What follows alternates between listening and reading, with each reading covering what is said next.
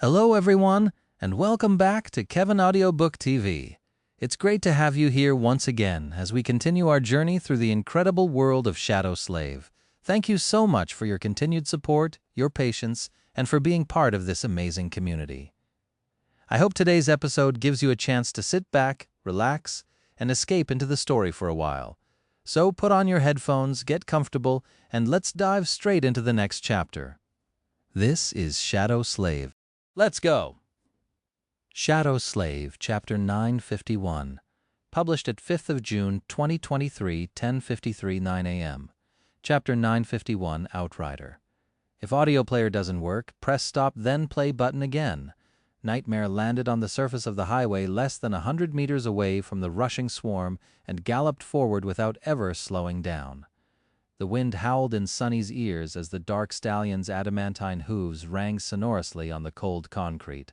A vicious grin somehow found its way to Sunny's face. I must have lost my mind. Diving headlong into a tide of hundreds of nightmare creatures was no cause for a smile, but for some reason he felt exhilarated.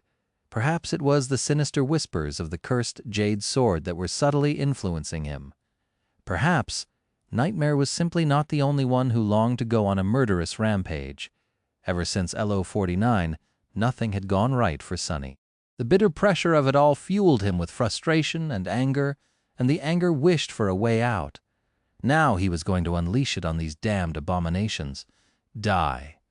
Driven into a mad frenzy by the call of the dying wish, the first of the nightmare creatures leaped into the air, its fangs glinting in the moonlight. Sunny leaned forward to cut it apart, but before he could, Nightmare's jaw snapped and tore the beast's throat open. With a violent twist of his neck, the black stallion sent the convulsing body flying into the mass of abominations.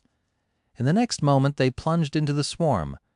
The Sin of Solace sang, slicing a creature after creature apart. Wrapped in shadows, Sunny fought with stunning speed and precision, obliterating any abominations that tried to get close. It was as though he was surrounded by a whirlwind of rending jade. The flesh of nightmare creatures parted before the white blade of the beautiful Jian like water. Nightmare was no less deadly. The dark steed galloped forward, slaughtering creatures with his fangs, his horns, and his hooves. Some were torn apart. Some were thrown to the ground and trampled to death. Some were simply tossed aside like broken dolls by a shattering crash with a destrier's wide chest. He rushed through the mass of abominations like a dark omen of dread, leaving a bloody trail in his wake. To Sunny it seemed as though Nightmare was especially lethal today. Perhaps it had to do with the black steed's long slumber, or maybe it was just a powerful combination of enchantments, attributes, and abilities that made the spacious coastal highway a perfect battlefield for his shadow. Nightmare's speed, strength, and resilience were enhanced when surrounded by darkness and shadows, and the polar night provided plenty of both. The tenebrous stallions might also grew the more he was feared, and currently both his mantle of fearability and the omen of dread enchantment of the Sin of Solace were poisoning the rabid minds of hundreds of nightmare creatures with insidious terror. Maybe most importantly, the nightmare ability made the black steed more powerful, the more nightmares he had subjugated, and by now there were hundreds of conquered dreams serving as his thralls. All of this meant that the large swarm of abominations blocking the convoy's path was in for a sea of suffering. However, that was not enough. Even while sundering one revolting body after another, Sunny saw that there were simply too many abominations ahead of them to slaughter them all. For now, Nightmare and he had been able to continue their bloody charge without slowing down, but as soon as enough abominations threw themselves into the carnage, that was bound to change. Once the rampaging stallion was stopped, the swarm could potentially overwhelm them by burying both under a mountain of bodies. Sunny and Nightmare could escape such a trap by turning into shadows, of course. But even if Sunny could eventually kill every single abomination, it would take too much time. Not only would more nightmare creatures inevitably join the mayhem, but the convoy was less than a dozen seconds from reaching the swarm. He had to remind himself that his goal was not to slaughter the hateful wretches that had dared to stand in his way. His goal was to clear a path for the column of battered human vehicles whose passengers all depended on him to deliver them to safety. Curses. By now, most of the swarm must have been affected by the pull of the dying wish. All of them had nothing on their mind but one all-consuming desire to rip Sunny apart. Using that to his advantage, he commanded Nightmare to veer left, cutting through the tide of abominations and getting closer to the ocean. The black stallion pivoted and changed the direction of his murderous charge, but was soon met by an impenetrable wall of claws, fangs, suckers, and hideous appendages of all kinds. Even with Sunny dismantling one abomination after another with the sin of solace, the mass of them right ahead seemed too overwhelming to fight through it. Nightmare, however, seemed to think differently. Continuing forward at the same speed, he let out a contemptuous snort and then soared into a powerful jump. His hooves landed on the sea of abominations, crushing a few skulls, and then used the bloody pulp as support for a second leap. Before the nightmare creatures could react and tear at the stallion's belly, the two of them landed just outside the swarm on the narrow stretch of empty land between the highway and the vast expanse of undulating black waves, suppressing a shiver. Sunny sent Nightmare closer to the ocean, and then closer still, almost into the shallows, to the point where fountains of cold water started to fly from the courser's hooves with each stride. Just as expected, the swarm rushed to pursue the terrible steed and its slaughtering rider. The mass of abominations spilled from the highway both behind and in front of them, aiming to surround the enemy once more. Just as planned. With that many abominations leaving the road, the convoy received a chance to slip through. Luster sent the rhino crashing through the barrier, separating the railroad from the thoroughfare, and continued forward along the slopes of the mountains, plowing through a few stragglers with its ram. The column of vehicles followed, with the irregulars clearing the path ahead as well as they could. Looking to his right, Sunny saw the massive silhouette of the APC speeding past his position, barely visible behind the sea of monsters. With a sigh, he ordered Nightmare to slow down, so that the swarm would concentrate on them and give a convoy a chance to pull ahead. A few moments later, the tide of abominations descended upon them. Sunny and Nightmare fought like fiends, eviscerating dozens of creatures, the Shadow in a brutally gruesome way, his master with clean cuts of a pristine jade blade. Slowly, a pile of corpses started to grow around them, making it hard for new enemies to lunge at the dreadful pair. After this battle, Nightmare would have sown plenty of seeds of fear to harvest later. Of that, Sunny had no doubt, but even then, their luck was bound to run out. At some point, the mass of abominations pressing down on them had become too great to resist. The pile of corpses careened dangerously, threatening to entomb both Nightmare and Sunny, and new creatures were raining down on them like a flood. Behind them, the deep, dark ocean murmured, cutting off the retreat.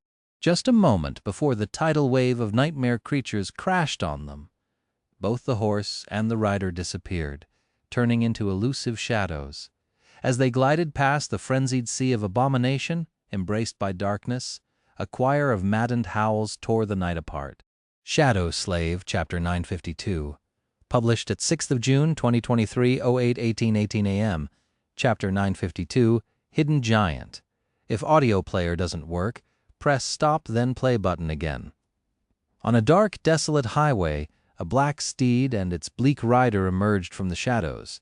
Adamantine hooves rang on concrete as they flew forward through the falling snow, soon catching up with a small column of battered vehicles. Overtaking one transport after another, Sunny briefly evaluated their condition. The convoy was roughly halfway to its destination, and none of the vehicles had failed yet. Each looked as if it had gone through a meat grinder, but whatever the technicians had done to the transports was still keeping them from breaking down on the road. Hopefully, that would continue to be the case. His soldiers were doing a good job of warding off the nightmare creatures as well. Nothing had managed to attack the column in his absence. The refugees were all intact. Glancing at the military vehicles, Sunny sent a short communication to Gear. "How much ammo do you have left, Sergeant?" The response came in a crackle of interference. "Glad you back, Captain. Sufficient or two?" "Nearly spent." Sunny frowned. The worsening quality of the signal could mean only one thing. They seemed to be approaching a powerful gate. He concentrated for a moment to sense the call, and felt that it was gradually growing louder. God damn it. With a grimace, Sunny sent Nightmare forward and soon reached the head of the convoy, galloping alongside the rhino. He caught a glimpse of Luster, who was concentrating on driving the APC, and then looked into the darkness ahead. At the moment, there were not enough stragglers on the road to make him summon back Morgan's warbow. Abomination and Blackie were enough to deal with them. However, in the distance, still a few kilometers away, Sonny saw a hint of wrongness hidden in the darkness of the polar night. There was an ugly rift in the fabric of reality there, one that seemed small and inconsequential from distance, but had to be considerably wide and tall up close, blocking most of the highway. A nightmare gate. The question was, how long ago had it manifested? Depending on the answer, the abominations brought into the waking world by it could have long wandered away in search of prey, or were still lingering around. There is only one way to find out, I guess. Not in a hurry to get back to the roof of the Rhino, Sonny remained in the saddle, wielding the sin of solace in one of his hands. He was tensely looking at the swiftly approaching gate, trying to notice the shapes of nightmare creatures that could have been hiding on the highway or the mountain slope nearby, even in the cold waters of the dark ocean. There were no enemies in the water, and no enemies on the road. However, the mountain slopes made him feel tense, for some reason disturbed. Sonny studied the cliffs rising above the highway to understand what he had missed. Their shape was somewhat irregular, but he did not see any movement. That was until the slope itself moved, unfurling long limbs and turning away from the mountain to face the highway. Sonny uttered a stifled curse. At 10 meters tall, the creature was gargantuan. Its rough and uneven hide was almost of the same texture as the stone slope of the mountain, and its 8 segmented legs resembled wide pillars. It looked like a giant spider with an enormous, bulbous beehive attached to its carapace, and there were hundreds of small crimson eyes burning in the dark holes of that massive hump. Sonny's mouth turned dry. A tyrant. He did not know what rank the creature was, but it had to be a tyrant, one that carried an army of minions within its body, no less. The towering abomination was a dire threat itself, just from its sheer size alone, and there was no telling how strong and numerous the lesser monsters were. Worst of all, the convoy had no choice but to rush toward it. Overtaking the Rhino, Sonny gritted his teeth. His mind was in disarray, and the damned whispers of the cursed sword were not making it any easier for him to think. How the hell do I deal with that thing? There was still almost a minute left before they would reach the gate and its guardian, so that was how long he had to come up with a solution. Sonny swiftly considered his best options. He could send Nightmare charging forward and attack the tyrant with his most powerful weapon, the Sin of Solace, to either cripple, kill, or lead the creature away from the road. Depending on the rank of the giant spider, that could either be a very good or an utterly terrible decision. Alternatively, he could summon his bow and finally use the wasteful but devastating Death Dealer enchantment, potentially delivering a severe wound or outright killing the tyrant on the spot. The minions could be dealt with if he followed up with the Strike of Thunder too, but if that did not work, he would be risking the entire convoy. Damnation! Sonny almost commanded Nightmare to rush toward the tyrant, but at that moment, something strange happened. The giant spider, who had been staring at the approaching human vehicles with malevolent intensity, suddenly froze for a moment and then took a step back. Then the creature turned around and rushed toward the mountain, climbing the slope with its long, powerful legs. Just a few seconds later, it was far away from the highway and continuing to get further, large boulders rolling down from where it had passed. It was almost as if the tyrant was scurrying away. Sonny blinked, dumbstruck by the unexpected turn of events. In front of him, the highway was empty, with only the pulsating rift of the gate obstructing its middle section. What the hell? Why did it look as though the tyrant was running from something?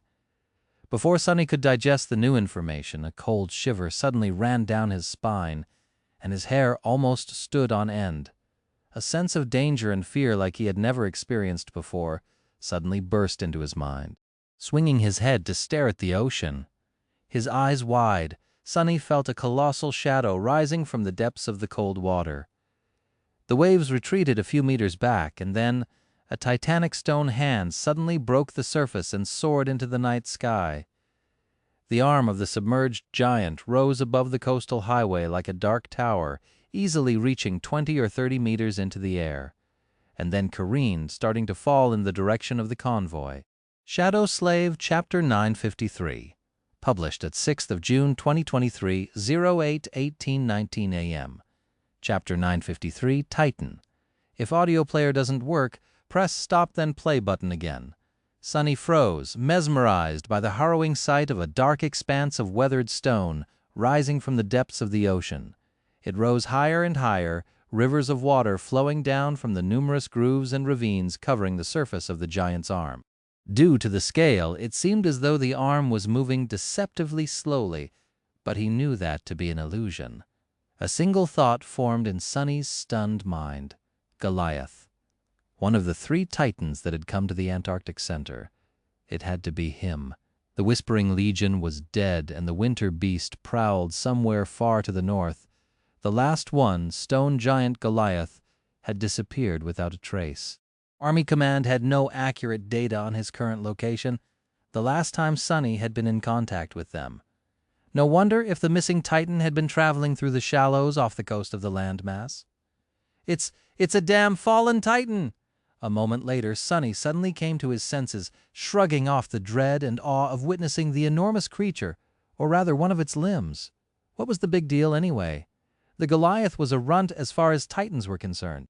He was simply a giant stone abomination instead of a sentient force of nature. Even then, Sunny had seen far greater beings before. However, the damned Titan, no matter how he compared to others of its kind, could destroy the convoy with one brush of his finger. Barely suppressing his panic, Sunny stared at the falling hand of the giant, then twisted around and waved at Luster, shouting as loud as he could, "Go, go, go! Speed up!" If there was one blessing in this dreadful situation, it was that Goliath's aim seemed to be a bit off. If the convoy accelerated, they had a slim chance of shooting underneath the gargantuan arm before it slammed into the highway. Should they end up being just a little bit too slow, at least a couple of vehicles would be instantly flattened by the titanic blow. But stopping meant death, so there was no other choice. The rhino dashed forward, gaining a bit more speed. Sunny and Nightmare galloped ahead of it, diving into the shadow of the swiftly falling hand and emerging from it on the other side. The APC was just behind them. Sunny's heart was beating wildly as he counted off seconds. The first of the civilian transports appeared behind him, then another and another. Not yet, not yet. Finally, the rear vehicle shot past the gate. A few moments later, Goliath's arm hit the concrete surface of the highway, pulverizing a large swath of it and sending a localized earthquake spreading from the point of impact. Nightmare stumbled, but righted himself a split second later. Some distance behind, the wheels of the rearmost military vehicle momentarily flew into the air, then hit the cracked surface of the road with a screeching sound. Somehow the driver managed to maintain control of the vehicle and desperately sped forward, hoping to get away from the colossal threat. Made it? Sunny let out a groan, knowing that their narrow escape from death was both temporary and futile. No matter how fast the convoy was moving, they had no hope of outrunning a Titan. Now that Goliath was aiming for them, there was no chance of salvation. Unless something managed to stall the giant for a few minutes, the convoy was doomed. Not fair! Not fair! This is not fair. After all they had been through, after everything he had done, this was the end. Sunny felt like howling at the moon in sorrow and anger. Behind them, the enormous hand scraped against the concrete, and then a titanic shape started to rise from the ocean. Goliath was pulling himself out of the cold water, its ugly head emerging from beneath the waves first. Sunny shuddered. The Titan was somewhat humanoid in appearance, but far from resembling a graceful statue. Unlike the magnificent monuments of the forgotten shore, Goliath looked more like a small mountain that had come to life than an effigy of a human. The surface of its body was rough and unpolished, like a natural cliff, and its proportions were all wrong. His legs were powerful and stocky, and its torso was massive and asymmetrical, with mounds of stone rising from its back like humps. The giant had 3 arms, each hand possessing a different number of thick, short fingers. His head was like a misshapen hill of brown rock with 2 cavernous holes gaping in it, drowned by darkness, and a single circular eye set deep in the center of his forehead. At least Sunny thought that it was an eye. The thing was milky white and round, but seemed to be cut of stone, like the rest of the Titan's body. The thought of being gazed upon by the giant eye made him feel a deep sense of primal terror, or rather even more of it. Sonny knew that the convoy had no hope of escaping the Titan, but they still had to try. The column sped up as much as it could, the battered vehicles burning through whatever they had left to distance themselves from the terrible monstrosity. The turrets unleashed a barrage of bullets, which hit the weathered stone of the Titan's body in twisting streams. However, their impacts were like mosquito bites to the giant. Less than, even mosquitoes could break the skin of their prey, at least. Goliath climbed onto the highway, his massive shape barely fitting between the mountains and the ocean. Countless waterfalls continued to stream off his body, falling down and forming a pool in the obliterated section of the road. The Titan's single eyes moved, locking on the escaping convoy, and then the creature took a step forward. The whole world seemed to tremble from the terrible weight of Goliath's massive foot. Just with this single step, the damned giant covered a lion's share of distance between him and the desperately speeding convoy. Whatever hope of escape Sonny had left was instantly shattered. Curse you. He stared at the towering shape of Goliath for a few seconds, his pale face full of dark resentment. Then Sonny turned Nightmare around and dashed past the convoy, charging directly at the fearsome Titan. Shadow Slave, Chapter 954, published at 6th of June 2023, 08:18, 19 a.m. Chapter 954, Only Darkness. If audio player doesn't work, press stop then play button again. Because of how close they were to an active gate, the internal communications barely worked across the convoy. However, Sonny had been prepared for something like that. Translating his thoughts to the extraordinary rock, he sent a short message to Luster. No matter what happens, continue forward and don't slow down. I'll catch up with the convoy later. Hopefully he shot past the column of vehicles, heading in an entirely wrong direction. What kind of madman would be riding toward a fallen Titan? Sonny only had enough time to notice frightened expressions on the faces of the irregulars, who stared at his flashing silhouette in shock, and then the convoy was somewhere behind him, getting further and further away. The towering shape of Goliath, on the other hand, was drawing closer. Looking at the approaching Titan, Sonny shivered. Can I kill a Titan? He was honestly not sure. One thing he did know, though, was that he wouldn't be able to kill this particular Titan. If Sonny had time to study Goliath, learn his weaknesses, and prepare, then things might have been different. But Army Command knew very little about the stone monstrosity, and so he knew even less. If the two of them fought to the death, there was no question of who would end up dying. Luckily, Sonny did not have to make a heroic last stand. He was no hero, and had no plans of being killed any time soon, and so his goal was not to destroy the colossal creature. He just wanted to slow the big bastard down. If the convoy was given time to get away, there was a good chance that Goliath would not follow them. A bit further north, a long stretch of the highway was built under overhanging cliffs, so the giant's enormous size would become a hindrance. Unless Goliath was ready to smash through many kilometers of solid rock or dive back into the ocean, he was going to have trouble keeping up with the swift vehicles. And even if he was ready to wreck the whole mountain range, that would also slow him down. A few minutes. Sonny just had to buy the convoy a few minutes. How the hell do I stop a Titan for a few minutes, though? Nightmare stopped in the middle of the road, dwarfed by the nearing silhouette of Goliath. Sonny stared at the stone giant, shivering as he felt the inhuman gaze fall on him in return. The weight of it was almost palpable, pressing him down like an echo of the crushing. There was a stretch of the quaking highway left between them, but with the creature's colossal height, it was going to be covered in just a few steps. Sonny took a deep breath and then forced his wildly beating heart to calm down.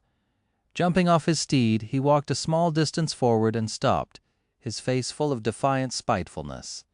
You really shouldn't have done this during the night, blockhead. With that, he sent his essence forward. On the slopes of the mountains and on the dark ribbon of the ocean shore, the massive shadows moved, coming to life. Then a thick black chain shot from the darkness, wrapping itself around one of the Titan's arms. It was followed by another, and another. Dozens of dark chains flew from the ground, the mountain slope, and the edge of the coast, shackling Goliath's arms and legs. Sonny was utterly focused, his eyes drowned by deep shadow. His essence surged and flowed like a tide, saturating the deep darkness of the polar night. He was burning through all of it without looking back, knowing that nothing but would be enough for the impossible task. Fortunately, if there was one thing he knew all about, it was chains, both literal and metaphorical. He might have not learned how to escape every chain just yet, but he had learned about being bound a long time ago. At first, Goliath did not seem burdened by the shadow chains at all. He continued moving forward, dragging them along. He did not even show a sign of noticing them. However, Sonny was not done. A crooked grin appeared on his pale face, and suddenly it seemed as though the night itself had come to life. Countless chains shot toward the towering titan, binding his limbs. Where there were dozens, there were now hundreds.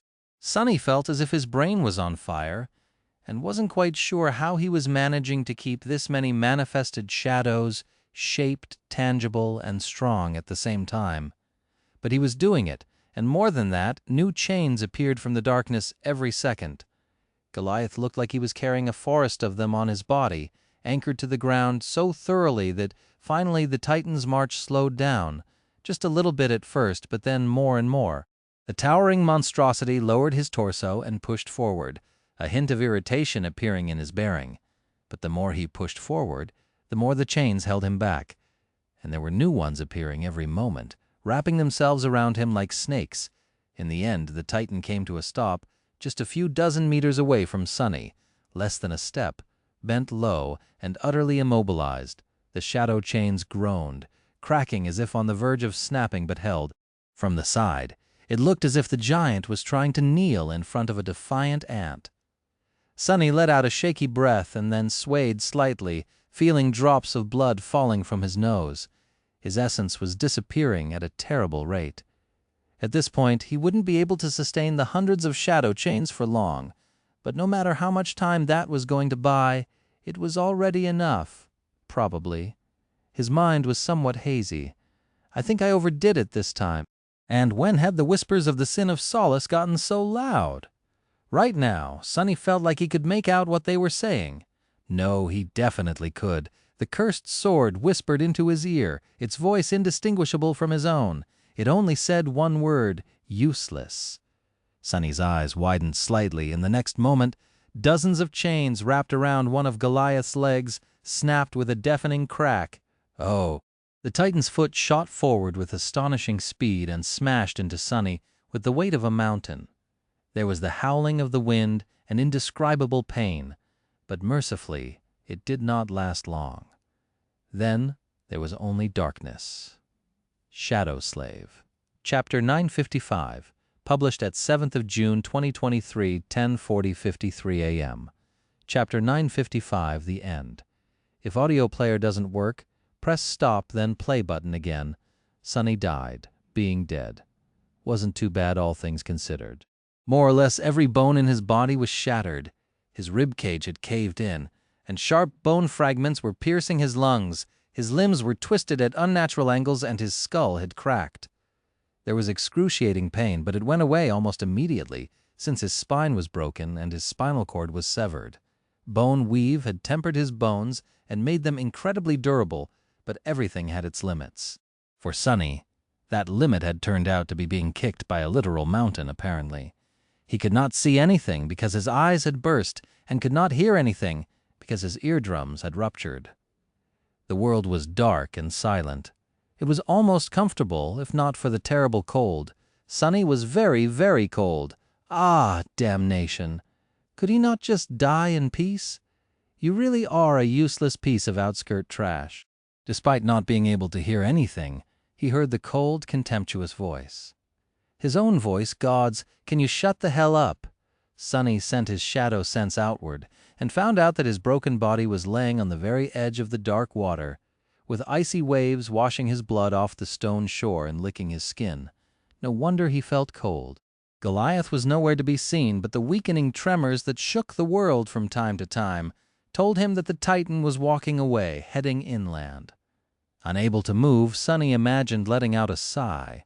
What luck! He might have died, but at least the giant had not stepped on him. His body had stopped just outside the dark waves after flying away and ricocheting off the concrete surface of the highway, too. Otherwise, to add insult to injury, he would have had to drown as well. But since he had not, now it was time to come back to life. Oh, this is going to hurt. Sonny was dead. But of course, such trivialities were not going to stop him.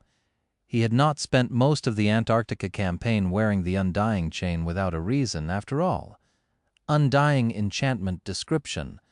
The wearer cannot die. As long as he had essence to spare, death was just a temporary condition for Sonny. It was no different from having his head cut off in the Red Colosseum, and he had survived that debacle without too much trouble. Simply being unable to die for a few minutes was not going to save him. Sadly, back then Sonny had been healed by Elias before running out of essence. But now there was no one to help him. As soon as he burned through his essence, he would inevitably die. Well, I'll just help myself then. Sonny summoned the runes. He did not have eyes anymore, and yet he was still able to perceive them somehow. It was both strange and logical, explaining how Cassie had been able to communicate with the spell all that time. Finding the dying wish in the list of his memories, he concentrated on it and read the description of the transcendent charm's soul enchantment. Death, wish, enchantment, description. Those who witness the wielder of this memory are compelled, friends to be inspired, foes to seek the wielder out. The power of the memory grows the more enemies they give the gift of death, and can be consumed to heal the wielder's wounds. Death charge 1,000. Sonny had not been idle since coming to Antarctica. He had saturated the counter of the dying wish a long time ago by slaughtering countless nightmare creatures across the Antarctic Center. Now, it was finally time to use that hidden ace. Feeling his essence running dry and a numbing fog enveloping his mind, Sonny activated the healing enchantment. Instantly there was a change. A furious flood of power rushed into his broken body, repairing it. His eardrums were restored. His liquefied eyes slowly started to coalesce back into solid shape. His fractured bones assembled themselves from hundreds of small fragments, the severed sections of his spinal cord connected back together. Ark! Crap! The pain was back, sending him into a violent convulsion. Sonny bit his tongue hard enough to feel the salty taste of blood, but a moment later that wound too was healed. The agony of it all was nothing short of exquisite. Curse it! But it was all good. Pain was good. Pain meant that he was alive, or at least coming back to life. It was its absence that was frightening. A full charge of the powerful transcendent memory was enough to bring his body back from being utterly devastated. But the process was not instantaneous. Even with Bloodweave helping, it took some time. Sonny had no choice but to endure and wait. He was no stranger to agony anyway. At some point he regained his vision. Rising his head weakly, Sonny looked at himself through the veil of tears. What he saw made him feel disheartened. The undying chain was all but gone. The bleak steel of his armor was shattered and mangled to the point of being unrecognizable. A few pieces of it were bent at sharp angles and pierced his flesh, slowing down the process of healing. Sonny stared at the bloody mess that was his body for a few moments, then thought that he should probably dismiss the armor. However, he did not need to. Almost at the same moment, the undying chain suddenly shone with soft radiance and then disintegrated into a whirlwind of white sparks. The brilliant sparks danced around him for a few seconds, caressing his skin before disappearing without a trace, forever.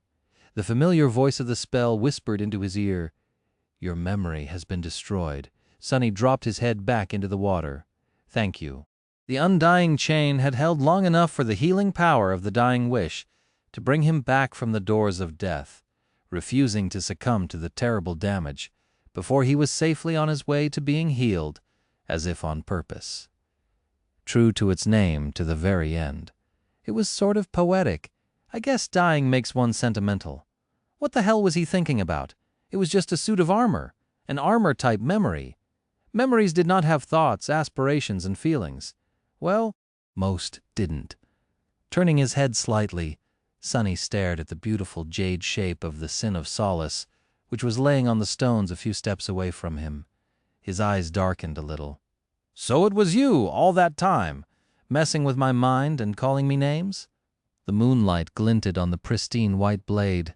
Everything was silent for a few moments, and then Sonny's own voice answered, full of disdain.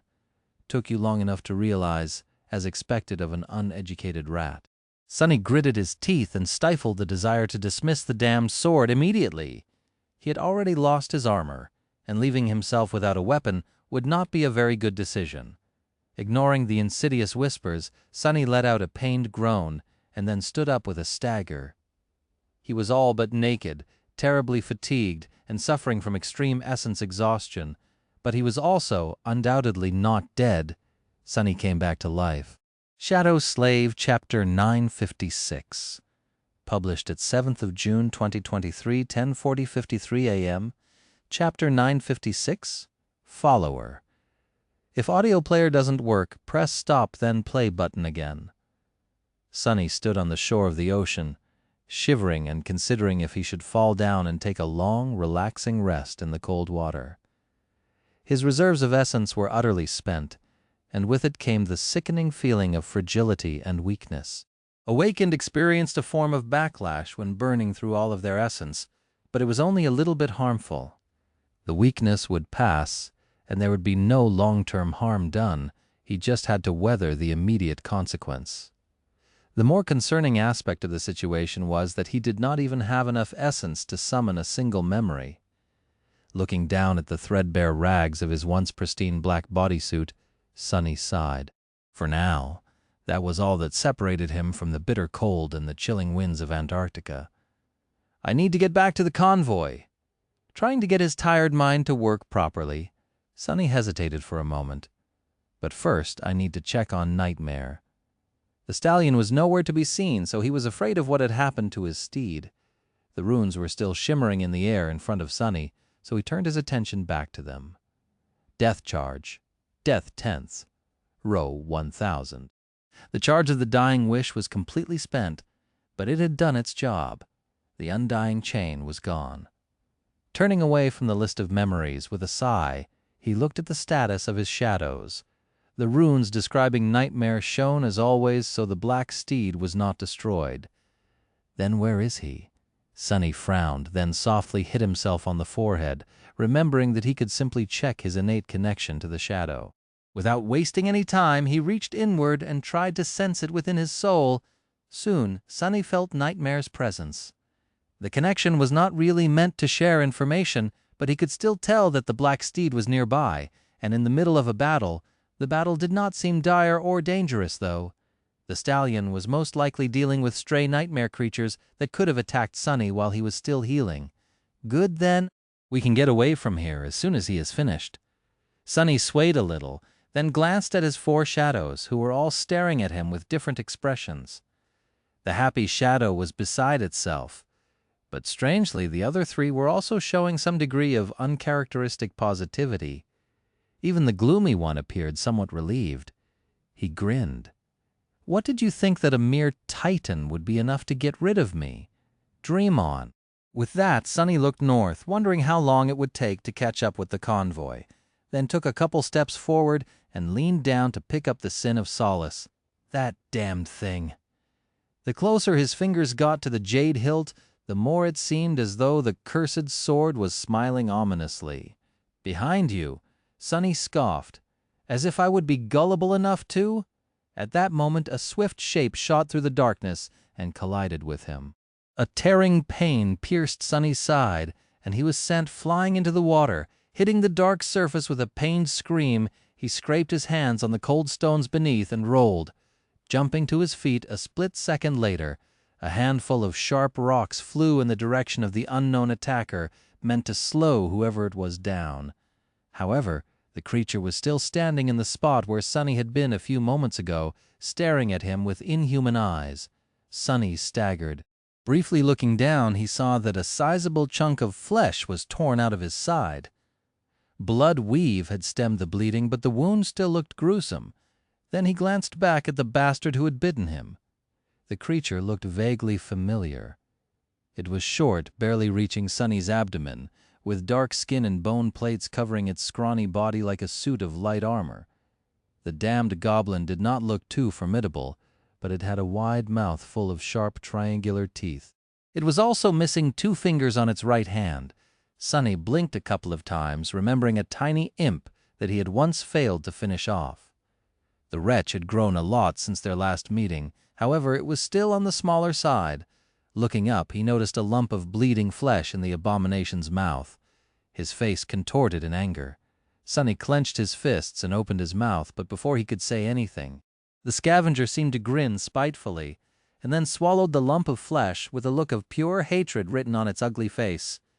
Sonny's eyes widened. You wicked little shit! He had let the imp go once, but the bastard did not know his luck. That's great! I'll just kill him now! Full of fury, Sonny took a step forward, but then staggered. The world suddenly turned hazy, and his head spun. What the? His sides somehow both growing numb and burning with terrible pain. His body felt even weaker than before. Slowly looking down, he saw a strangely familiar black liquid flowing out of the gruesome wound. No, it was his blood which was not stopping. For some reason, the blood had simply turned black. His face paled. Black venom. How did he get poisoned with black venom? Sonny froze for a split second. No way. The abomination in front of him was a scavenger, a type of nightmare creature that inherited traits of that which it consumed. Had he feasted on the flesh of slain black tongs that the convoy had left floating in the mountain lake? Had the little bastard been following the convoy all that time, stuffing himself with all the corpses and carcasses that they had left behind, growing and waiting for a chance to avenge himself on Sonny? Suddenly he wanted to laugh. Bastard! You waited all that time only to deliver yourself into my hands now. Sonny took another step forward, commanding the shadows to wrap themselves around his body. Before he could, however, the scavenger suddenly dashed forward with tremendous speed, and a dreadful blow crashed into Sonny's abdomen. With the wind knocked out of him, he was thrown back and fell on his back. A split second later, the abomination was on top of Sonny, 2 unexpectedly powerful hands wrapped around his neck, strangling him. A vicious, hateful snarl escaped from between the creature's bloodied teeth. Sonny's head was pushed beneath the surface of the waves, and ice-cold water instantly filled his mouth and nose. He tried to push the scavenger off, but his body was too weak to resist the furious fiend. Wait. Before Sonny could come up with a single coherent thought, his consciousness started to fade, and a dangerous darkness encroached on his mind. And then he got angry too. Shadow Slave, Chapter 957. Published at 8th of June, 2023, 11:38:35 a.m. Chapter 957. Tooth and Nail. If audio player doesn't work, press stop, then play button again. Why is this happening to me twice in a row? What is this crap? Sonny was being strangled and drowned, with his mutilated side on fire because of seawater getting into the ugly wound. The hateful scavenger had turned out to be astonishingly strong for his demure size. Or maybe it was Sonny who was too weak. He was utterly drained of essence, still recovering from being stomped on by a titan, and had a powerful toxin coursing through his veins on top of everything. After all, in any case, no matter how desperately he tried to shake the little bastard off his body, it was all in vain. Arg. The thought of surviving an encounter with a fallen titan, only to be killed by this pathetic waste of an abomination, made him feel bitter and slighted. Especially because the damned gremlin was barely half his size. Just give up. Your life is meaningless anyway. Feeling his consciousness starting to slip, Sonny tried to snarl, "Shut the hell up." The Sin of Solace remained silent for a moment and then laughed. It is amusing how desperately you are trying to survive, knowing that all that is waiting for you is a lifetime of being a slave. That was the last drop. No, actually, being ambushed by the odious little goblin had been the last drop. After months of suffering, setback after setback, and enduring the stress of guiding men through a disastrous war campaign, having to restrain himself to project the image of a capable and composed leader, Sonny had finally had enough of it. Suddenly he was very, very angry. He was positively furious. Sonny was furious at the world itself, but since the spiteful gremlin was the only creature near him The bastard was going to have to be the sole target of his anger. "Get here, you wretched waif." Luckily, the scrawny abomination was no Goliath.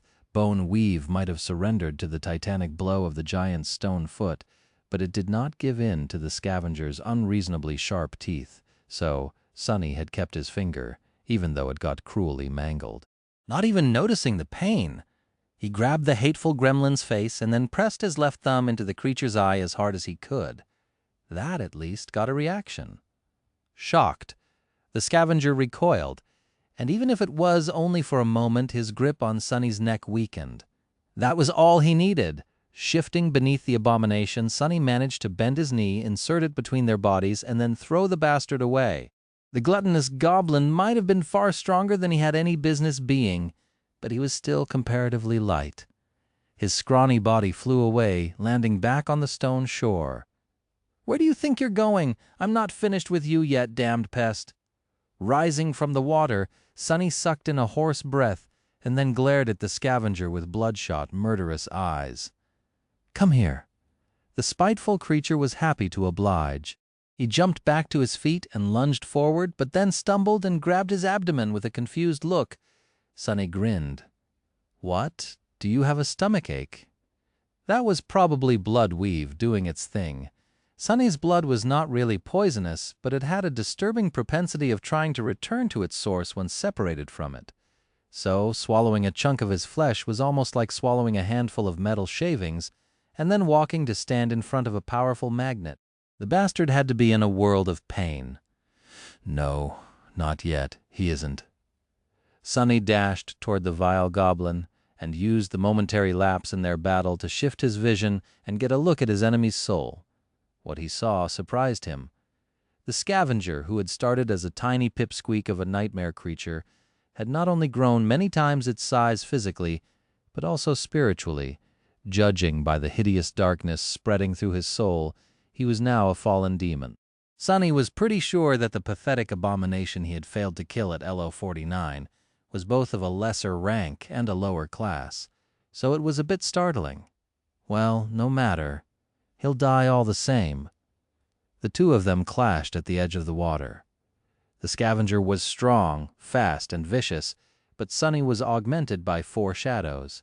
Sadly, the augmentation of the shadows was not set in stone, instead enhancing his own physical state. And, since his physical state was currently at the rock bottom, Sonny was still far away from being able to perform at his peak. Weakness multiplied by 5 might have transformed into a kind of strength, but not the sort he was used to. Still, he was both bigger and stronger than the feral gremlin, even if the gap was not as large as it was supposed to be. The creature only had a slight advantage in speed. Wishing to crush the bastard with his own 2 hands, Sonny tried to grapple the scavenger and bring him to the ground, but the hateful imp managed to slip from his grasp at the last moment and lashed out with his maimed hand, delivering a vicious blow right into Sonny's wounded side. The explosion of pain made stars appear in his eyes. A strange wheezing sound escaped from between the abomination's sharp teeth, sounding almost like hoarse laughter. "You wretch." Hissing Sonny caught the abomination's arm and twisted it. The familiar sound of snapping bones made a smile appear on his face, but a moment later it was replaced by a pained grimace. Without skipping a beat after having his arm broken, the scavenger sunk his teeth into Sonny's forearm, making more blood splatter on the rocks and more venom to enter his system. "God damn it!" Livid, Sonny slapped the scrawny fiend across the head, sending him flying away. Even before the abomination landed, he was already closing in, prepared to annihilate the little bastard. However, the scavenger just happened to fall on a very particular spot on the stone shore. His maimed hand ended up mere centimeters away from the hilt of Sin of Solace, which was still laying on the wet rocks. The familiar voice laughed coldly. "Well, would you look at that?" What a turn of events. Before Sonny could reach the evil goblin, the creature hurriedly reached forward, grabbed the cursed sword, and swung it fiercely in Sonny's direction. Shadow Slave, Chapter 958, published at 8th of June 2023, 11:38:35 a.m. Chapter 958, a series of unfortunate events. If audio player doesn't work, press stop, then play button again. Sonny was too close to dodge the sudden strike, and the scavenger was too quick to let him. Even though the sin of solace was longer than his whole body, the little fiend managed to swing it fast enough to leave the enemy no time to retreat. What the hell? Knowing that the jade blade would easily cut him in half, or at least deliver a devastating wound, Sonny stared at the deadly white blur as it approached his torso. The time seemed to have slowed down. Is this a joke? Without having to do anything, he simply dismissed the sin of solace. Instead of the lethal touch of the perfect jade, his skin was washed by a scattering of white sparks. The gremlin blinked in confusion and then awkwardly clenched his fists as if trying to understand where the sword he had been just holding went. In the next moment, Sonny kicked him in the chest, sending the abomination flying again. Judging by the satisfying crunch he felt, the plate of bone armor on the scavenger's chest was broken, and very likely a few of his ribs too. Best of all, the damned sword finally stopped talking. The wounded fiend bounced off the rocks, rolled a few meters, and then jumped to his feet. He did not seem too wounded to not be able to continue the fight, and more than eager to. However, his expression was slightly pained, and before doing anything, the gremlin hit his head a few times. Sonny smiled. It seemed that the annoying whispers had done a number on the scavenger's mind as well. Now, all that was left was to finish the little menace off, preferably without losing any more pieces of flesh or getting even more poison than he already was. Sonny just started to consider the best and most painful way to kill the scavenger, but at that moment, a beautiful sound reached his ears. It was the ringing of adamantine hooves that was approaching them from somewhere further up the road. A nasty grin appeared on his face. "Oh, you're so done now, bastard." Nightmare had obliterated his foes and was coming back to assist his master. The scavenger seemed to understand the meaning of the ringing too. He hesitated, staring at Sonny with an expression of burning hatred. Time to die. Then something changed. The expression on the ugly face of the vicious gremlin shifted, turning into one of indescribable fear, moving his head. The little fiend stared at something behind Sonny's back, but there was nothing there. Sonny wanted to scoff. "Does this cretin really think that I will fall for the oldest trick in the book? I wrote that damn book, fool, except for the ocean." Then again. Sonny had already neglected to look behind himself once today, which had led to his current pitiful state. Suddenly a chill ran down his spine. With all four shadows wrapped around his body, Sonny could not see what was happening behind him. Gritting his teeth and knowing that he would regret it, he briefly glanced at the dark surface of the water. The ocean was just as it had been a minute ago, and no horror was lunging at him from the cold waves. No, no, no! By the time he looked back, the scavenger was already gone. Sonny did not know where the little bastard had disappeared to, but he could not see any trace of him. It was as if the scavenger had never been here at all. A stunned expression appeared on Sonny's face. Did he really slip away from me again?" He opened his mouth in disbelief. Damnation! Infuriated, Sonny kicked the nearest rock, and then spun, hoping against reason to find the hateful gremlin somehow. He could not have gotten too far away, or hidden too well. There was no telling just what sort of powers the hateful abomination had absorbed by devouring countless nightmare creatures, though the scavenger was thoroughly gone. "I can't believe it. Curse that damned wretch." Gritting his teeth, Sonny sent his shadow sense outward, reaching as far as he could in the hope of discovering a hiding goblin. He did not sense a scrawny shadow of the fiend anywhere. He did sense something else, however. Suddenly Sonny felt very cold. Slowly turning around, he looked at the ocean again. The surface of the undulating waves was unchanged, but somewhere beneath it, at the very edge of his senses, he could feel shadows moving across the ocean floor, drawing closer and closer. Dozens, no, hundreds and hundreds of them, all heading toward a single point, him. Backing away, Sonny gulped. Was the little wretch not faking after all? What could have frightened the scavenger so much that he had chosen to abandon his attempt at murdering Sonny? I better not find out. Without a drop of essence in his cores and black venom coursing through his veins, Sonny did not feel particularly keen to learn what horrors were approaching him from beneath the waves. He took a few more steps away, and then turned around, noticing a familiar shape. Nightmare appeared in his view, galloping across the shattered surface of the highway. Following Sonny's command, the black stallion flashed past him without ever slowing down. As he did, Sonny grabbed the hook of the saddle and pulled himself up, jumping on the back of the galloping steed. Together, they dashed away from the water, heading north as fast as they could. Throughout all of it, Sonny never looked back. The feeling of cold dread he felt from the approaching shadows, it was eerily familiar. To hell with this. To hell with it all. This is too damn much for one God-forsaken day. The silhouette of the dark courser and his half-naked, battered rider disappeared behind a bend of a mountain slope.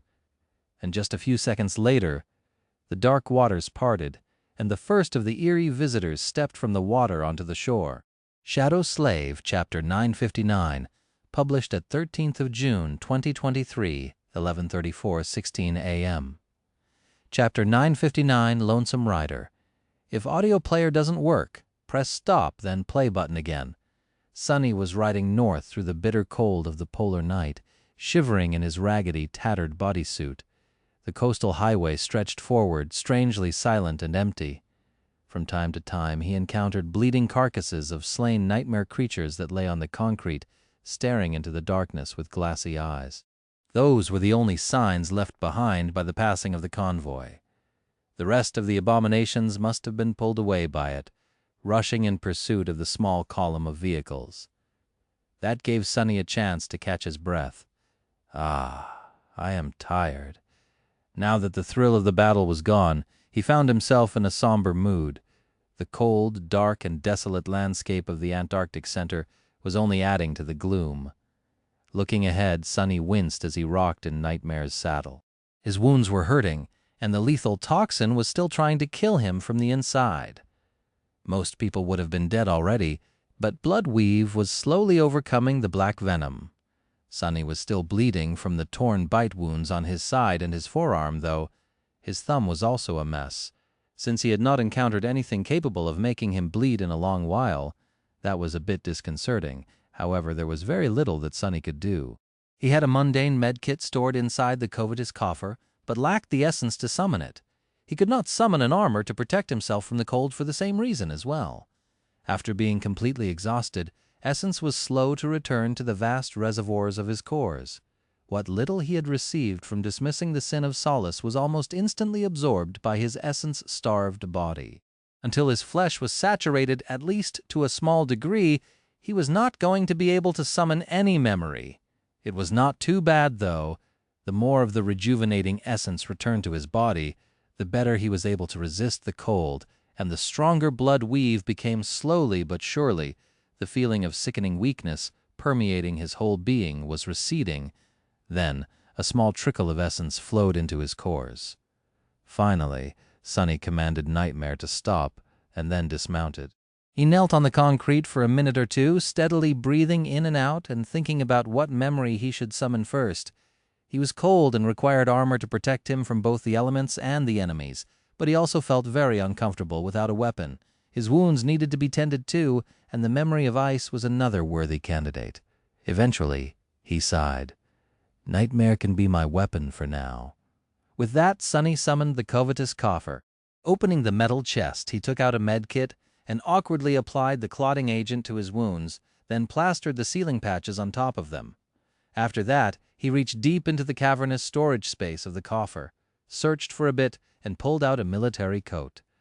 Sonny stared at the brass buttons on the coat for a few minutes, then put it on and raised the collar, hoping to save himself from the chilling wind. That should do it for now. Climbing back into the saddle, he sent his steed forward. Nightmare went slowly at first, so as not to disturb his master's wounds too much. They traveled in silence for some time. Eventually, Sonny recovered enough essence to summon another memory, choosing the cruel sight this time. He had considered calling upon the sin of solace, but then decided against it. His mood was already dark, and listening to the damned sword was not going to improve it one bit. Plus, with the undying chain gone, his mental defenses were not as good as they had been. Sonny scowled when he remembered the loss of the transcendent armor and hurried to throw the bitter thoughts out of his mind. It seemed that after subjecting him to all kinds of misfortune, Fated had finally decided to bestow Sunny with some luck. He had not encountered a single nightmare creature while traversing a long stretch of the highway. Eventually, though, that luck was bound to run out. Looking through the eyes of one of the shadows, which was scouting ahead, Sunny frowned. There was a dark mass of moving bodies blocking the road about a kilometer further north. The concrete was littered with corpses, and the abominations were feasting on the flesh of their fallen brethren, devouring them in a nauseating mess of squelching noises. As Sunny looked past the morbid feast, his eyes darkened. Soon adamantine hooves rang on the concrete, and a nightmarish rider plunged into the mass of abominations. His steed stomped and tore them apart, and the shining spear of the rider himself flashed, making stark shadows dance on the surface of the highway, and streams of evaporating blood fountain into the cold air. It did not take Sunny long to eviscerate the scavenging nightmare creatures. By then he had recovered enough essence to channel it into the cruel sight, and by the time the short and brutal battle ended, he still had enough left to summon the mantle of the underworld. Finally, he was not cold anymore. His mood, however, only grew darker. Out there behind the mass of dead nightmare creatures, both those who had been killed before he arrived and those he killed himself, the familiar shape of one of the civilian transports could be seen on the road, standing motionlessly. The lights of the vehicle were gone, and its frame was littered by deep gouges. Several large holes revealed the dark interior. Carcasses of the abominations were piled around the transport especially high, as if there had been a desperate fight around it. Sunny sighed, then walked over and climbed inside, expecting to see the worst. However, there were no human bodies littering the interior. There was no blood either, just emptiness and shards of broken glass. What the hell happened here? He lingered for a few moments, then returned outside and jumped into the saddle with a deep frown on his pale face. Full of tension, Sunny sent Nightmare galloping north once again. This time his posture was full of a sense of urgency. Shadow Slave, Chapter 960, published at 13th of June 2023, 11:34:14 a.m. Chapter 960, Erebus Field. If audio player doesn't work, press stop, then play button again. About an hour later, Sunny reached the spot where the convoy was supposed to leave the highway and turn inland, scaling the mountains once again to eventually reach Erebus Field. Of all the siege capitals in the Antarctic Center, only the first and the largest one, Falcon Scott, was situated near water. Even then, the actual port was a separate and solitary fortress connected to the city above it by a network of industrial elevators. The rest of the human strongholds were built away from the ocean on the outskirts of the mountains, so the last stretch of the way was going to take the convoy away from the coast, if they continued on the route Sunny had planned for them, of course. He had killed a few more nightmare creatures while trying to catch up with his men, and the corpses he had encountered seemed fresher as of late. From what Sunny could tell, the column was not too far ahead of him now. If he was lucky, he might even be able to rejoin the convoy before reaching Erebus Field. The siege capital had to be surrounded by a ring of active battle engagements, so Sunny really hoped to accompany the refugees through that mess. No time to waste then. He commanded Nightmare to turn east. Not long after they started to ascend the mountains, the snowfall seemed to pick up, making it harder to see. There was something strange about that snow, though. What is this smell? Frowning, Sunny raised a hand and caught a few snowflakes on his palm. While he could see in the dark, differentiating colors that way was not his strongest suit. Sunny could instantly tell that something was wrong, though, because the white snowflakes did not contrast against the onyx metal of his gauntlet nearly as much as they should have. In fact, they were not white at all. He tilted his head a little, then smeared the snowflakes across his palm. What was left behind was a trail of black soot. It's ash. Looking up at the sky, he scowled. The strong snowfall was no snowfall at all. Instead, it was raining ash. Countless gray flakes fell from high above, dancing in the wind as they slowly obscured the world in a thick fog. That can't be good. Full of bad premonitions, Sunny sent Nightmare into a gallop. They moved deeper into the mountains, following the twisted road. By now, Bloodweave had mostly dealt with the toxin, and his wounds were already healing. His essence was slowly being replenished as well, so overall, Sonny was in relatively good shape. Not enough to face something truly dreadful yet, but well on the way. Where the hell is my convoy? Just as he thought that, the scouting shadows noticed something ahead. Just short of the highest point of the nearest mountain pass, protected from the wind by tall cliffs, a group of battered vehicles was parked in a circle, with tired soldiers standing guard around it. He noticed Bell sitting on the roof of one of the transport, holding a sword in his hand. A sense of profound relief grasped Sonny's heart. They're fine. He let out a heavy breath and asked Nightmare to go faster.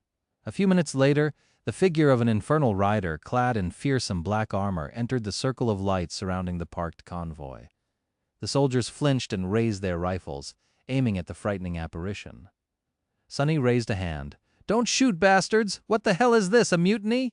The soldiers blinked a couple of times, staring at him with wide eyes. Then someone yelled, "It's the captain! He's back! Thank the gods! Someone! Tell the devils!" There was no need to inform the irregulars, though. Bell was the first one to notice him, and just a few moments later, the whole cohort emerged from the camp to meet him. Sonny jumped off the back of Nightmare, patted the stallion on the shoulder, and then dismissed him. Then he turned to his people. Kim was the first one to speak. "Captain, you're alive! I mean, of course you are. That rock of yours would have disappeared if you died," Luster grinned. "See, I told you." Quentin glanced at him, then nodded with a smile. "We shouldn't have doubted the captain indeed, but, to be honest, sir, none of us believed that you would manage to stop a fallen titan, let alone live to tell the tale. All by yourself, no less. That is simply incredible. How did you even survive?" Sonny stared at him blankly for a few moments, then said evenly, "I didn't." As the members of the cohort looked at him with wide eyes, he scratched the back of his head and added, "Being dead was not all it's cracked up to be, though, so I walked it off. Anyway, I found the empty transport on the highway. What the hell happened?" The irregulars glanced at each other. Dorn sighed, then pointed to the convoy. "It broke down in the middle of the road, sir. We had to stop and transfer the refugees to the other 3 vehicles. The abominations did not let us do it in peace, of course. It was a hell of a fight. But in the end, we managed to get everyone loaded up safely, broke through the crowd of nightmare creatures, and fled. We lost a couple of soldiers, but none of the civilians were seriously hurt." Sonny let out a heavy sigh. So more people died. He closed his eyes for a moment. "What is the situation now, then?" Dorn's face darkened. "The remaining transports are in bad shape and severely overloaded. Sir, I don't think that they'll be able to travel for much longer." That was to be expected. Sonny waved a hand. "Are they going to make it to Erebus Field, at least? And by the way, why did you stop? Is there a large number of nightmare creatures between us and the city gate?" None of the members of the cohort answered, which was strange in and of itself. What made Sonny really anxious, though, were the fallen expressions on their faces. "What?" Dorn remained silent for a bit, then turned his head in the direction of the mountain pass. "It would be easier if we just showed you, sir." They walked through the camp, and then crested the slope of the pass. From there, Sonny had a clear view of Erebus Field, which was supposed to be half a dozen kilometers further north. Supposed to. With a frozen expression, Sonny looked through the falling ash at the dreadful sight below. His sunken eyes were hidden by deep, dark shadows. Curse it all, Erebus Field was no more. Shadow Slave. Chapter 961, published at 13th of June, 2023, 11:34:12 a.m. Chapter 961, Sand Castles. If audio player doesn't work, press stop, then play button again. The dark skies were shrouded by a veil of slowly falling ash. Far below the mountain pass, illuminated by foreboding red glow, a vast metropolis lay in ruins. The shattered buildings were drowning in rivers of lava, and a terrible conflagration was raging across the devastated land, devouring what little was left of the once thriving city. Above the scene of devastation, the dark shape of Mount Erebus was wreathed in smoke. A flood of molten rock was flowing down its slopes, glowing through the haze. The walls of the city were breached, and uncountable hordes of nightmare creatures were prowling in the ruins, some bathing in the flames, some avoiding it. Looking down with a dead expression on his pale, tired face, Sonny found himself momentarily unable to feel anything. Doesn't make any sense. Erebus Field had been one of the most prominent cities in Antarctica. Famous for its geothermal energy farms, fertile soil, and warmth, it had been home to tens of millions of people even before becoming an evacuation center. The local government branch had been supposed to have the volcano well under control, even if all the safety systems they had in place were to suffer a cataclysmic failure. The city had possessed formidable fortifications long before being converted into a siege capital. With those in place and a whole division of the First Army working on reinforcing the defensive infrastructure, as well as the presence of hundreds of awakened and more than a few masters, Erebus Field simply could not succumb to something as mundane as a volcanic eruption. How did this happen? Sonny had been supposed to guide the convoy to this stronghold, deliver the refugees to the authorities, rendezvous with Davis and his cohort of irregulars, and then resume acting in his usual capacity as the captain of a fast-response combat unit. Instead, the city was gone. Davis and his people were nowhere to be found, and the responsibility of caring for the convoy of defenseless civilians was still pressing heavily on his shoulders. If anything, that weight had only become more burdensome. He was at his wits' end with a sigh. Sonny rubbed his face and then sat down on a nearby boulder. His eyes were still glued to the horrible scene below. He was simply unable to look away. The members of the cohort stood awkwardly around him, keeping silent. Sonny remembered that he was meant to be projecting an image of confidence as their leader, but was too rattled and angry to care. After a while, Bell cleared his throat. "We are awaiting your orders, sir." Quentin glanced at the swordsman reproachfully, then sighed. "None of us really knows what to do. The mood among the civilians is pretty dark as well. Everyone is a bit shaken, I think. We did check the maps, though. The next siege capital is to the northeast of here, over the mountains, about 300 kilometers away. Miss Beth and Professor Obel are currently searching for a good route." Sonny silently shook his head. "There's no point. Siege capitals seem to be crumbling like sand castles these days. Who says that the next one will still be there by the time we arrive, if we even make it?" The irregulars glanced at each other with uncomfortable expressions. After a poignant pause, Kim asked, What should we do then, sir?" Sonny let out a heavy sigh, then looked north. After a few moments of silence, he said, "Go to Falcon Scott. That is our best hope. Even if all other siege capitals fall, it will stand. It is the most fortified, and the First Army's presence is the strongest there. Most importantly, that is where St. Tyrus is. As long as she is defending the north, we'll be safe there." Sonny did not add that if something capable of taking Skytide out appeared, all of them would be better off committing suicide.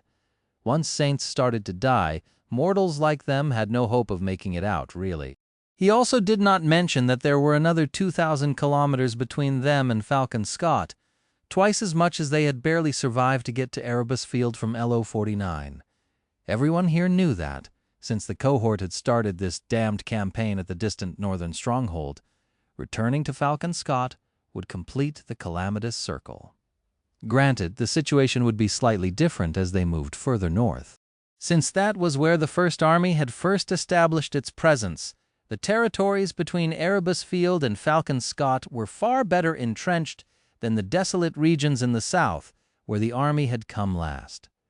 There would be established evacuation corridors, or at least remnants of them, supply depots, fortified outposts, well-maintained roads.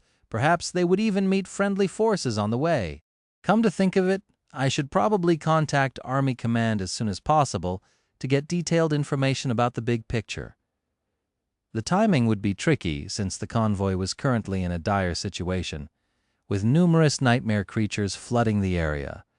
Sending even one irregular into the dream realm would diminish their ability to defend themselves, but it was better than remaining blind. His people needed sleep anyway. Sonny lingered for a few moments, then said, "Leave me for a bit. I need to think. Oh, make sure that the transports are as ready to move as they can be while you're at it." He doubted that it would be safe to remain near the fallen city for long. The irregulars nodded, then backed off and headed toward the convoy's temporary camp.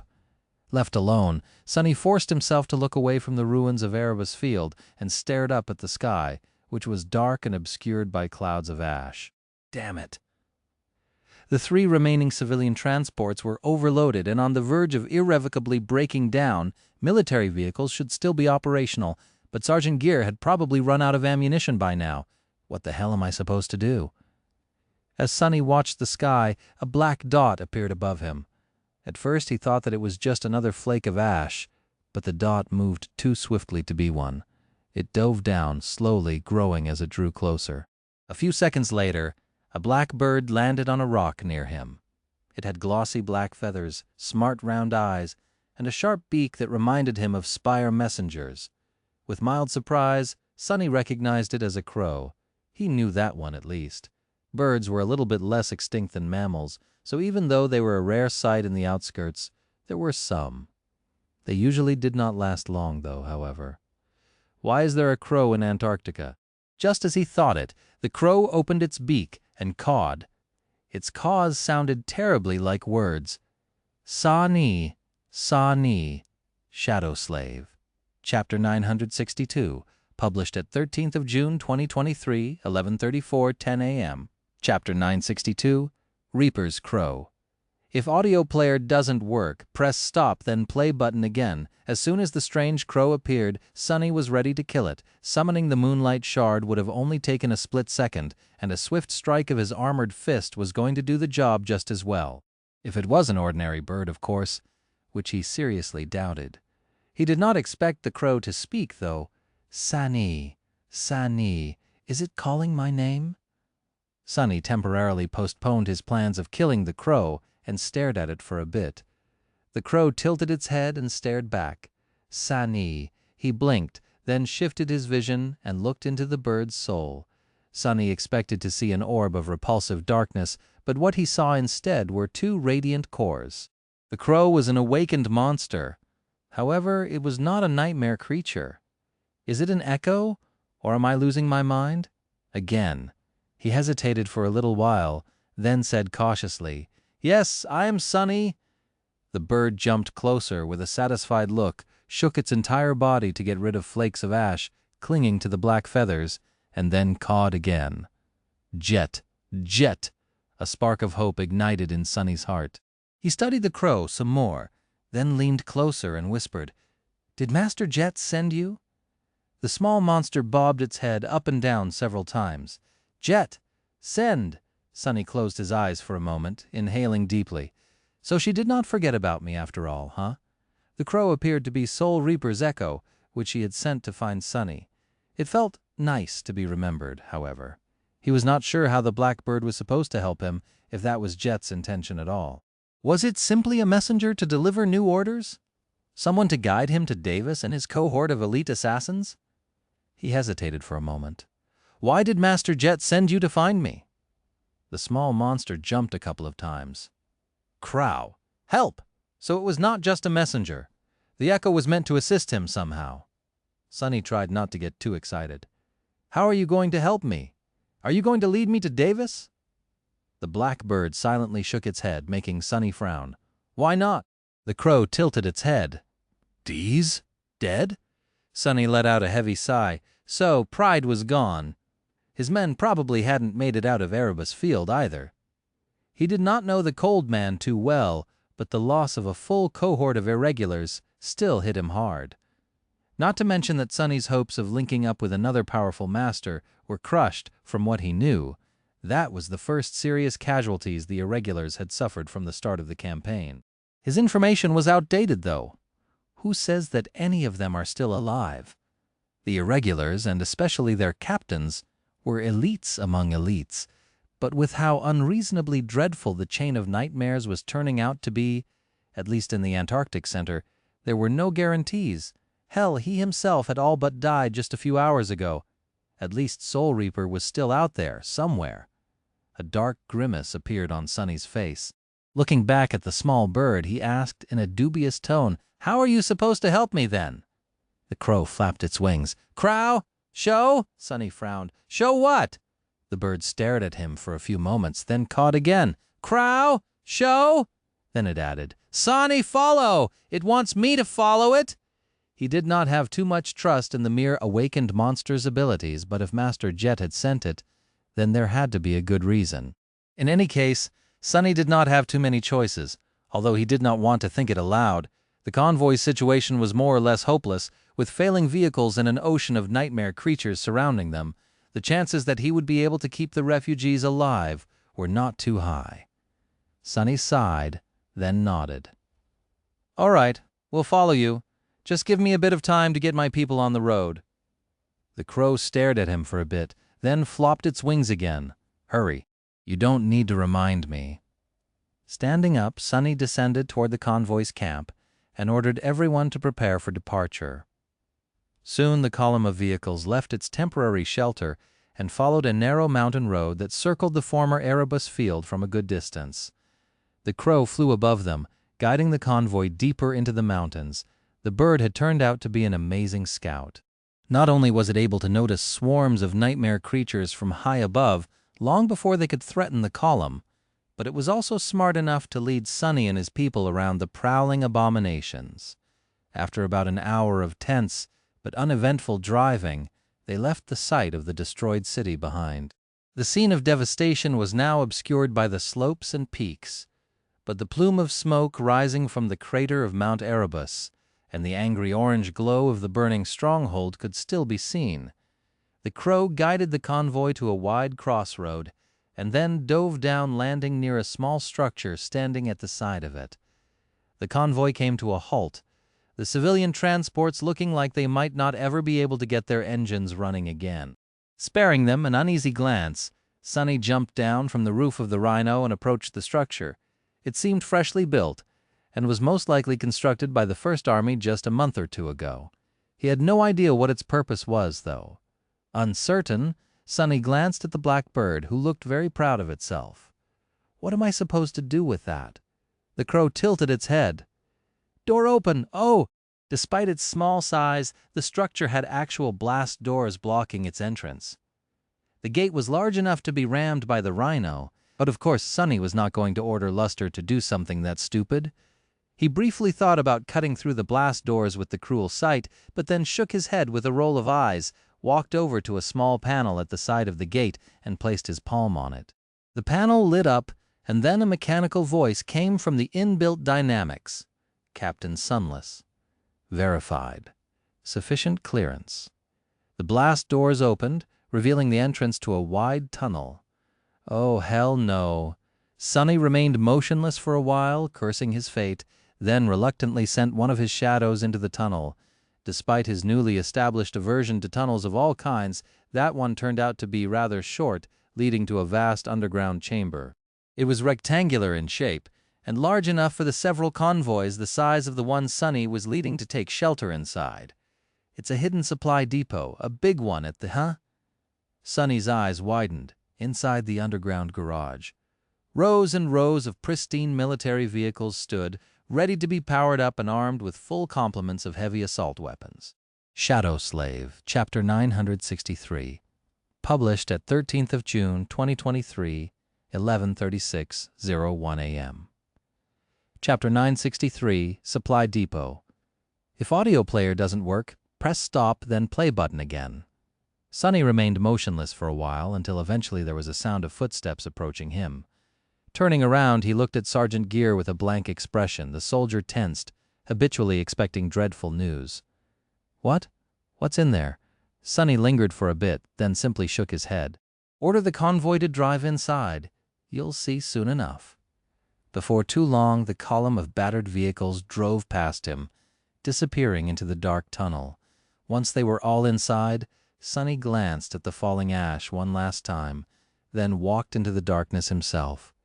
The blast doors closed behind him with a reverberating hum, cutting off the bitter cold and the chilling wind of the polar night. Just before the two plates of armored alloy touched, Master Jet's crow flew between them and landed on Sonny's shoulder.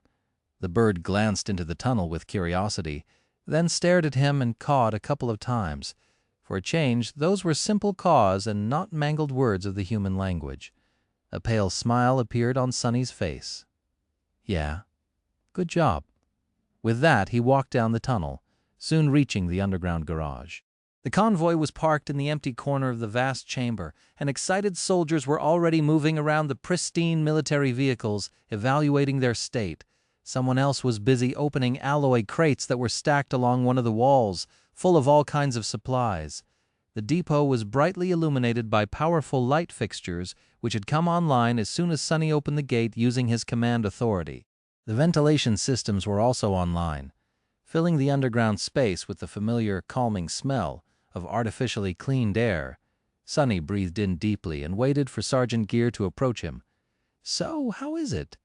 The soldier smiled, which made Sonny realize that he had never seen the dependable sergeant do that before. "It's nothing short of amazing, sir. This is a divisional field resupply station, from what I can tell. It's meant to replenish the expended resources of an entire division between battles, if there's no convenient opportunity to reach a fortified stronghold, or if the supply lines are cut. There's enough here to support the deployment of thousands of soldiers." He paused for a moment and then pointed at the rows of vehicles. "We have not assessed the full inventory yet, but you can already see that this is far more than we need. There are different types of machines, too, from armored personnel carriers to assault vehicles and light scouts. I mean, there's even a dozen MWRs here, with enough ammunition to load all their armaments." Sonny glanced at the towering shapes of the mobile war platforms standing near the back wall. These giant humanoid robots were about 6 meters tall, on the smaller side compared to their larger cousins, but they still packed a heavy punch. Samara's powerful rifle had been meant to serve as a light weapon for one of these formidable machines, but was later refitted to be used by the awakened sharpshooter. The presence of MWRs was a pleasant surprise. Mundane soldiers were somewhat capable of facing dormant nightmare creatures, but had troubles dealing with the awakened ones, even with the help of exoskeleton armor suits. The fierce arsenal of guns and launchers installed on the war platforms, however, made them destructive enough to accomplish that task. There was just one problem. Sonny gave Sergeant Gear a dubious look. "Do we even have anyone capable of piloting these things?" The soldier coughed and awkwardly scratched the back of his head. "Oh, no, not really." He remained silent for a few moments, then smiled again. "Still, there's also ammunition for our turrets, as well as food, medicine, spare fuel cells, necessities, basically all that the refugees need. We can even arm them all, if that is what you want to do. Those vehicles that we can drive are much faster than the civilian transports, too, have better armor, and can navigate more difficult terrain. Not to mention that there's more of them than we can possibly use, or everything, really. The infrastructure between here and Falcon Scott is also much better developed. So, I think both our speed and defensive capabilities are going to increase tremendously." Sonny nodded, then glanced briefly at the crow, who had left his shoulder and was now perching on one of the beams of the support framework near the ceiling of the depot, looking down at the hustling humans with a curious expression. "Good. We'll be staying here for a couple of days to let the people rest and give us time to get acquainted with all these shiny new toys. Make sure that everyone has a warm meal and a comfortable place to sleep." With that, he left Gear to figure out the logistics of settling in hundreds of refugees in an underground storage bunker that was not really meant to be used for such a purpose, and tiredly walked toward the Rhino. There were many robust vehicles in the supply depot, but he did not see anything that could compare to his personal ride. The fearsome APC was still the best there was. "I need some rest myself." Climbing inside the Rhino, he exchanged a few words with Professor Obel, then told Luster to figure out the sleep schedule between the irregulars and bring him some news from the Dream Realm by the morning, or whatever it was going to be once he woke up. Then Sonny took off his military coat and dismissed the mantle of the underworld which had been hidden beneath. At that moment, Beth was approaching him to say something, but lingered after noticing the dried blood and scaling patches glued to his skin. She paled a little, remained silent for a few moments, and then forced out an unconvincingly sarcastic remark. "So, you do bleed after all?"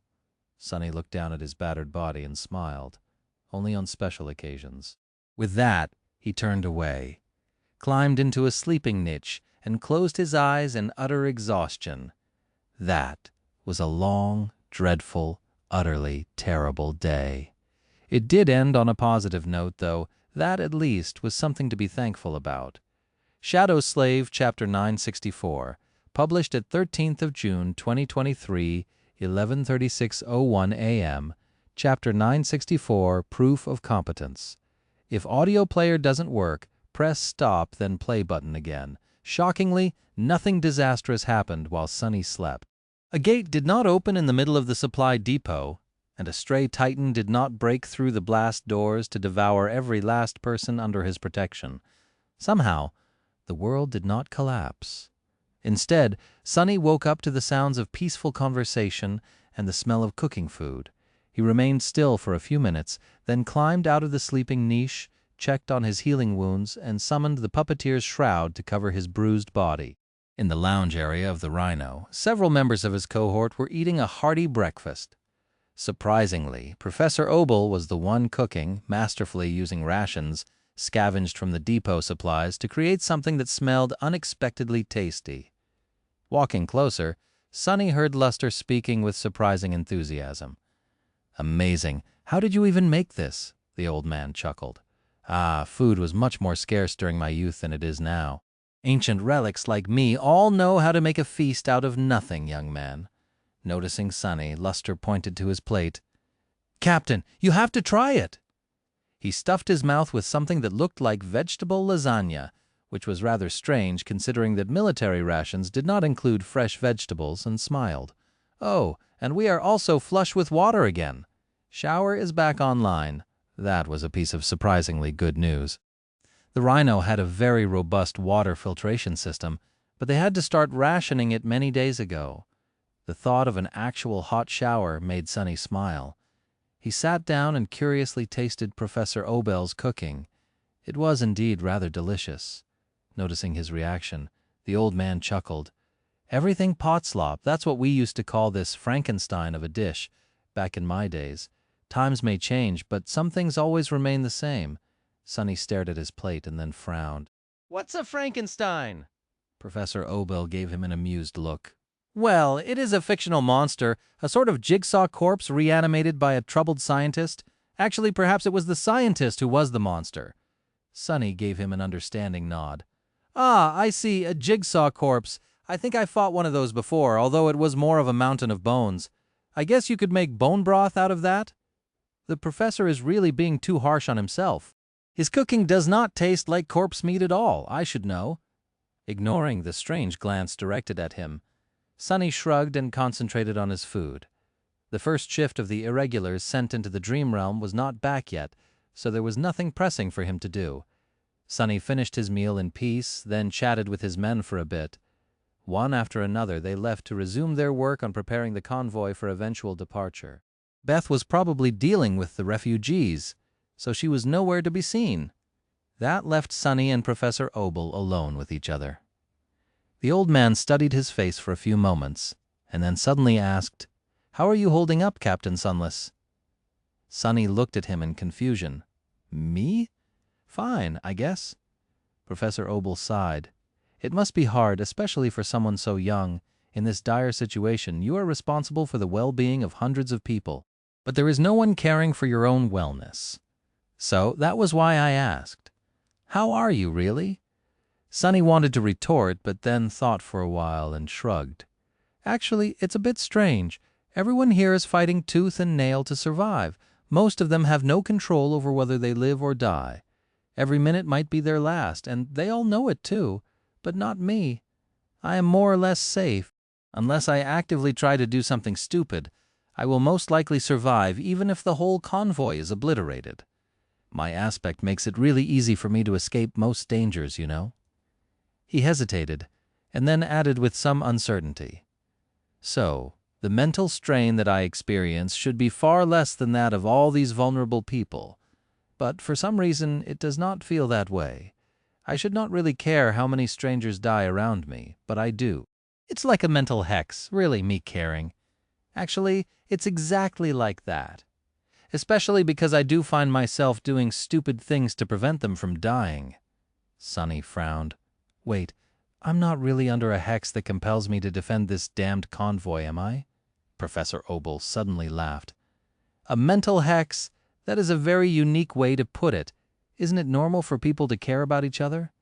Sonny blinked a couple of times. No, of course not. He shook his head, then added with slight bewilderment, no one ever cared about me. Until I became powerful, and thus useful. That's just how things work. Sonny had been alone for most of his life. True, after becoming infected by the spell, he had made several good friends, but he had no illusions about the reason for the bond between them.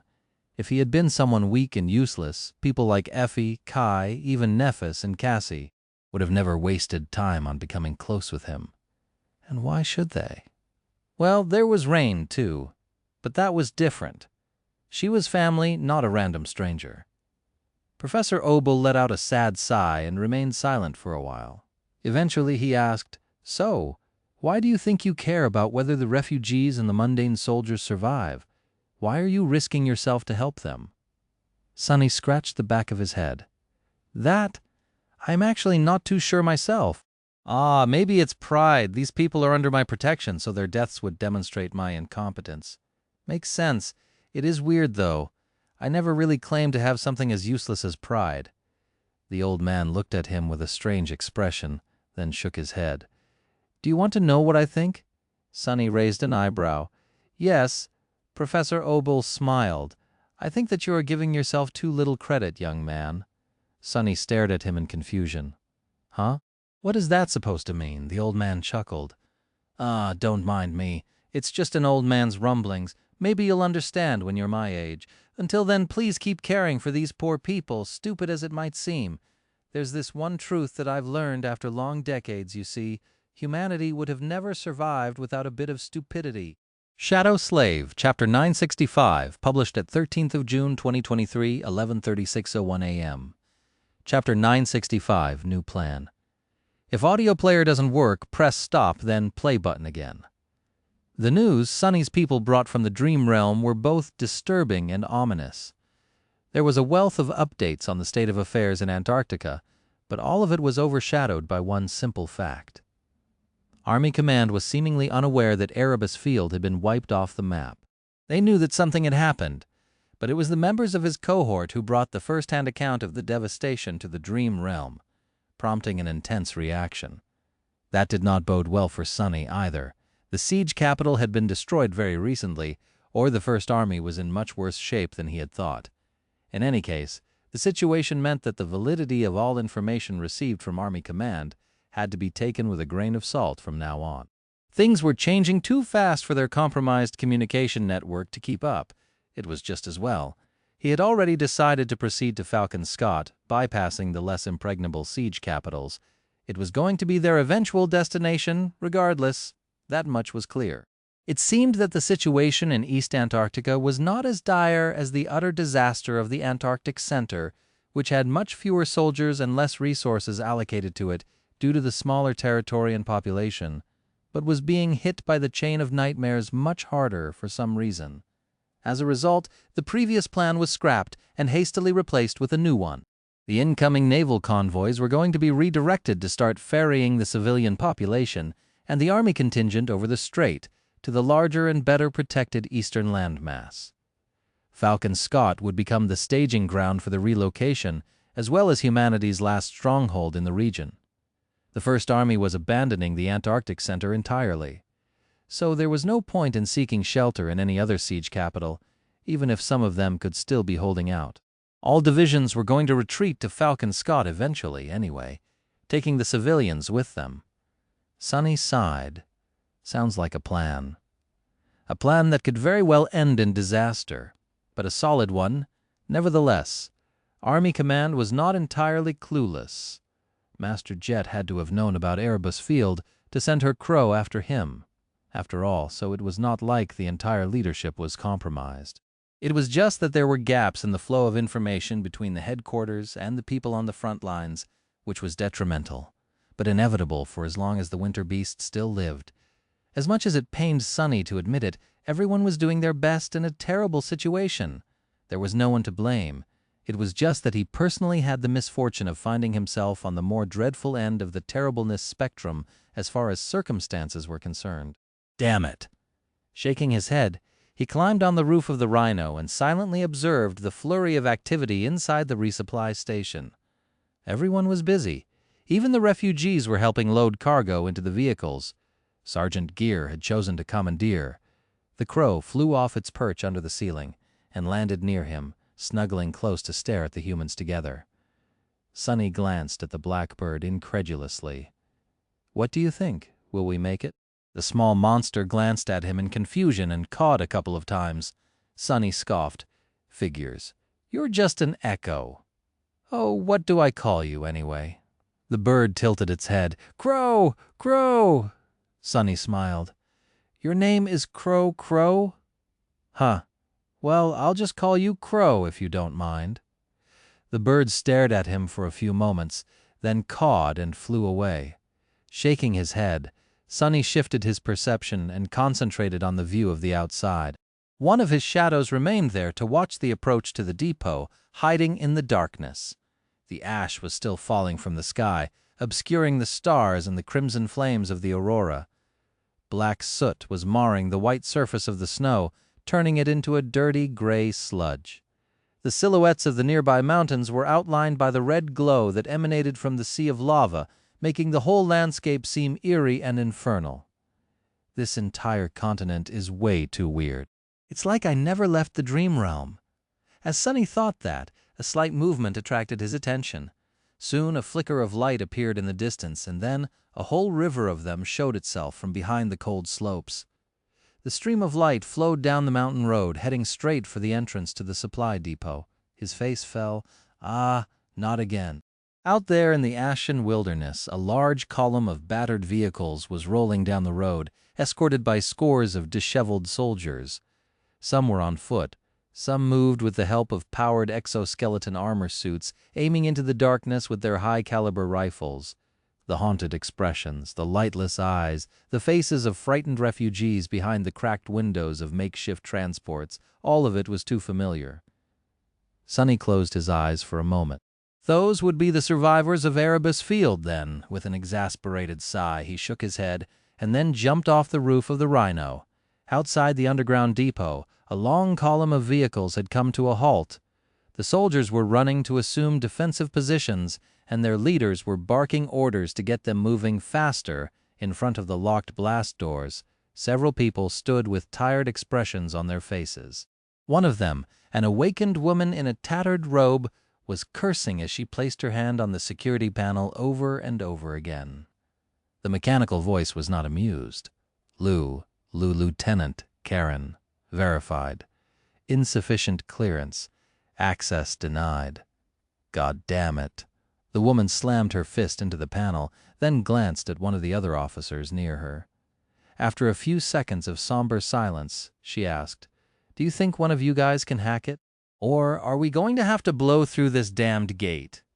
The man hesitated for a while, then opened his mouth to say something. Before he could, however, there was a reverberating hum, and the blast doors suddenly slid to the sides, revealing the entrance of a dark tunnel, and a very pale, very ominous-looking young man in black garments, standing there with a strange, eerily calm expression on his face. "I would appreciate it if you don't try to blow up my gate, actually." The awakened woman jumped back with a yelp and outstretched one hand to summon a weapon. "What the hell are you?" The pale stranger tilted his head a little and stared at her with his cold, dark eyes. "Master Sunless, First Irregular Company." With that, he looked past the officers at the long column of vehicles behind them. Suddenly, the young man's face grew a little lively. The awakened woman let out a relieved sigh. "Oh, you're human. Wait, master." Glancing back at her, the young man suddenly smiled. "Say, you wouldn't happen to have a few MRW pilots in that convoy of yours, would you?" Shadow Slave, Chapter 966, published at 13th of June, 2023, 11:36:01 a.m. Chapter 966, Reinforcements. If audio player doesn't work, press stop, then play button again. The new arrivals did, indeed, turn out to be one of the splinter groups of the Erebus Field survivors. There were many more people in their caravan than in Sonny's caravan, but none of the soldiers held a higher military rank than him, the most senior officer among them being an awakened lieutenant named Karen. Needless to say, there were no masters among them either. So, ironically, he ended up being in charge again. Sonny had been responsible for 6 awakened and 2 civilians after leaving LO-49, which suited him fine. Then more than 300 refugees and several dozens of mundane soldiers joined them. Those numbers seemed like a joke now. After the Erebus field survivors joined his group, Sonny found himself in command of a significantly larger force. There were more than 4,000 civilians currently sheltered in the crowded resupply station, as well as 500 mundane soldiers. There were also 4 new sleepers. Sonny sent the latter to their nameless counterpart, placing the young man in charge. The guy had turned out to be quite resourceful, and Bell's mentorship seemed to be bearing fruit, not to mention that his core was close to being saturated already. In the end, there were now 3 full awakened cohorts and a half under Sonny's command. There were also 12 powerful MRWs being piloted by mundane specialists and more than enough powered armor suits for the soldiers, which drastically increased the caravan's defensive ability. The vast supply reserves of the underground stations suddenly did not look so inexhaustible anymore. This is going to be a headache. Studying the crowded depot, Sonny grimaced. The increase in power and in the number of tools at his disposal was welcome, but he would have to rethink his entire strategy as to how to traverse the 2,000 kilometers separating them from Falcon Scott. Before, Sonny had mostly put his efforts into avoiding combat engagements, meticulously circumventing nightmare creatures, and only attacking those swarms that could not be bypassed. But with a caravan this large, that was not an option anymore. There was just no way to perfectly hide so many people. Luckily, the caliber of threats they could take on also increased, with several cohorts of awakened and a small army under his command. Sonny would be able to simply roll over many swarms, maybe even cut a path through the weaker hordes of abominations. But all of that required a lot of mental adjustment, and even more work for his shadows. His map would also have to be updated to account for the changes in the caravan's composition. Oh well, no sleep for me today, it seems. Walking toward the rhino with a slightly exasperated expression, Sonny couldn't help but hear bits and pieces of the conversations the new arrivals were having with the members of the initial convoy. "I don't think any of us can survive." "What's that?" "Cheer up, man! The devil himself is with us, so who can be against us?" "Oh, so it's that Master Sunless? No wonder the name sounded familiar." "I heard about him, even though he was assigned to a different division. Still, what can one man do?" Damn. What can't he do? I swear to the dead gods, I saw him kill 100 nightmare creatures with a single arrow once. There was also this one time when he summoned a whole damn bridge out of thin air for us to cross a canyon. Hell, the man fought a titan to a stalemate just yesterday. Actually, I'm not even sure that it was a stalemate.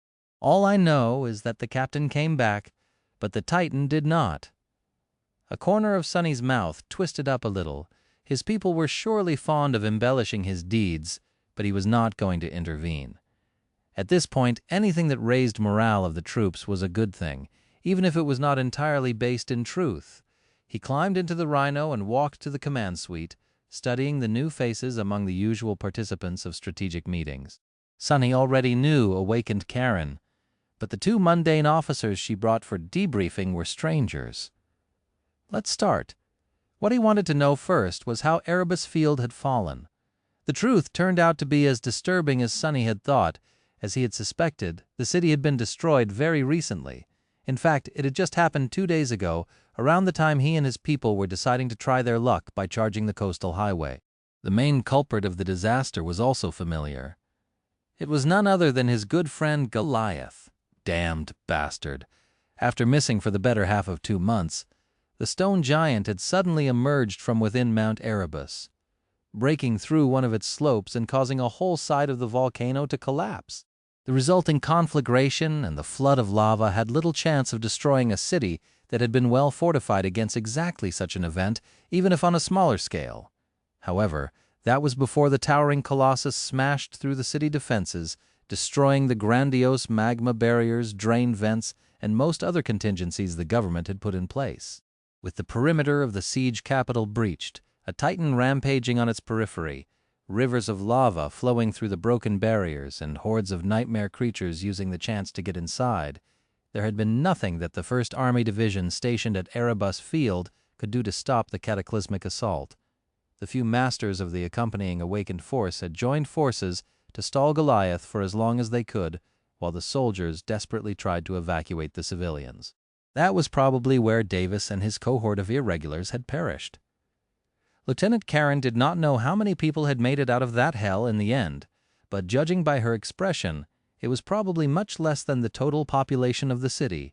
The last thing she had witnessed before leading the caravan away was the colossal figure of Goliath, turned incandescent from bathing in the molten lava, plunging into the ocean and disappearing under the dark waves.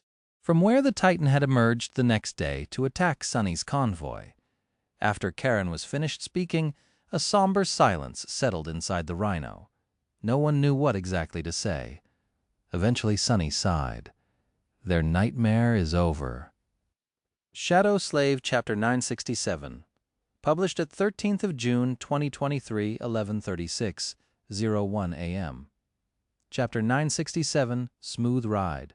If audio player doesn't work, press stop then play button again. 2 days later, they abandoned the resupply station. The underground depot was left almost empty since Sonny had decided to take everything they could on the road. Not all the vehicles were loaded to capacity, but even if there was just a driver and a shooter inside, every last one was commandeered and put to good use. Only the discarded civilian transports and those of the Erebus field vehicles that were too damaged to remain reliable were left behind. Nightmare, Abomination, and Blackie moved at the front of the caravan, serving as its vanguard. The Rhino was still at the head, but it was now flanked by 2 lumbering MRWs, both of them constantly scanning the surroundings with their high-tech optical arrays. Behind them, the long column of vehicles stretched for more than a kilometer on the mountain road. The remaining 10 MRWs and 24 awakened were spread along its length, meant to protect the caravan in case of an attack from the flanks.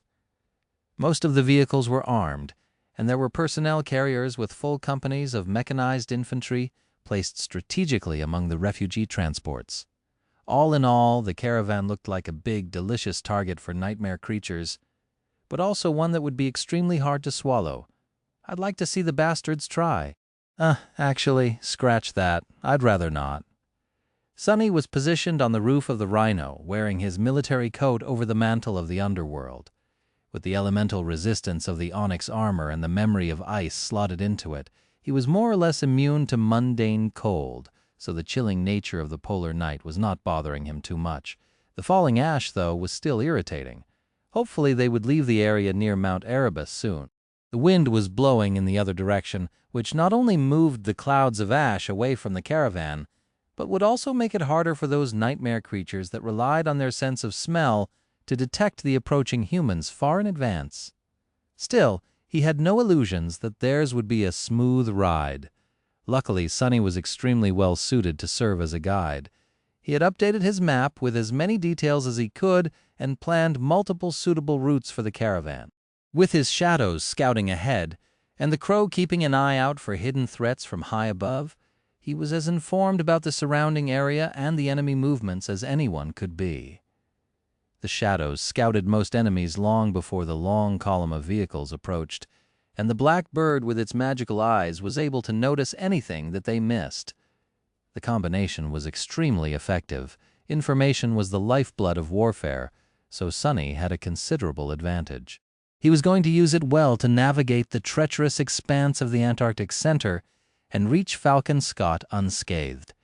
His task had grown much harder because of the sheer size of the caravan, but on the other hand, the land they were traversing was also different from the complicated network of decrepit old roads in the south. The infrastructure between Erebus Field and the northern parts of the landmass had indeed been much more developed, and then expanded on by the First Army in the recent months to boot.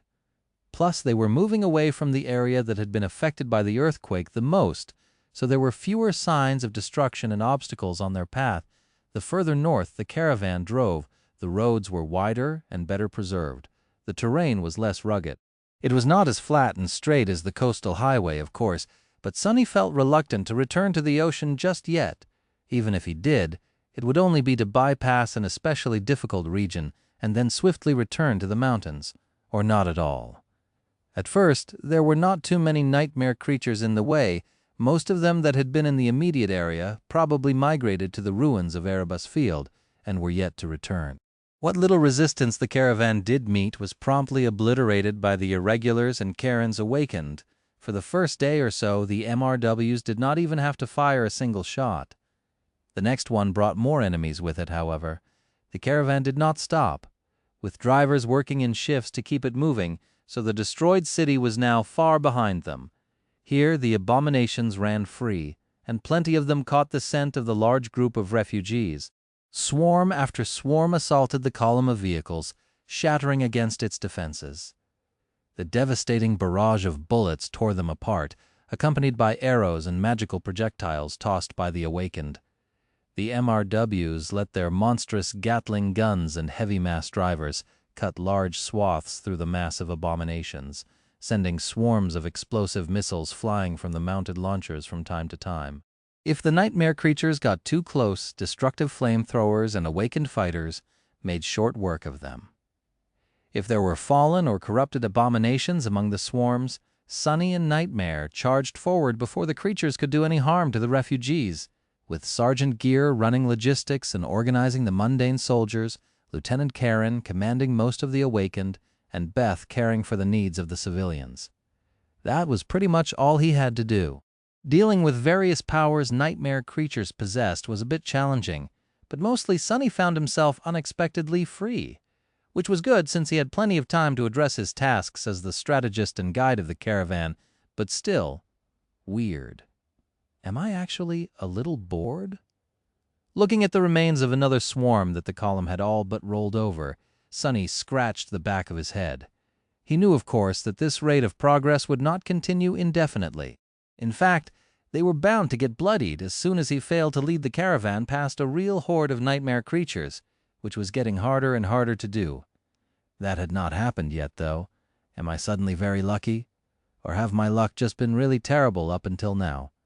Sunny pondered about it for a few moments, and decided that it was probably both. The question was, how long would the stretch of good fortune last? Shadow Slave, Chapter 968, published at 13th of June, 2023, 11:36:01 a.m. Chapter 968, Shifting Scales. If audio player doesn't work, press stop then play button again. A few more days passed in the clamor of firing armaments and frenzied howls of dying nightmare creatures. The dark landscape of the Antarctic Center flowed past the incessantly moving caravan, with the starlight and the undulating visage of Aurora Australis finally appearing from behind the clouds of ash, only to be devoured by the veil of snow. The blizzard was picking up again, making Sunny wonder if he was going to meet the second Titan raging in the region. He was not very enthused to make its acquaintance, to say the least. The journey was a strange one. Sunny was used to things going south fast, but the situation of the caravan was very different. Instead of something dreadful and devastating happening all at once, their circumstances were growing slightly more dire with every hour, bringing them closer to annihilation little by little. The confident pace the caravan had established after leaving the resupply station was long gone. Instead of rare skirmishes with weak swarms of nightmare creatures, they were now embroiled in a nearly unstoppable battle with the sea abominations flooding the northern reaches of the Antarctic Center. The pressure on the awakened and the MRW pilots had increased tremendously, and the infantrymen had to bloody their bayonets on more than one occasion already. Worst of all was the inescapable corrosion that the multitude of gates were exerting on their tech. The military vehicles were shielded from the detrimental effects of the call to some degree, but very few had the same rare and expensive modifications as the Rhino had. They were managing for now, but there was no telling how long it would last. The problems were mounting. The casualties were mounting too. During the harrowing push to Erebus Field, Sunny had lost only a handful of people to the vagaries of the spell and the deadly crucible of battle. Their losses were few enough to consider each one a poignant event. It was not so much for the current step of the journey. The caravan had grown too much, and the combat engagements they had to fight were too frequent and intensive to avoid losing soldiers. The attrition rate was not terrible and in fact remained admirably low, but it seemed that every time Gear contacted him to give an update on the state of the column, more names had to be added to the list. Sunny was strangely bothered by it. He had thought that with the drastic increase in numbers, the loss of individual soldiers would not affect him too much, especially if the casualties were below expected. He had also thought that he would eventually grow numb to the news of people under his command dying. But he had not. The more of his soldiers died, no matter how few, the more bitter and angry he felt. However, the most powerful emotion he experienced was rather unexpected: indignation. Sonny felt indignant about the fact that he was forced to watch good men and women die, to see mundane humans putting their lives on the line to protect the defenseless refugees. All the while, the truly powerful ones were nowhere to be seen, embroiled into their own internal strife. Damned bastards. Maybe he wasn't cut to be a leader after all. That was not to say that Sonny was ineffective. On the contrary, he was doing a good job of leading the caravan and pretending to be an intrepid commander. However, it was all alien to him. It was something he was doing because the circumstances had forced him to, not because he wished to play that role. Living alone in the dark had been much more comfortable. Ah, good old times. There was another strange thing about the caravan's advance north. Something that Sonny should have expected but nevertheless failed to account for. Despite the slow attrition, the number of people under his command was not reducing. Instead, it was growing, ballooning even. The further they drove, the larger the caravan became. There were other large groups of people who had escaped from Erebus Field, squads of soldiers that had lost contact with Army command due to the blizzard, and evacuation convoys that had gotten stuck in a limbo after their destination was destroyed. All of them were happy to see a well-organized force moving north, especially since it was led by a master. So, they joined the caravan. Sonny could not really turn the stragglers away, and at that point there was no point to... So, the 4,000 refugees under his protection turned to 5, then 6, and then 12. The 500 soldiers turned into more than 1,000. The 3 cohorts of awakened swelled to 7, and there were now 2 auxiliary sleeper cohorts instead of 1.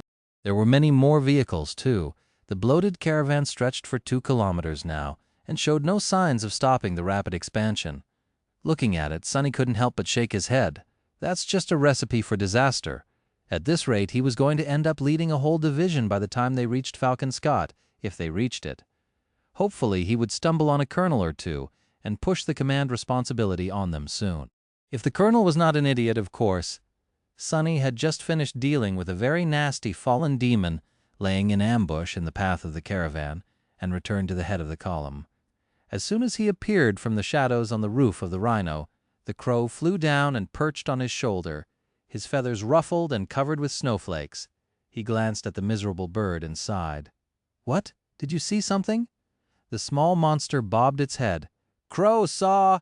Sonny waited for the crow to continue, knowing that it had to be bad for the echo to seek him out. The flying monster cawed again. "Mord horde." With that, the bird turned its head and pointed its beak in a certain direction. Curse it! There was a horde of nightmare creatures ahead, one that the crow did not know how to avoid. Finally, Sonny's fears had come true. He hurriedly sent the shadow that was closest to the direction where the echo was pointing to forward. It had already been scouting far ahead, but apparently not far enough.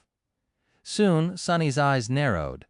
There was indeed a vast horde of abominations, and bypassing it was out of the question. Well, unless he used the coastal highway, of course. In that case, the caravan would have a chance of skirting the sea of abominations unmolested, a slim chance at that. They would also be risking a meeting with something even worse. Damnation. Shadow Slave, Chapter 969, published at 14th of June, 2023, 08:22:48 a.m. Chapter 969, Gifts of the Shore. If audio player doesn't work, press stop then play button again. Sonny's shadow swiftly glided through the darkness, climbing the steep slopes above the vast river of nightmare creatures.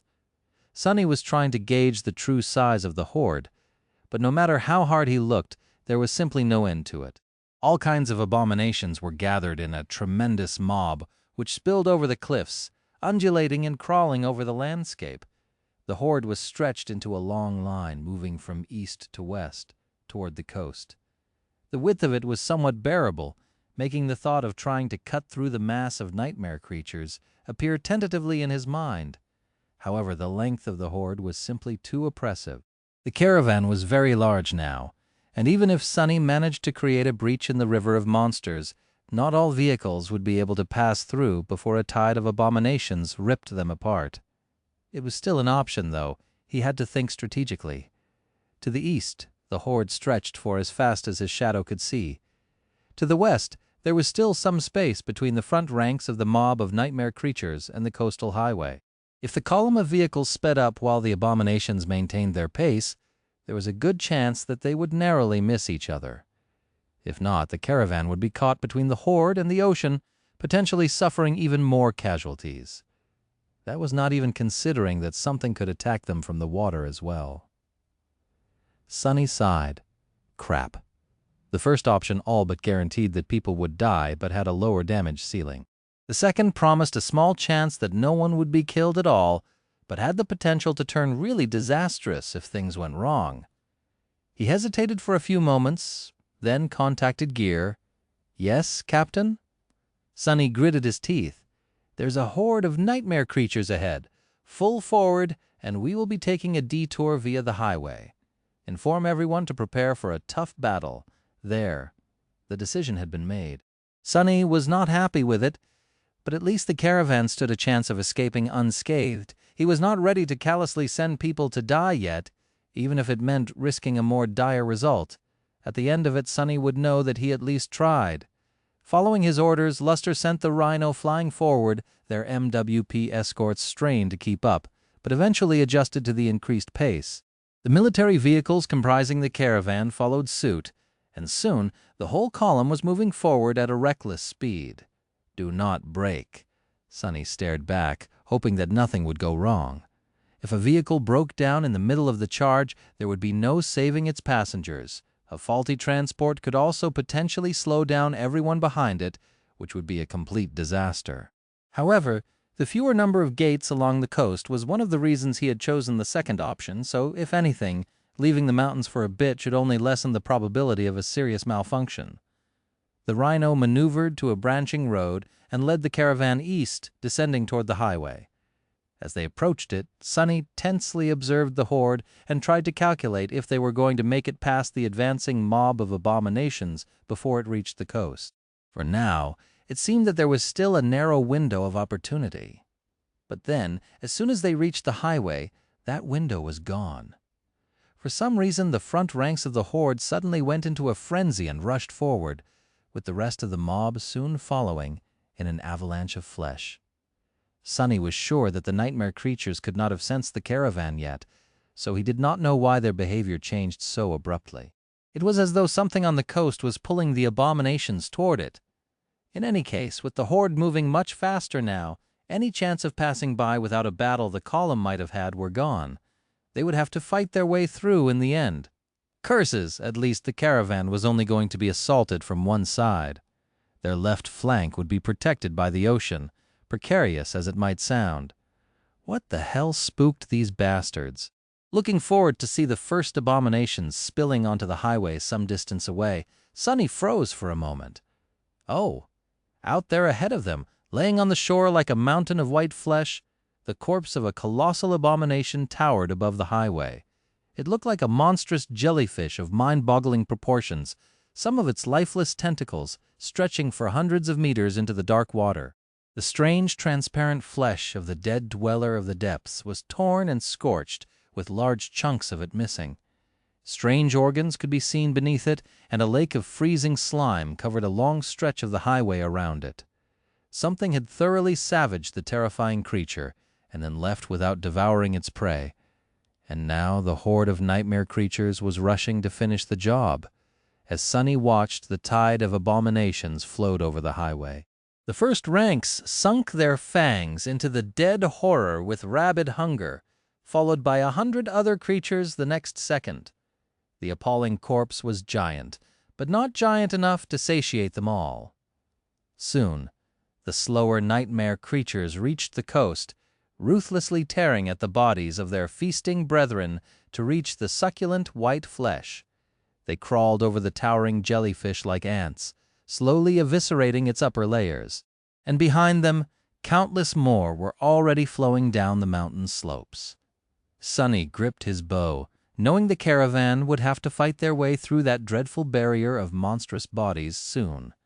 Actually, a few stragglers were already close enough for Samara to start firing her rifle. Looking at the approaching scene of morbid carnage, Sonny felt a chill run down his spine. It's all right. We can still pull through this. That was what he thought, at least until eerie flashes of crimson light ignited in the haze of the blizzard to his left, far in the ocean. An enormous, gargantuan shape was moving through the waves, getting closer to the shore. Shadow Slave, Chapter 970. Published at 14th of June, 2023, 08:22:48 a.m. Chapter 970, Hellfire. If audio player doesn't work, press stop, then play button again.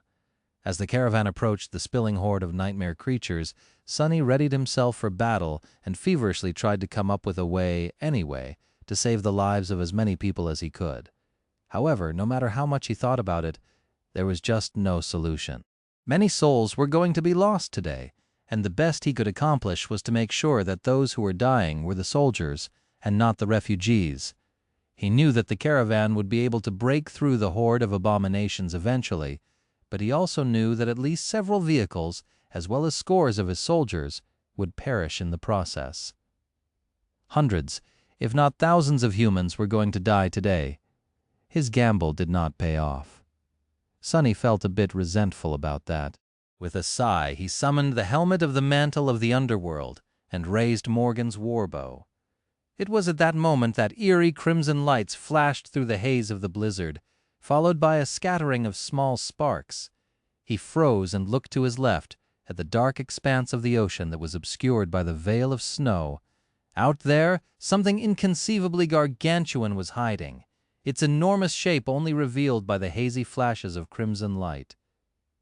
What?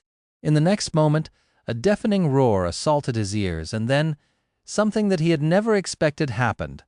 Ahead of the convoy, the mass of nightmare creatures were suddenly torn apart by a series of earth-shattering explosions. Bits of concrete, flesh, and bone flew into the air, creating a cloud of red fog. A moment later, flowers of angry red flame bloomed on the slope of the mountain, obliterating even more abominations. The whole world trembled. Sonny's eyes widened as he swiftly looked back at the ocean. The wall of the blizzard had been unmade as well, and although the breach in the snowstorm was already closing, he still managed to catch a glimpse of the source of all that carnage. The gargantuan shape drifting on the waves was a massive, battered battleship. He thought he even recognized the lines of its mangled alloy hull. The vessel was strangely slanted, one of its sides resting much lower than the other one, the deck railings almost touching the water. Its hull was marred by terrible scars and breached in many places, with some of the holes being large enough for the rhino to drive through, and was just what remained above the surface. The bow of the ship seemed shattered and deformed. It was a mystery how the vessel remained afloat, and yet it was still capable of firing its armaments. The crimson lights Sonny had seen were the batteries of starboard cannons unleashing hell, and the scattering of sparks was the salvo of missiles being launched from their nests. As Sonny watched, the ghostly battleship fired another barrage of heavy explosive rounds at the horde of nightmare creatures, this time aiming entirely at the slopes of the mountains. He blinked. I'll be damned. Did they really receive reinforcements? Sonny did not know where the wrecked vessel had come from, but he was not going to waste this opportunity. The intention of the unknown captain was clear. The first salvo somewhat cleared the highway, and the second one overshot it by a good degree, slamming into the mountain slope and obliterating a large swath of advancing nightmare creatures, cutting off those who still remained on the road from the rest of the horde for now, while simultaneously opening a path for the caravan. That was his chance. Silently thanking the daredevil who had used the sinking ship to come to their rescue, Sonny drew his bow and sent the strike of thunder flying forward. A moment later, it hit the mountain of white flesh, electrocuting scores of abominations that had been fighting to devour the giant jellyfish just a few moments before. All forward units, attack. The MWPs running beside the rhino simultaneously raised their bulky hands and opened fire. Their accuracy while on the move was not too great, but that was not important when massive Gatling guns were involved. Streams of heavy rounds whipped across the surviving nightmare creatures, ripping many to shreds. A moment later, 2 swarms of missiles shot from the shoulders of the lumbering machines, adding to the chaos. From somewhere further behind, heavy-duty mass drivers joined the fray, with the turrets of the assault vehicles soon following. The front of the caravan had once again formed into a wedge to open lines of fire for more attackers. Only this time there were many more vehicles, awakened and war platforms shooting. The already thinned front rows of the mass of nightmare creatures covering the highway were all but erased from existence by their onslaught. A moment later, the Rhino plowed into the remaining stragglers, painting itself with red. Sonny sent several arrows flying, and then dismissed his bow, summoning the cruel sight instead. As soon as he saw the APC clear the stretch of the road obstructed by the horde, he stepped through the shadows and appeared in the thick of the enemies descending from the mountains. Even though most of them were being destroyed by the continuous barrage from the mangled battleship, many were still getting through. The cacophony of bestial howls, thunderous explosions, and roaring artillery strikes was shaking the world, but he did not let it distract him.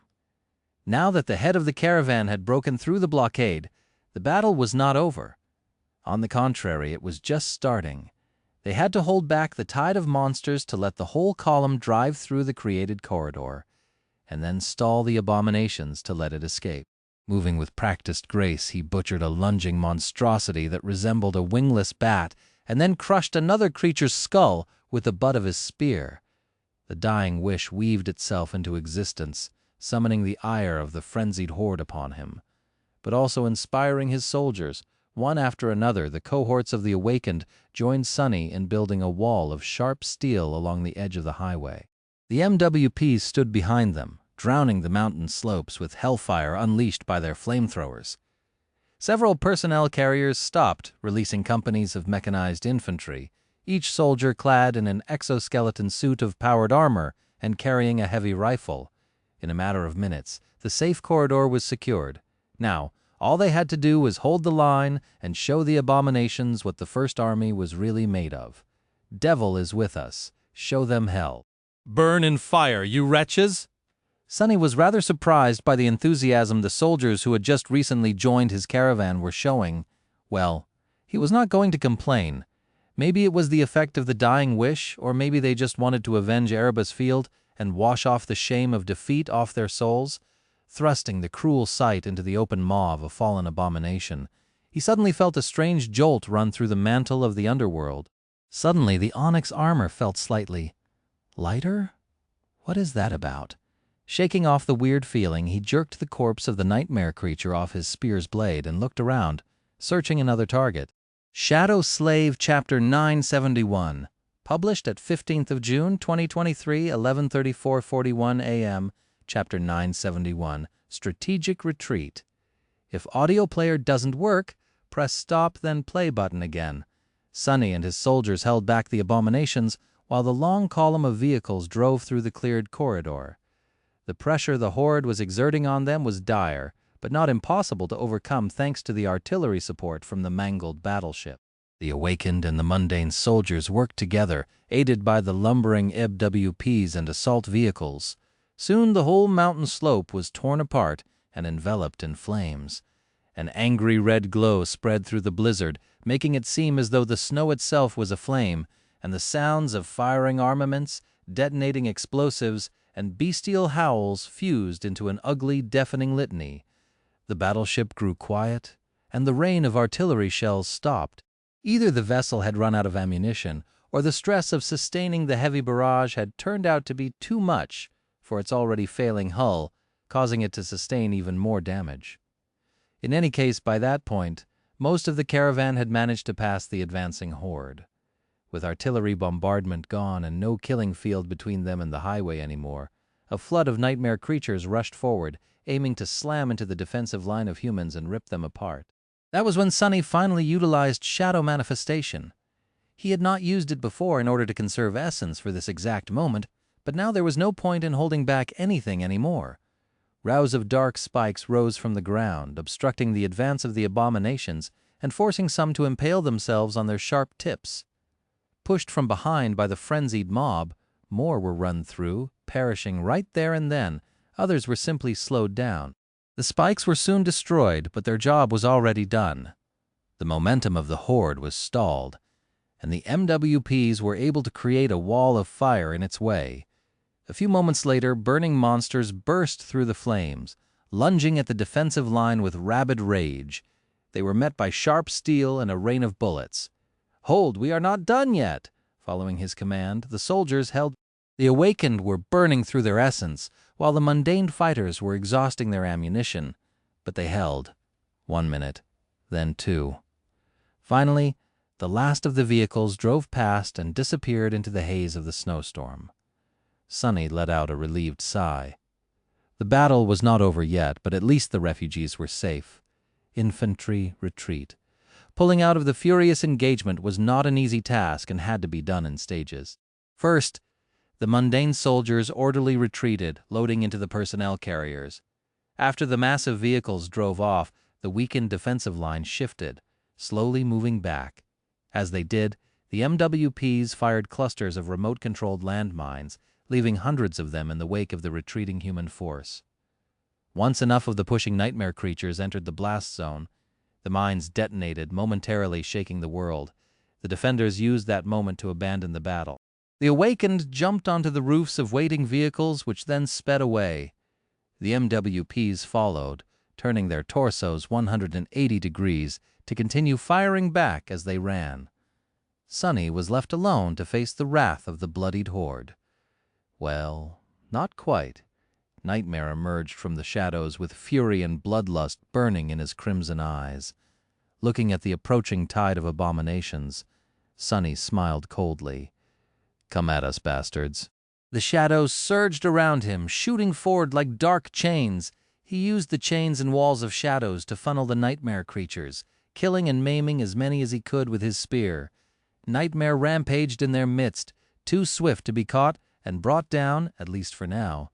But then again, they were not going to linger for long.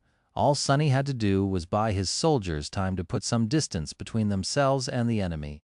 Soon, all his defenses were obliterated, and it seemed like he and his shadow were going to be overwhelmed in mere moments. That was when both of them turned into incorporeal shadows, nightmare creatures behind. Now the battle was truly finished. What was especially great about its conclusion, and a pleasant surprise to Sonny, was that while some abominations lunged in pursuit of the caravan, most remained seemingly more interested in the carcass of the monstrous jellyfish and the corpses of their own slain brethren. It seemed that the caravan had managed to escape. Thank the gods. A minute later, Sonny and Nightmare emerged from the highway, soon catching up to the retreating soldiers. The caravan was still out of sight, hidden behind the wall of snow, but they would rejoin the main column soon. In cases like these, the forward force was meant to slow down so as not to leave itself without sufficient protection for too long. Sonny ordered his steed to get close to the rearmost vehicle and looked at Samara, who was unsurprisingly sitting on its roof, with her red hair dancing in the wind. She was aiming her rifle back, firing a shot into the blizzard from time to time. "How are you on essence?" Samara glanced at him briefly, then smiled. With a nod, he jumped up, placing his feet on the saddle, then leaped over to the roof of the vehicles and settled next to his sharpshooter. Sonny was confident in his riding skill, but not confident enough to try sitting on Nightmare backwards and shooting his bow. As Morgan's warbow started weaving itself from scarlet sparks, Sonny lingered for a moment and then summoned the runes. That strange jolt I felt at the start of the battle. Don't tell me. Did I finally fulfill the requirements of the mantle of the underworld? Shadow Slave, Chapter 972, published at 15th of June 2023, 11:34:41 a.m., Chapter 972, Soulbound. If audio player doesn't work, press stop, then play button again. Sonny zoned out for a little, not paying attention to Samara and the MWPs discharging their weapons from time to time to pick off the most stubborn of the pursuers. The rate of their fire was slowing down anyway, meaning that the bulk of abominations had either fallen behind or were already killed, the prince of the underworld enchantment and its dreadful counter of vanquished foes. Gods, he had been stuck with that thing for so long. Despite the fact that Sonny had inherited the onyx armor with some of it already filled, it still took him years to accumulate 6,000 victories. Come to think of it, The whole mongrel debacle had happened because of his desire to increase the number on the counter somewhat. "I can't believe I've finally done it." Curious to see what changed, Sonny looked at the runes. He was a bit tense. After all, the description of the Prince of the Underworld only said that the armor would be growing stronger the more foes he vanquished, and it had, over the years, the cost of keeping its active enchantments running had diminished slightly, and their effects had become a little more pronounced. The description said nothing about the mantle receiving an upgrade after the counter was filled. That was just his assumption. Come on. Concentrating on the name of the memory, he read, "Memory, Mantle of the Underworld. Memory rank? Ascended. Memory tier 7. Oh, the mantle seemed to have grown from a tier 6 memory to a tier 7 one. That was not bad, but it did leave Sonny a little disappointed. He had hoped that it would increase in rank instead. He sighed, then continued to study the runes, turning his attention to the enchantments. The living stone, feather of truth, stalwart and underworld armament. Enchantments remained exactly the same. None of them received any enhancements. The Prince of the Underworld had not changed either, except for the fact that the counter now showed a pleasant 6,000s as the number of vanquished foes. There was a new enchantment at the end of the list, though, Soulbound Relic. Sonny blinked a couple of times. Huh? Suddenly excited, he concentrated on the enchantment to read its description. The description, however, left him largely confused. It did not provide any information about what a soulbound relic was, or what powers that title entailed. Instead, the shimmering runes simply stated, "Bind the relic." He was probably supposed to answer yes or no, however, Sonny lingered. He had no idea what binding the mantle of the underworld to his soul meant, and how it would change the onyx armor. Or his soul, for that matter.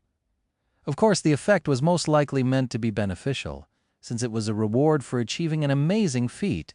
The spell often had a very strange notion of what beneficial meant, though which did not always coincide with what a person would consider advantageous.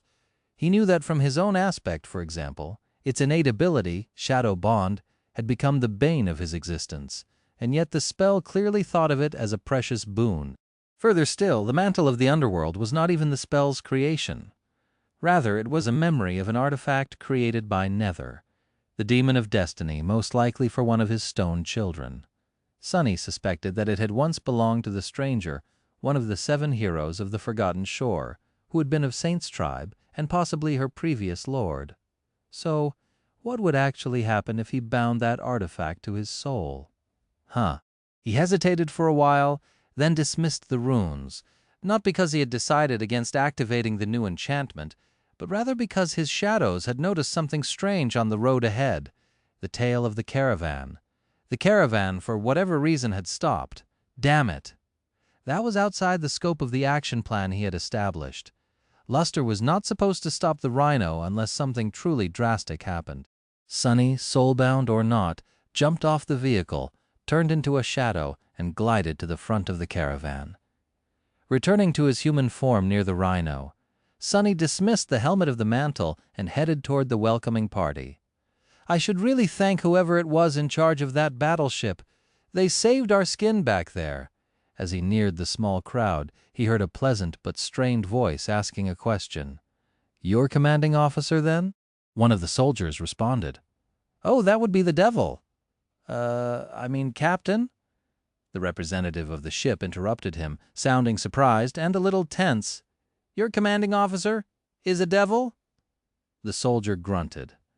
"Not a devil, the devil. But don't worry, sir, it's just a nickname, I think." At that moment, Sonny finally reached them and saw the speaker. His eyes widened, a little tall, handsome, with black hair, and eyes of an unusual, beautiful indigo color. No wonder the voice sounded familiar. Knave? The Night Walker seemed a bit ragged and worse for wear, but it was unmistakably Master Knave of the House of Night, his temporary pal. Hearing Sonny's voice, Knave looked away from the soldier he had been talking with, then lowered his gaze a little and smiled in surprise. "Sunless? Wait, is it really you? How are you here?" Sonny coughed awkwardly, then glanced at the talkative soldier with murder in his eyes. "Ah, That's me, actually. I'm the devil in charge of delivering these fools from hell. Shadow Slave, Chapter 973, published at 16th of June 2023, 09:48:20 a.m. Chapter 973, Mutual Rescue. If audio player doesn't work, press stop then play button again. Knave stared at him in bewilderment for a few moments, then glanced at the column of military vehicles that stretched far. You are the commanding officer? Things must have changed then. Not that I'm complaining. It's actually great to see a familiar face. I just thought that you were supposed to be in charge of a single cohort of elite awakened. Sonny sighed.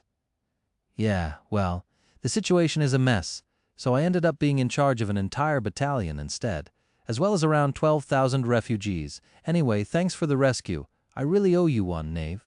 That battle could have turned ugly without your ship's support. He studied the gargantuan shape of the beached vessel, finally recognizing it as the battleship that had delivered his cohort to Antarctica several months ago. Or what was left of it, rather. Ah, yes, the rescue. Truth be told, it is us who need to be rescued. As you can see, the ship is not exactly in great shape, and the crew, the ones who are still alive, are not in any way prepared for a long land-bound march across Antarctica. We are only truly capable at sea, and even then. He glanced at the mangled remains of the fearsome vessel. Ah, the sea turned out to be more capable than us in the end. In any case, your caravan is pretty much our best hope. So, do you maybe have space in these vehicles for a few thousand shipwrecked sailors? Give or take. Sonny stared at him for a few moments, then smiled. Sure, no problem. That can be arranged. There's a lot of useful stuff left in those cargo holds, I assume. Come with me, and we can discuss the details. How the hell did your ship end up here anyway? Wasn't the convoy supposed to be coursing between Falcon Scott and the Northern Quadrant? As it turned out, Knave's vessel was one of those that, like Ariadne, had been reassigned to patrol and relocation duty after the situation in the Antarctic Center worsened with the appearance of hostile Titans.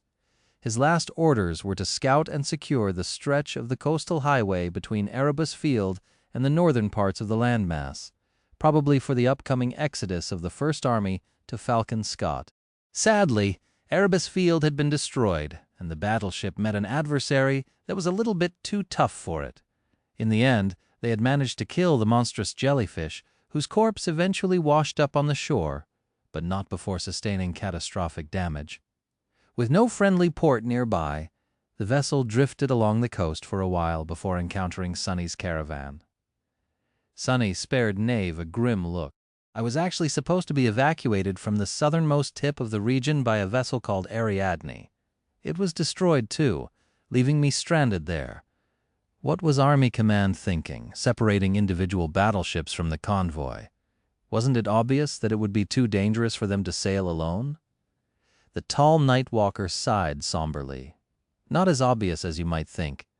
The coastal waters are not usually that dangerous when compared to the true deep sea. Or at least they used to be safer. There were risks involved, of course, but that is a given when you are desperate. Still, we might have underestimated how much influence the chain of nightmare would exert on the ocean. Makes sense, I guess. Sonny was not surprised that Army Command had chosen to send the divisions spread across the Antarctic Center some naval support. Logistically, it was a risky but somewhat necessary decision, considering that the Winter Beast had shut down the entire communication network across the landmass. And it was not like Knave's battleship had been immediately sunk. The fearsome vessel operated along the coast for close to 2 months before stumbling on the abominable jellyfish and suffering a Pyrrhic victory that led to its demise. If anything, Sonny was more surprised that the House of Night had agreed to play ball. Since when were the great clans so altruistic? That's a conversation for later. For now, both Knave and Sonny had a lot to do. The structure of the caravan had to be reorganized to make room for the surviving sailors. The sailors themselves had to disembark and reach land. The maimed battleship had to be scoured for anything that could be useful for the long journey to Falcon Scott. All of that required time, which meant that the column would remain static for a while. A proper defensive perimeter had to be established. Guard duty shifts had to be set. Refugees needed to be fed and cared for.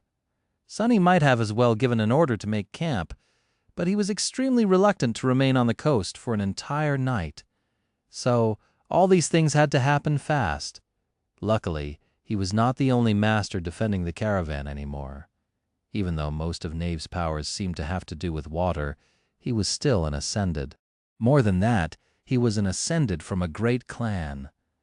The Nightwalker was an absolute elite among fighters, with long years of battle experience under his belt and a vast arsenal of powerful memories stored in his soul.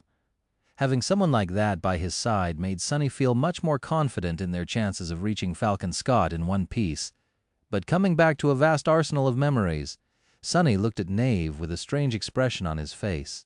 The handsome man noticed it and raised an eyebrow in confusion. Yes? Did you want something, Sunless?"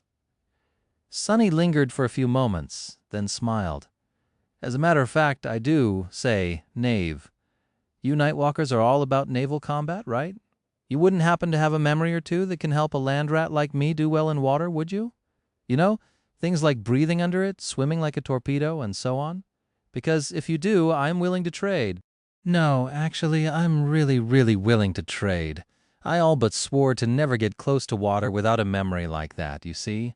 Well, actually, I do have something like that, yes. What do you want to trade for?"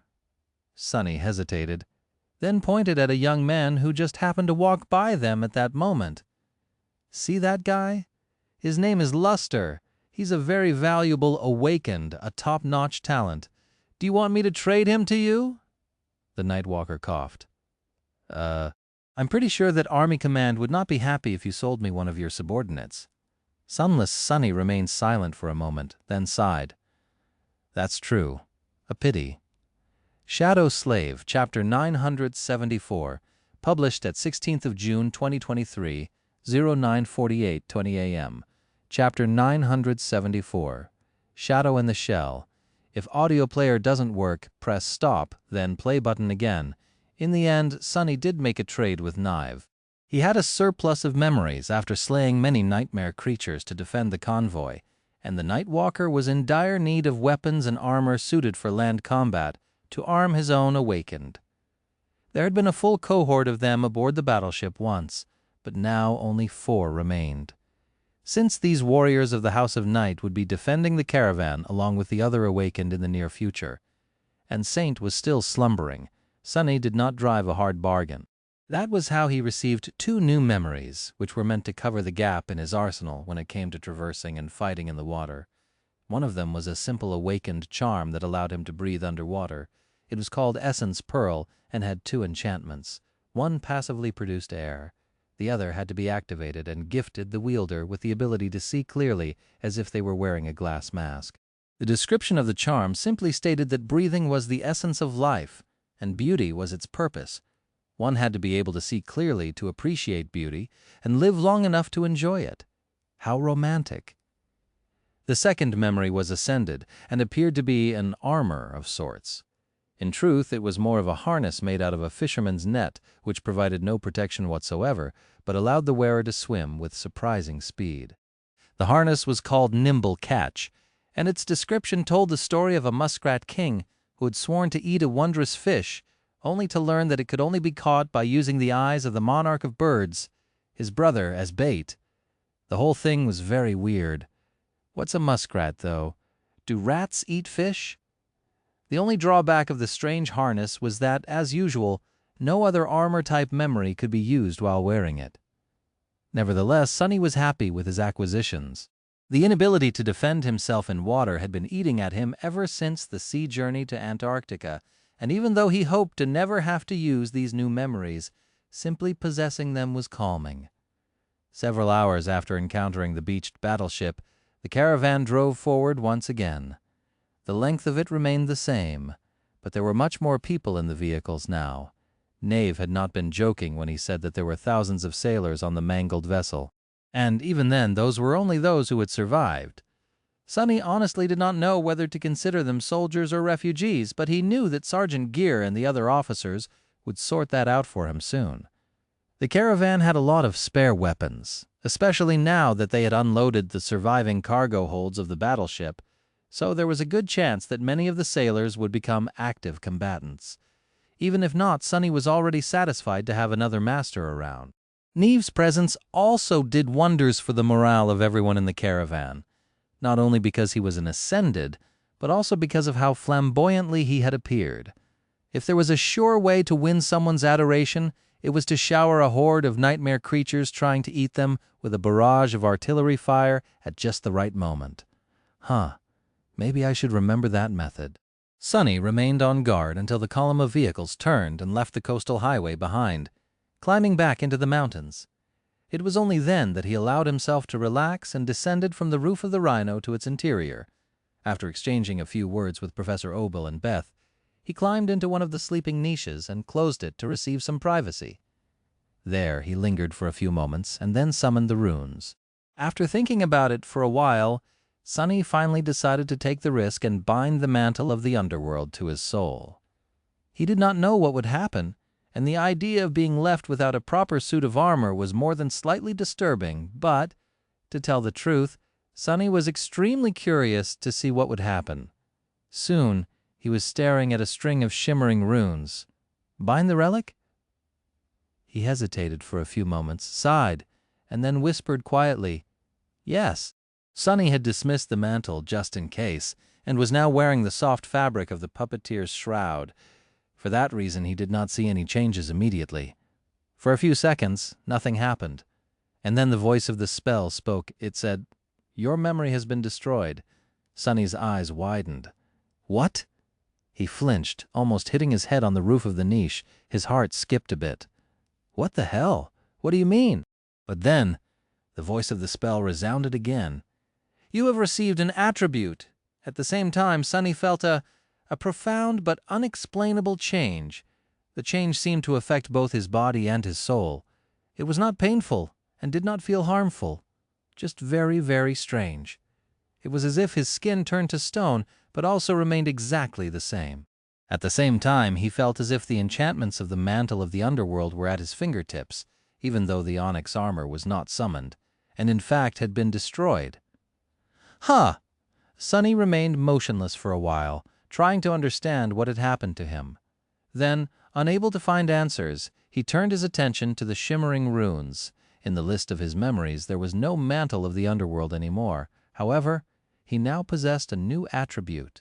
Holding his breath, Sonny read, "Attributes, fated, flame of divinity, master of shadows, blood weave, bone weave," and there a new string of runes appeared at the end. Attribute, marble shell. Shadow Slave, Chapter 975, published at 19th of June 2023, 10:21:38 a.m. Chapter 975, Marble Shell. If audio player doesn't work, press stop, then play button again. Marble Shell. Sonny stared at the runes with a thoughtful expression on his face, then concentrated on them. Immediately, new strings appeared in the air, forming a description. Attribute, marble shell. Attribute description: in the deep darkness of the underworld, a prideful demon forged 7 suits of splendid armor for his favorite creations. The intricate shells were both a boon and a test, since only those worthy of his regard could unlock the mantle's true potential and bear its weight. There were more runes, but Sonny stopped to think for a bit. Favorite creations. He knew that Saint and her kind were an artificial race created by Nether, the ruler of the underworld, and the demon of choice, or destiny, depending on how one decided to translate the runes. He also knew that Saint's armor bore a strong resemblance to the mantle of the underworld. Although it was not quite as impressive, the original stone saint had been one of the smallest and weakest living statues that used to dwell in the Dark City. By the time Sonny reached the place of their battle against the fallen attackers, the bigger and more powerful warriors of her kind had already been destroyed, leaving only her, an awakened monster, to finish the fight. What he got from all that was that Saint had only been a foot soldier in Nether's army, most likely. The armor she wore was a true masterpiece of craftsmanship, but not something on the level of the 7 mantles, which had been gifted to the high-ranking officers of the Stone Legion by the Prince of the Underworld. Gods, if Saint is just a foot soldier, then just how terrifying was Nether's army? Well, they had to have been pretty terrifying in order to challenge the gods. The stone saint he had killed on the desolate plaza of the Dark City was a pale remnant of her original self as well, since the living statues had not been consumed by corruption yet during the war between the daemons and the gods. Shaking his head, Sunny turned his attention back to the runes. The description of the marble shell was a bit unusual, since it included much more information than that of other attributes. He continued to read, attribute traits, living stone, feather of truth, stalwart, underworld armament, mantle, shell, bound. The first four were just like the enchantments of the old mantle, with the exception of stalwart. The extremely high protection against physical attacks and the high protection against elemental attacks remained the same, but the moderate protection against mind and soul attacks had been elevated to high protection as well. Very good. The defensive trait of the shell was passive, but the other three traits required essence to function. From now on, Sunny would have to circulate it through his own body in certain ways, instead of pouring it into the memory to activate the effect. That was a bit weird. Luckily, he seemed to possess an instinctive understanding of how the essence had to be circulated exactly, and his control over it was intricate enough to achieve the desired result. The other three traits, however, were extremely interesting. The mantle and shell were connected, and in fact, mutually exclusive. That was because those were not really traits, but actually forms that his new attribute could assume. The shell was a dormant form, while the mantle was an active form. As the shell, the armor existed under his skin, or rather, was his skin. Basically, it provided all the benefits of the mantle of the underworld, including access to its enchantments, albeit in a muted and somewhat weakened form. Sunny dismissed the puppeteer's shroud and stared at his arm incredulously. His skin looked pretty much the same, but somehow even paler and smoother. Great. As if I wasn't being called a creepy porcelain doll often enough already. He sighed, then jabbed his arm with a finger. There was something strange. His skin remained soft and elastic, but when sufficient pressure was applied, it suddenly became hard as stone. Basically, it was becoming rigid when struck. After a few experiments, which must have looked really weird from the side, he determined that he could control the process consciously, too. That's neat. So I will always have passive resistance to all kinds of damage. I'll be able to repair damage to my skin with the living stone as well, although that won't help me against internal injuries. He activated Feather of Truth and felt his fist becoming much, much heavier. Then he made his entire body extremely light. Ah, this feels so weird. Sunny did not exactly start to float, but he could potentially jump extremely high or hit extremely hard with the help of this new ability. The applications were nearly endless. A silly smile appeared on his face. And I can always enhance the effect of a single charm as well. Better yet, by augmenting his body with the shadows, he would be augmenting his shell too, considering that it was a part of him. That, in fact, that was the real benefit of binding the armor. Sunny's eyes widened. Wait a second. Had he not dismissed the puppeteer's shroud to take a look at his skin? Which meant that he could benefit from the defensive qualities of the shell and summon an armor-type memory on top of that, using both to protect himself at the same time. Damn! That was simply incredible. Sunny was consumed by excitement for several minutes, then remembered that he currently had no powerful armor-type memories to speak of. Well, it did not matter too much. He would find one eventually, plus there was the mantle trait of the marble shell as well. Its function was pretty simple. It activated the attribute, making it assume the form of a full suit of armor. Unlike memories, Sunny did not have to spend essence to summon the mantle, since it was simply a transformation of the shell. Similarly, the mantle was considered to be a part of his body, and so augmenting one with the shadows would strengthen the other in turn. In its active form, the attribute awakened its full power. The effects of stalwart, living stone, underworld armament, and the Feather of Truth were not weakened anymore, reaching their full potential. Sadly, wearing another armor-type memory on top of the mantle was out of the question. Still great! So, Sunny had not really lost his armor. On the contrary, it had become stronger and could be summoned in its full glory at any moment. It's just that the mantle was now an innate part of him, as opposed to a memory. And finally, there was the bound trait. Its function was very simple. It bound the marble shell to Sunny's soul, which meant that one would grow alongside the other. Currently, the attribute was of the ascended rank, just like Sunny, If Sunny became a saint, the marble shell would become transcendent, too. Laying in the sleeping niche and feeling the rhino vibrate around him, Sunny closed his eyes and let out a satisfied Sykes. 6,000 kills. Ah, it was worth it. Shadow Slave Chapter 976, published at 19th of June 2023, 10:21:38 a.m. Chapter 976, Ubiquitous Law. If audio player doesn't work, press stop then play button again. Sunny had planned to catch a couple of hours of sleep, but in the end he was too mesmerized by the promise of the marble shell to close his eyes even for a second. That new attribute of his was both supremely powerful and complex, which meant that unlocking its full potential would demand a lot of insight and ingenuity.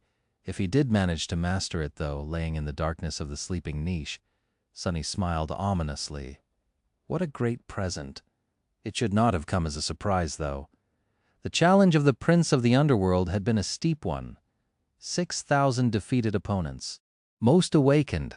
Those normal people that did not go out of their way to seek out battle after battle would never face that many adversaries in their entire lifetime, perhaps. More than that, Sunny suspected that the enchantment had actually had several stages, while he only completed the last one. After all, the counter of vanquished foes had already been filled to some extent by the time Sunny repaired the mantle of the underworld, an ascended armor of the 6th tier, demanding 6,000 kills to rise to the 7th.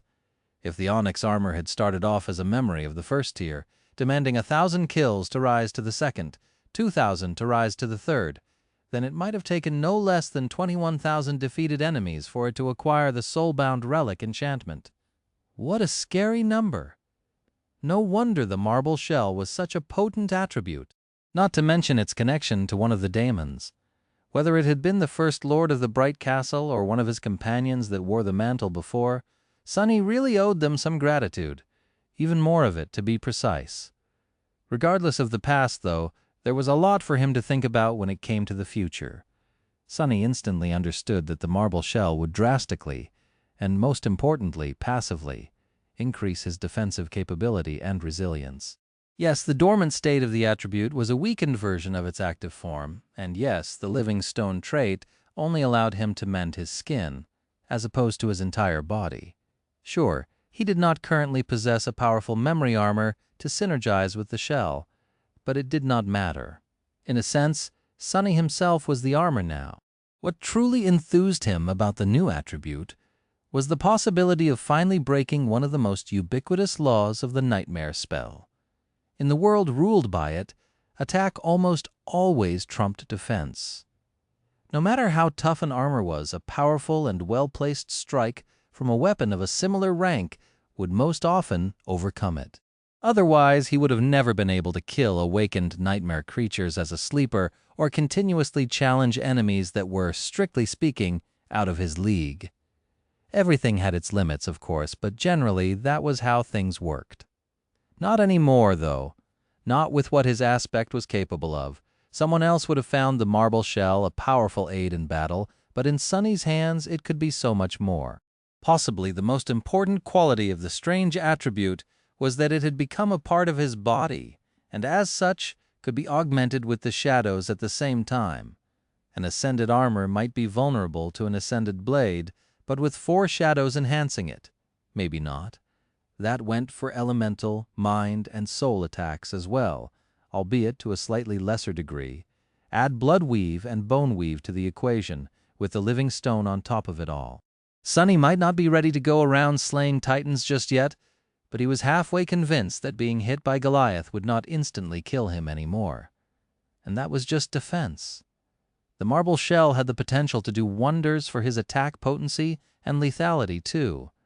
The Feather of Truth had always been an unassuming but insidiously powerful enchantment. Now that it could be applied to his entire body, as opposed to only his armor, though, that really changed everything. Making himself lighter could drastically increase his speed and mobility. Making himself heavier could help Sunny weather powerful blows, as well as increase the impact of his own strikes. Force was heavily dependent on mass, after all, and it was hard to achieve one without the other. The second part of force was acceleration, so, If Sunny could learn how to skillfully weave two sides of the feather of truth together, his combat performance would take a significant leap forward. Wearing a light armor on top of the shell would be the most optimal choice in that regard, since doing so would grant him a double layer of protection while not encumbering him too much. Sunny already had some knowledge of how to use the feather of truth in battle, but he was going to need to adjust to its new scope as well as relearn a lot of things, both about the trait itself and about how he approached combat in general. It would demand a lot of time, practice, insight, and most of all, thinking, not to mention perfecting his ability to guide essence in just the right way. However, dismantling and mastering battle styles was something Sunny was exceedingly good at, so he had no doubt that he would see some improvements very soon. A modest improvement was not his goal, though.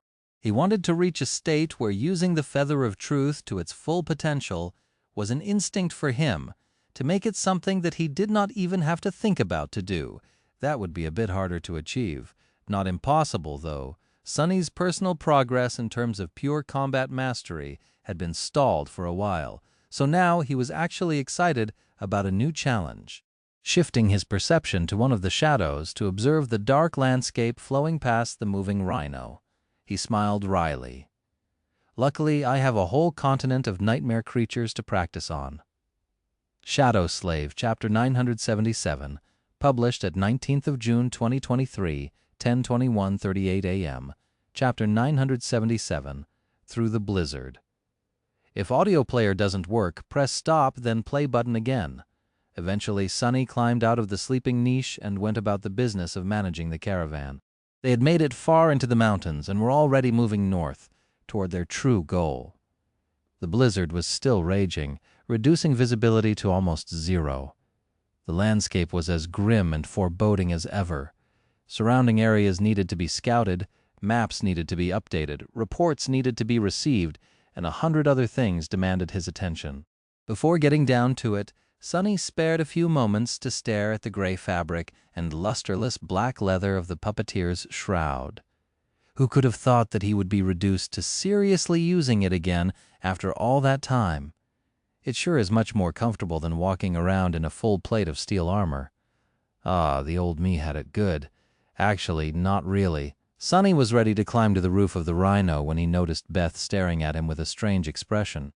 He lingered for a moment. What? She blinked a couple of times, then pulled her gaze away. No, nothing. Sunny frowned. Just say it, will you? Beth remained silent for a second, then asked hesitantly, Are you wearing makeup? This time it was his turn to stare. What? No. Why would you think that? The young woman gave him a dubious look and shook her head. You just look a little different, that's all. Sunny grinned. Oh, I naturally have the complexion of a marble statue. No makeup involved, didn't you know? Beth turned away with a sigh and mumbled under her nose, Damned awakened, how is this fare? Suppressing a chuckle, Sunny dissipated into the shadows and appeared on top of the rhino, sighing as the bone-chilling wind smashed into his chest. Surprisingly, though, he was not that cold.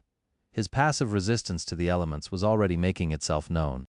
Without wasting any time, Sunny made himself heavier for better stability, summoned the memory of ice, and wrapped the shadow he kept with himself around his body, simultaneously circulating essence to double the enhancement granted to the charm. A couple of seconds later, he felt even more comfortable. Sunny still sensed a slight chill, but it was in no way bothersome. Additionally, the winds were powerless against him. It was as if Sunny had turned into a small cliff. Summoning Morgan's warbow, he sat down on the roof and closed his eyes. I can get used to this. Their journey to Falcon Scott continued. Traversing the abomination-infested expanse of the Antarctic Center was still hard and dangerous, but with Nave assisting Sunny in defending the caravan, things became a little bit easier. The two masters rarely saw each other, communicating mostly over the chain of relays in the military vehicles. Sunny was stationed at the head of the column, while Nave stayed in the rear to provide the best possible defensive coverage. Mostly, they only met face-to-face during the rare stops, and when an especially dire threat demanded both of them to fight side by side to vanquish it, going into battle with the Nightwalker was both comfortable and effective. Ah, finally, a professional. Knave was an extremely skilled warrior, using a long bone harpoon and a net woven out of unnaturally durable threads to herd and decimate nightmare creatures. It was obvious that he was not entirely comfortable fighting on land, and his aspect powers seemed to be under severe restriction, though, so the Scion of the House of Night mostly supported Sunny and made it easier for him to kill their enemies, which was more than welcome. Knave was also more cautious than most masters tended to be. Not overly so, but enough for Sunny to notice the difference between the two of them. It was understandable. After all, the Nightwalker had a family to come back to. He carried more than one life on his shoulders. That perspective was a bit new to Sunny and made him think about things that he had never considered before. Other than that, things were going as expected. The caravan continued to grow, several more groups of Erebus field survivors joining it. By then, Sunny was secretly starting to thank the gods that Knave's ship had suffered catastrophic damage. Without the additional supplies looted from its holds, he would have to deal with a supply shortage pretty soon. As it was, though, he had enough to feed everyone and arm those who could and knew how to fight for now. Sunny was curious to see if anyone else would notice his subtle change, but in the end, the only other person other than Beth who showed any reaction was Kim.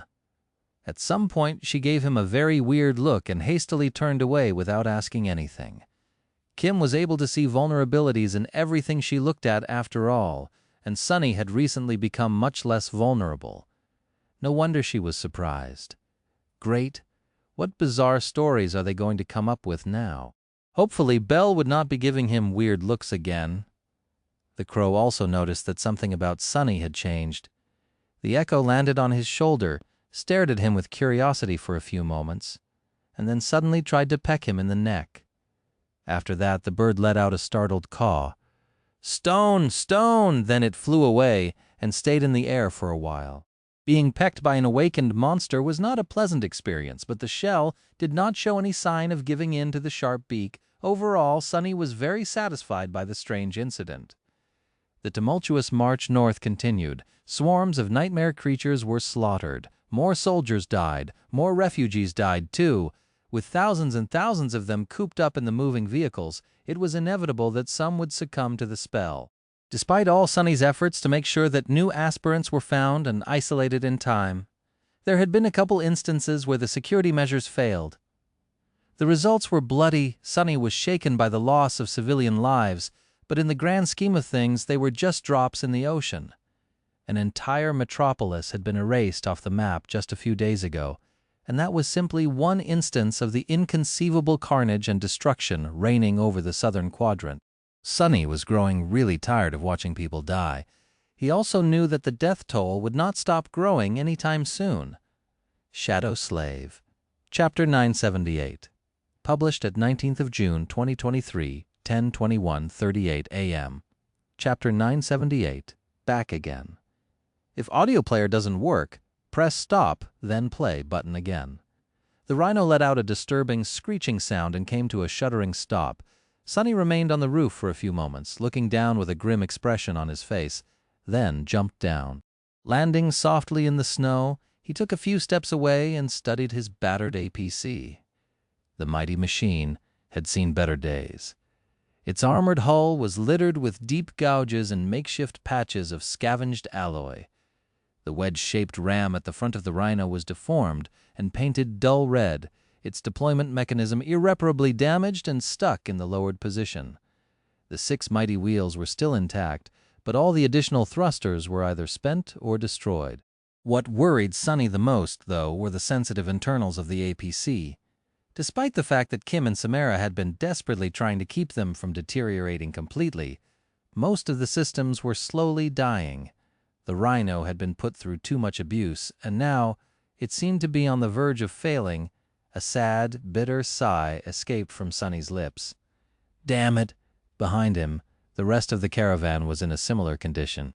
The column of dilapidated vehicles stretched for many kilometers, each showing some signs of battle damage and stress. Most vehicles had not suffered as much as the rhino, which served as the vanguard machine, But then again, most of them were also not as shielded and robust as the custom APC of the irregulars. After studying the state of the caravan for a minute or two, Sonny turned around and walked forward. Passing between the massive shape of Abomination and the much smaller but similarly fearsome shape of Blackie, he stopped and looked at the vast valley below. As he did, the crow landed on his shoulder. Sonny and the three echoes remained silent for a while. The valley was covered in snow, but it could not hide the upturned soil and the signs of a devastating battle that must have raged here once. Craters and mounds of frozen earth littered the landscape, hinting at a heavy artillery bombardment. A ghastly mountain of charred bones towered near the slopes, and some distance away from it lay a graveyard of broken war machines. Thousands upon thousands of nightmare creatures were moving through the snow. Worse than that, 13 active gates ringed the valley, tearing reality apart. What a terrible place. Sonny hesitated for a moment, then looked at Knave, who had just reached the crest of the hill. The Nightwalker was looking down with a sour face, his broken arm still resting in a makeshift sling. He had been wounded in a random battle a few days ago and was yet to fully recover. Sonny smiled. Yeah, it was even more terrible when 7 new gates opened right when we tried to deal with the 6 that had already manifested, encircling the whole division. That was how Antarctica welcomed us all that time ago. Indeed, Sonny knew that valley well. It was where he had fought his first real battle in the southern quadrant, unleashing Saint to defend the mundane soldiers.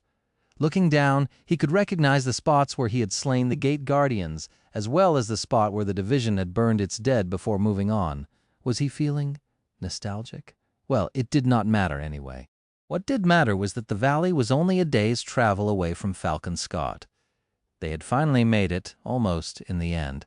It took the caravan 2 weeks to get here. June was almost over, but the long night of Antarctica still showed no sign of ending.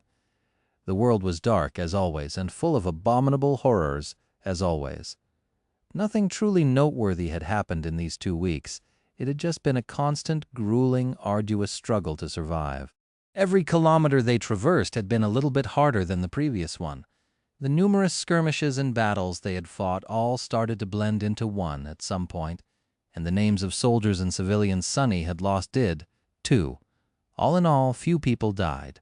Comparatively, considering the overall size of the caravan, the number of casualties was statistically insignificant. But people were not statistics. Sonny grimaced and looked away.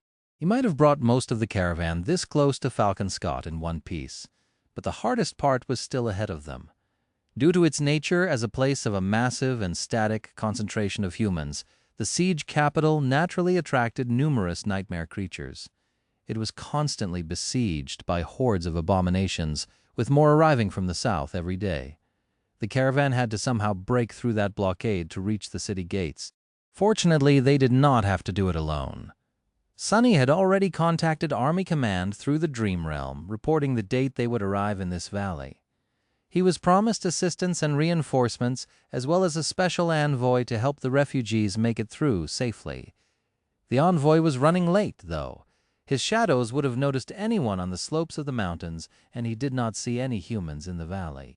If someone really planned to make it to the other side and meet the caravan, Sonny had no idea how they were planning to fight their way through the sea of nightmare creatures below. Glancing at Knave, he frowned. "Where the hell is that envoy?" Before the Nightwalker could answer, the crow suddenly let out a nervous screech and hurriedly flew away. In the next second, a massive shadow suddenly dove down from above, approaching the caravan with stunning speed. Sonny was already drawing the string of his bow, but paused at the last moment, looking at the landing creature with wide eyes, massive, powerful body that resembled that of a lion, mighty white wings, beautiful golden eyes of an eagle. In front of him, proud and majestic, was a very familiar griffin. Shadow Slave, Chapter 979, published at 19th of June, 2023, 10:21:38 a.m. Chapter 979, Full Circle. If audio player doesn't work, press stop, then play button again. The mighty griffin landed in front of the caravan, a cloud of snow rising into the air around it. A moment later, a human figure jumped off its back, landing not too far away from Sonny and Knave. The man in front of them was tall and had broad, powerful shoulders. His light armor was crafted from the adamantine scales of an unknown monster, with a blue scarf wrapped carelessly around his neck. His hair was the color of straw, as was his thick beard. The stranger's eyes were bright blue and piercing. Master Roan had not changed a lot since the last time he and Sonny met. Skytide's husband seemed a little more rugged and weary, but other than the length of his beard, everything else was exactly the same. Sonny blinked a couple of times, then smiled a little. It was good to see Roan alive and well. In retrospect, his sudden appearance made sense. Since the whole of the White Feather clan had been banished to Antarctica, where else would Roan be?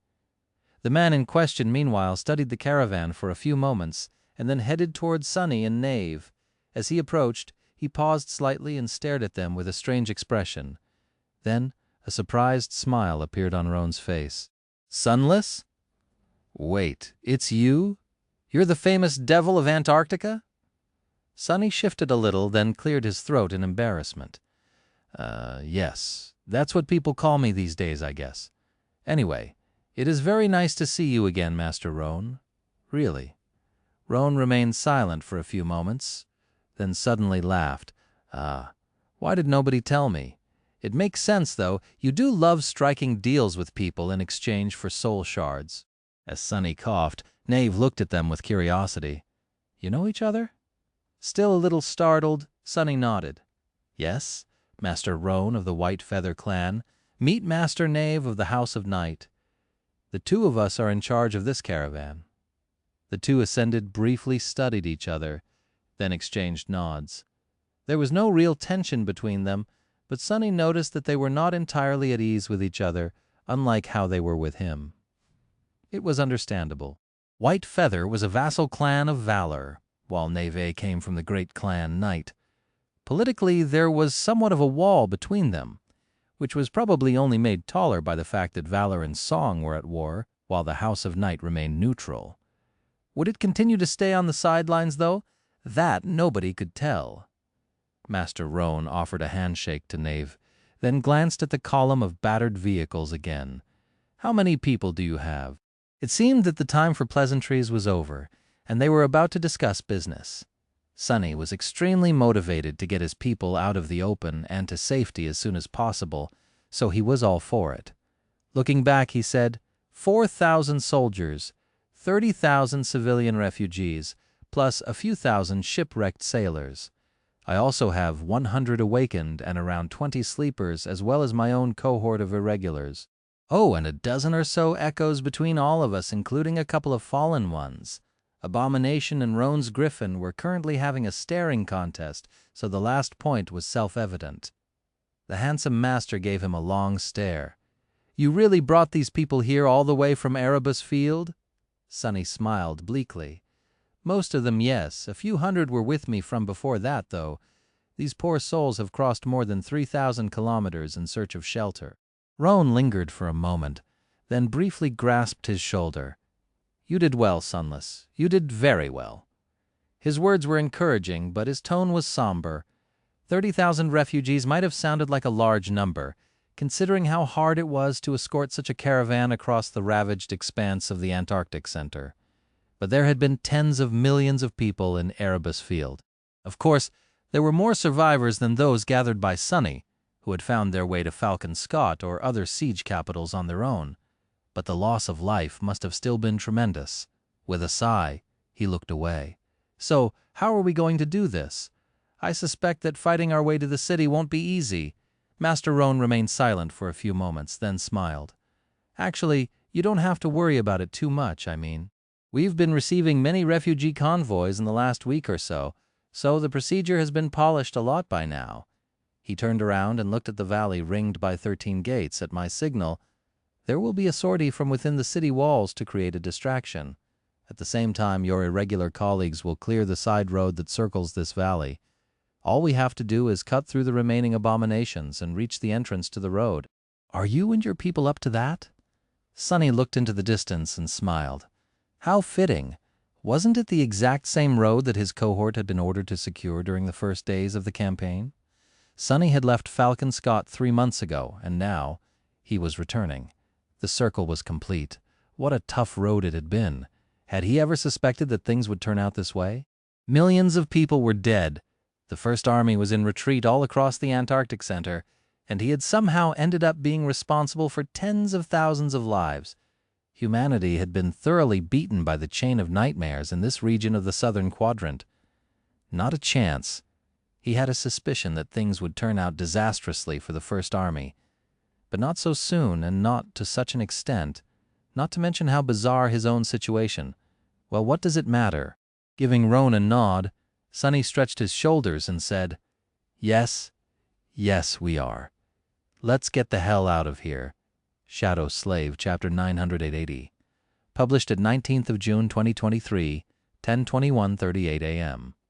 Chapter 980, Siege Capital. If audio player doesn't work, press stop then play button again. The preparations did not take long.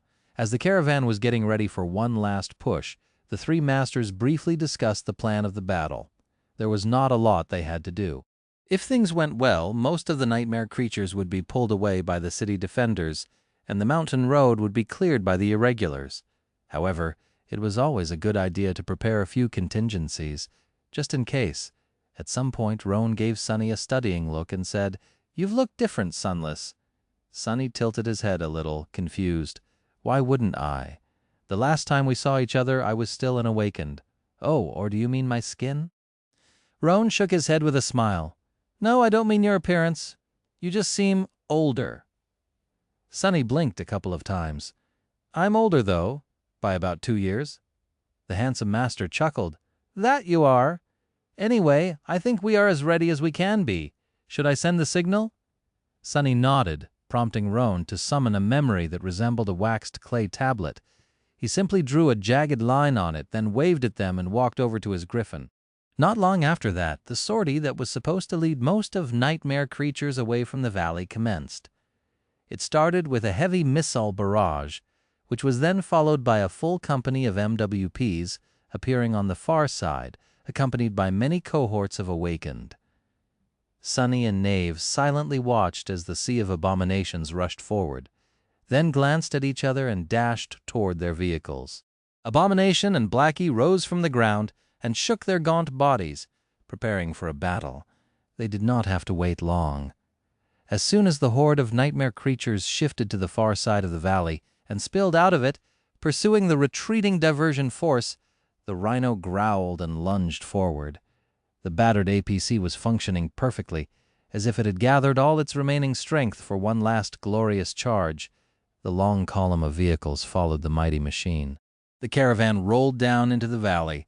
Before any of the remaining nightmare creatures could react, an onslaught of bullets, arrows, and magical projectiles fell upon them, tearing the monsters apart. Further away, the tail of the deceived horde sensed that something was wrong. Scores of abominations turned around and saw the descending column of vehicles. Their howls and shrieks informed the rest of the creatures, and a mass of them staggered, struggling to change targets. Before the tail of the horde could reorient itself, however, a rain of strange metal rods fell from the sky, piercing the ground in front of them in a loose line.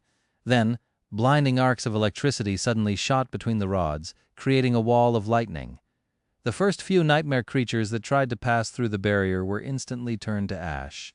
Roan was holding them back, for now, but his reserves of essence were probably not going to last long. Plus, the more powerful abominations could weather the damage and slip through the lightning wall. Others could simply leap over it. One was already trying, for that matter. Before it could land, though, a javelin fell from the sky, piercing the creature through.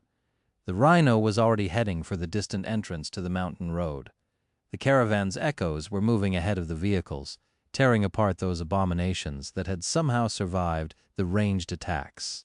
Even Crow was helping, diving down to rip into the weaker enemies with its beak and talons.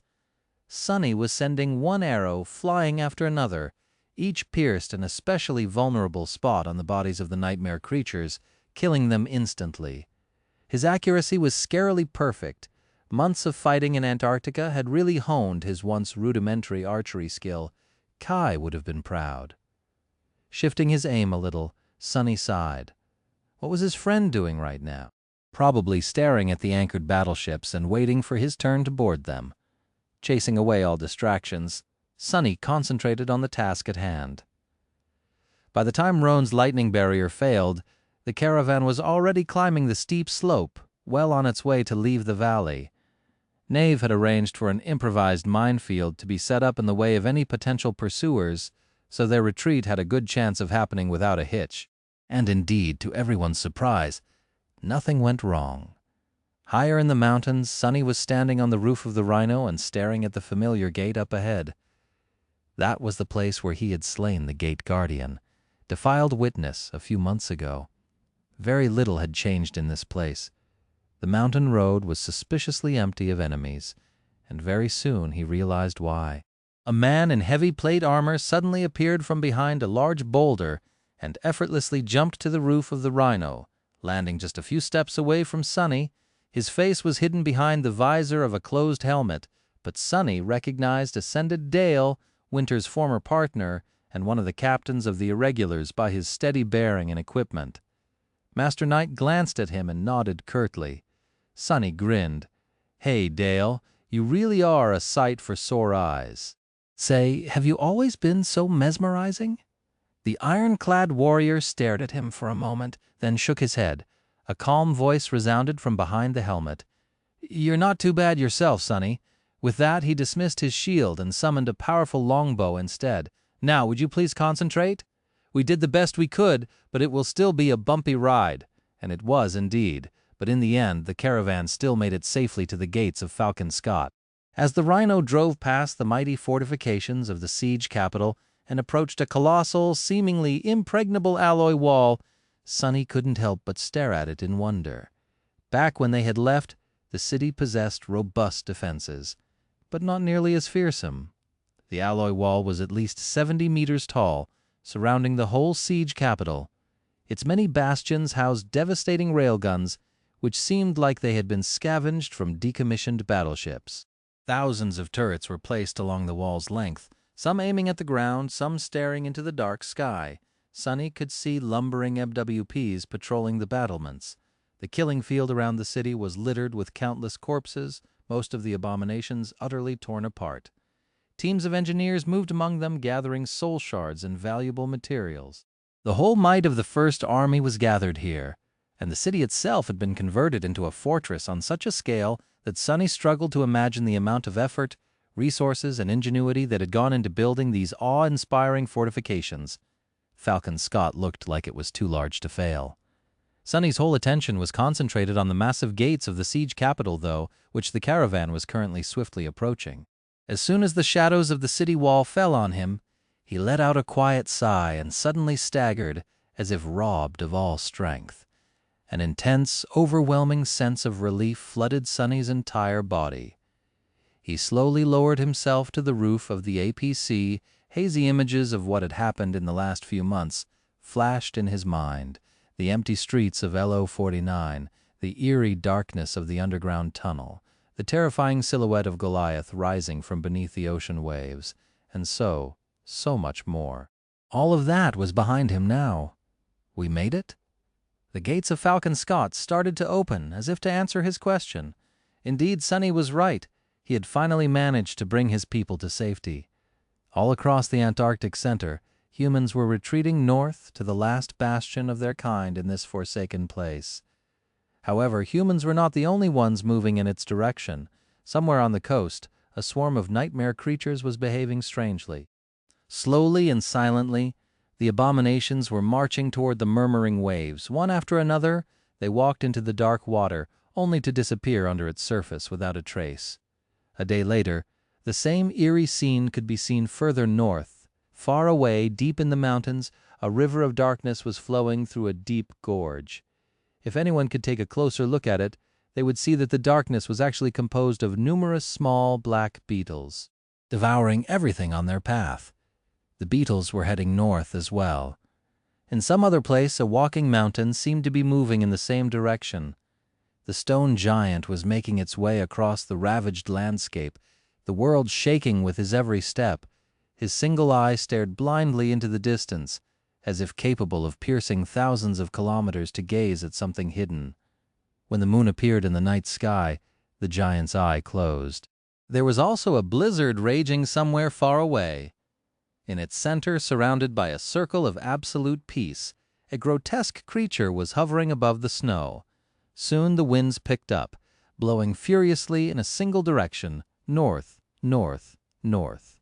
And on a slope of a jagged mountain, a powerful abomination was preparing to feast on the remains of an adversary it had killed. Before it could, however, the shadows around it suddenly came to life, and a dark silhouette emerged from them. The creature was tall and human-like, with jet-black bone plates covering its lithe and powerful body. Before the abomination could react, something moved, and a fountain of blood painted the snow red, soon followed by pieces of torn flesh and viscera. The dark creature raised the abomination's severed head with its hand, which was missing 2 fingers, and stared at it for a few moments. Soon, disturbing crunching sounds could be heard, drowned by the howling of the wind.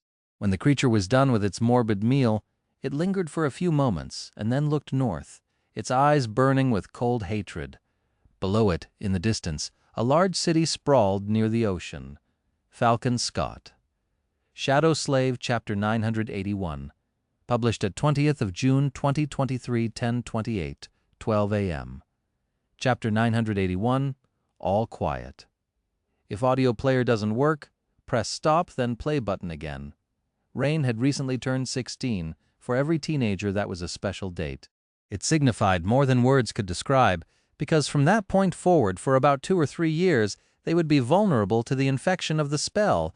She had expected to feel a large change within herself, but to Rain's surprise, everything about her seemed more or less the same.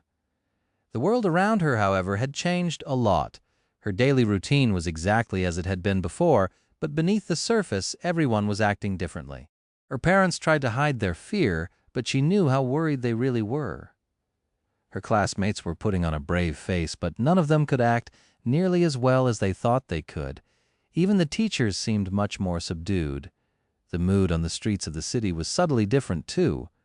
Of course, Rain was not the center of the universe.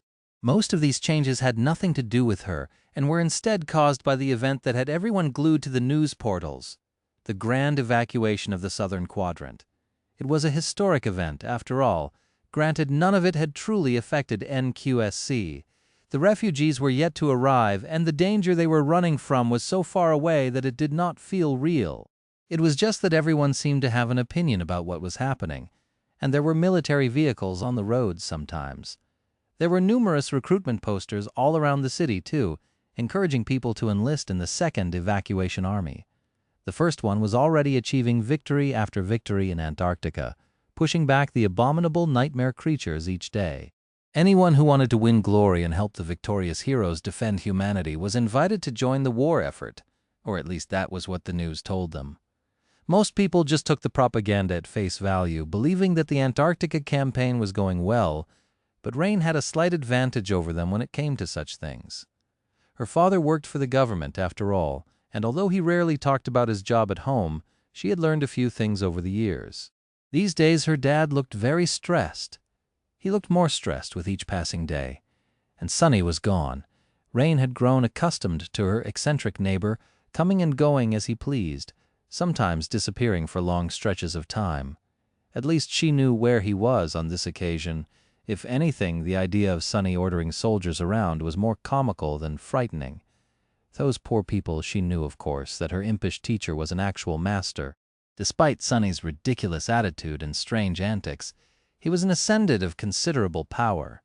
Not just anyone could have been a member of Changing Star's cohort, but still, Lady Nephis, Effie, Kai.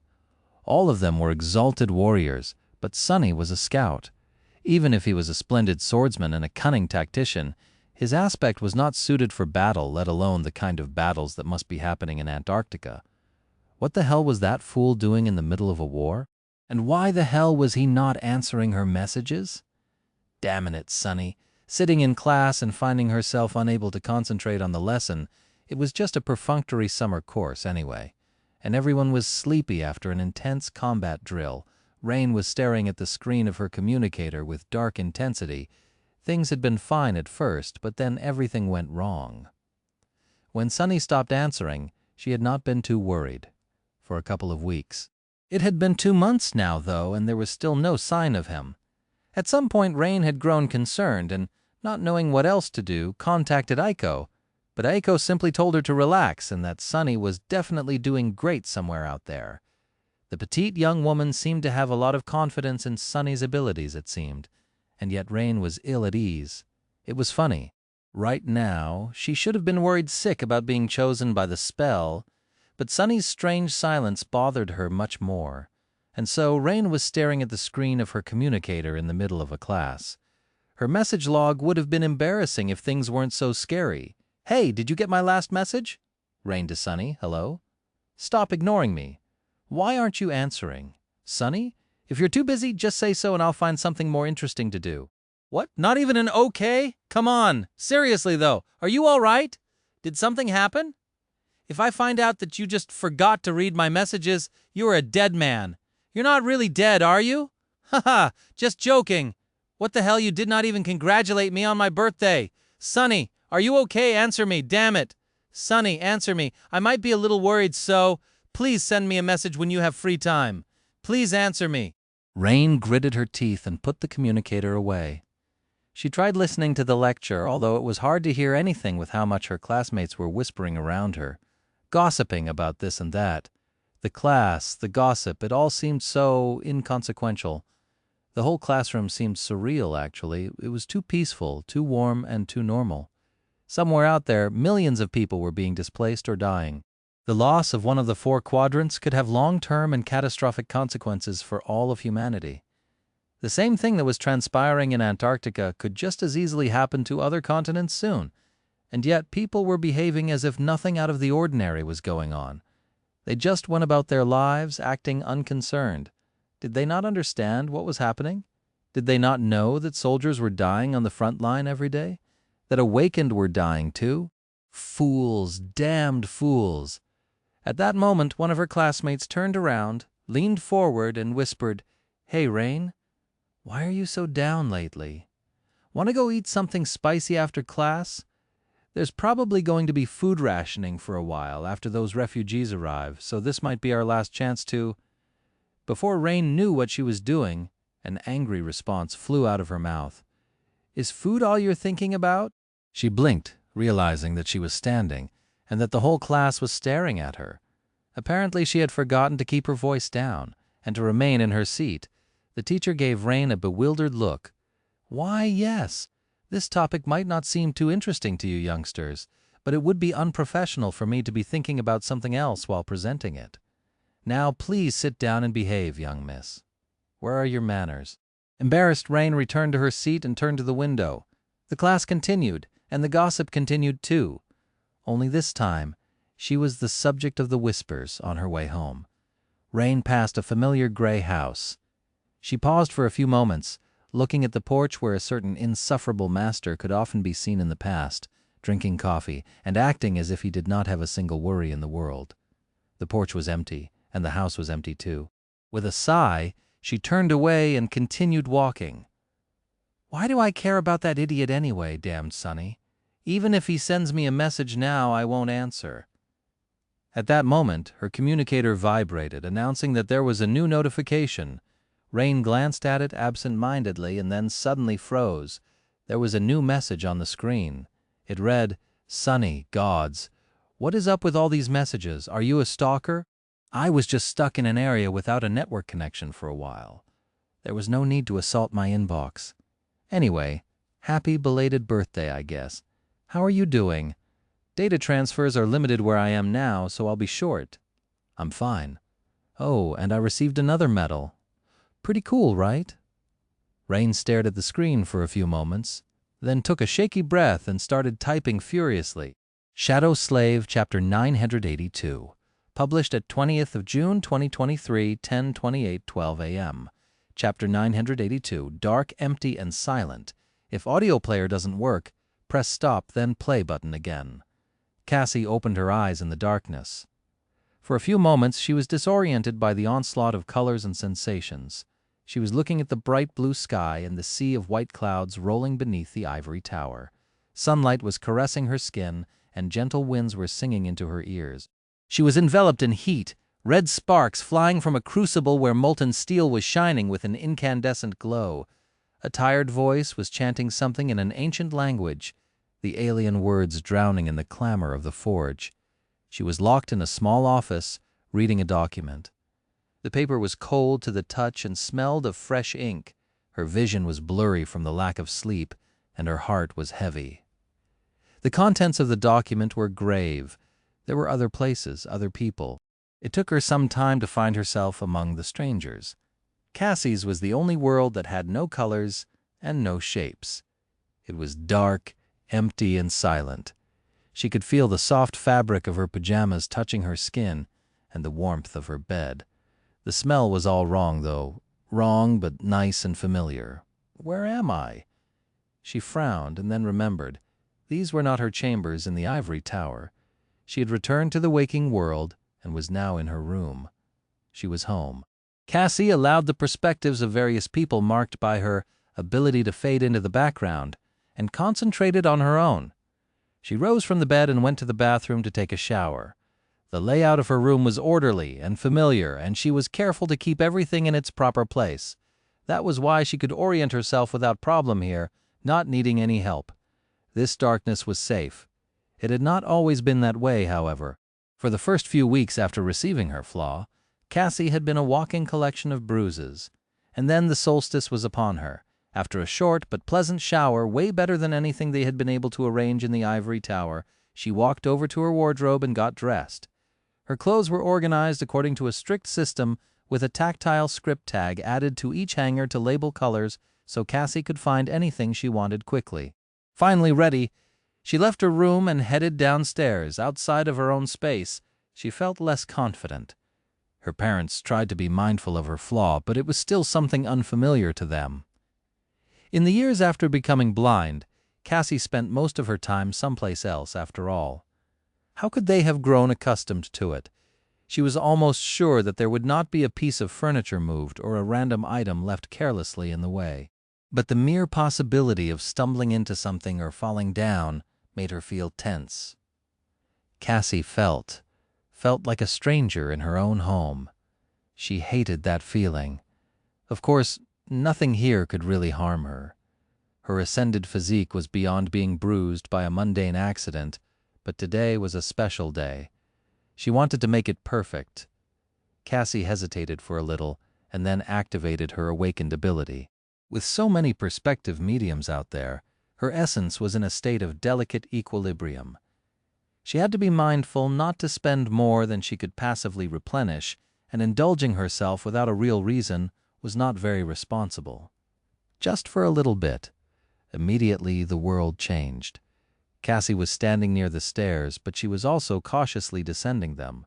1 step, 2 steps, 3 steps. Cassie lowered her foot to the first step, but she was also on the 4th step.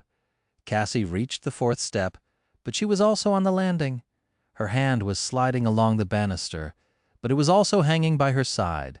She did not smell anything in particular, but she could also feel the scent of her mom's shampoo and flowers. Cassie was still on the stairs, but she also felt a pang of pain as her shin slammed into something hard, followed by the sound of a glass vase shattering as it hit the floor. That was nothing there before.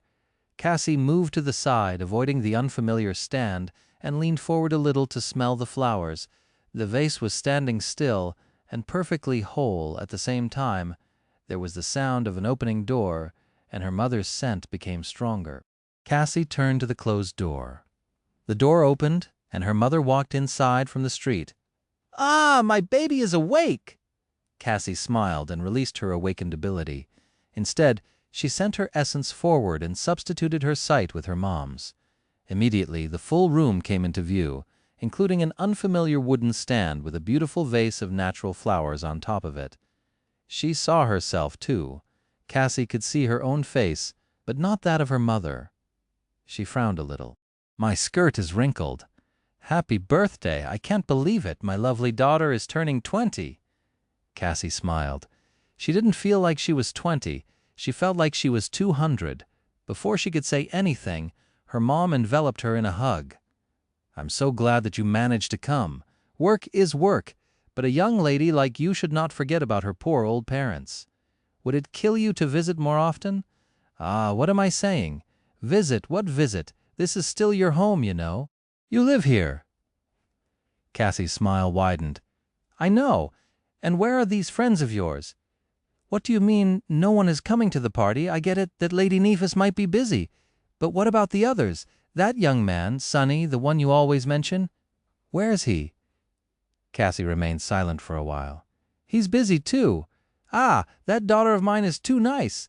If it were me, I'd give these so-called friends a piece of my mind. Missing a birthday party is never okay." Cassie just hugged her mom tighter. She couldn't help but cling to her a little longer than she should have. That was because Cassie knew exactly how many more birthdays they would be able to celebrate together. She knew when her mother would die, and how. She knew when her father would die, too. She even knew the day of her own death, and where she would be entombed. Cassie knew a great number of things, and because of that she felt sorry. Fate was not easy to break, and it could not be broken without paying a price. "All right, baby. Let me go so that I can cook you a very special birthday breakfast." She reluctantly ended the hug and sighed. "I'm not a baby, you know. I'm an ascended already." Her mom laughed. "Who says that an ascended can't be a little baby? Now tell me what you want for breakfast." Cassie masterfully hid her sorrow and put a big bright smile on her face. "How about eggs with bacon?" Her mother was already walking to the kitchen. "No problem. We only have synthetic bacon, though." "Will that be all right, Miss Ascended?" Cassie followed, careful not to smash into anything else. "That's the best kind." There was a digital clock in the kitchen, and when her mother glanced at it in passing, the time was 10 in the morning. Cassie quietly sat down and turned to the clock, even though she could not see it. A few minutes later, when a delicious smell filled the kitchen, she sighed and stared into the distance, as if able to see something far, far away. Her smile faltered a little. It is starting, then, Shadow Slave, Chapter 983. Published at 21st of June, 2023, 06:40:37 p.m. Chapter 983, The Fall of Falcon Scott, 1. If audio player doesn't work, press stop, then play button again. Falcon Scott was not the largest city in the southern quadrant, but it served an important role. Situated dangerously close to the ocean, it served as an entry point to the Antarctic Center. A constant stream of people and cargo used to flow through it, making it the heart of the infrastructure of the region. The city itself sprawled across the foothills of the mountain range, perched on top of tall cliffs. At the bottom of the cliffs, an independent port fortress stood at the edge of the water, surrounded by its own ring of walls. The fortress was much larger and better fortified than the one Sonny had departed the northern quadrant from, and the First Army did not spare any resources to reinforce it even further. The port was connected to the city by a chain of industrial elevator platforms, which could haul a formidable amount of weight up and down. Due to that, the fortress could be supported by artillery fire from the city wall, and even if it fell, the enemy would have to scale the tall vertical barrier of the cliffs under a rain of defensive fire. Not that losing the port was an option in the current situation. Several alloy leviathans were currently anchored near the fortress, swaying on the waves and flooding the dark ocean with the moving beams of powerful searchlights. The city itself was grossly overcrowded, housing 10 times its intended population. After all remaining siege capitals of the Antarctic Center had been evacuated here, Falcon Scott sheltered close to 200 million people. All of them were waiting for their turn to board the battleships and be transported over the strait to the much better protected expanse of eastern Antarctica, where the First Army was still maintaining a semblance of control. One of the 4 naval convoys had been reassigned to ferry people over, but even with the prodigious capacity of the massive vessels, it was going to take a while. The fact that several of the battleships, like Knives' former berth in the Ariadne, had been lost to the ravages of the Chain of Nightmares did not make the process faster. That's more than half of the population of NQSC. Crazy. Sonny was looking at the live image of the city, which was projected onto a false window in one of the offices of the local government's complex. The city shone with a myriad of lights in the cold darkness of the polar night, with the ghostly aurora swirling eerily above. There were too many people everywhere, and most of them looked lost, disoriented, or outright defeated. The larger part of the complex, of course, was located underground, so the window had to be fake. The complex also housed the regional branch of Army Command, which was why Sonny had received instructions to visit today.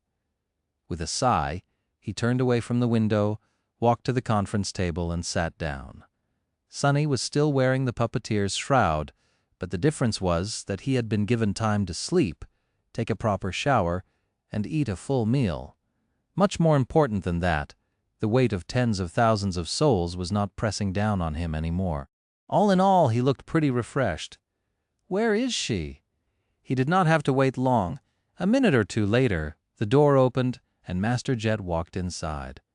Soul Reaper looked pretty much the same as she had the last time he saw her. Granted, she was wearing the usual bodysuit instead of battle armor today. Ah, the bodysuit.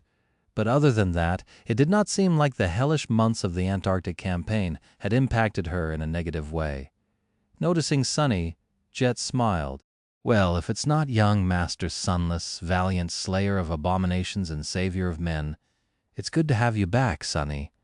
Sonny forced out a smile in return. Yeah, it's good to be back. How have the last 2 months treated you? Because, I had it a bit rough.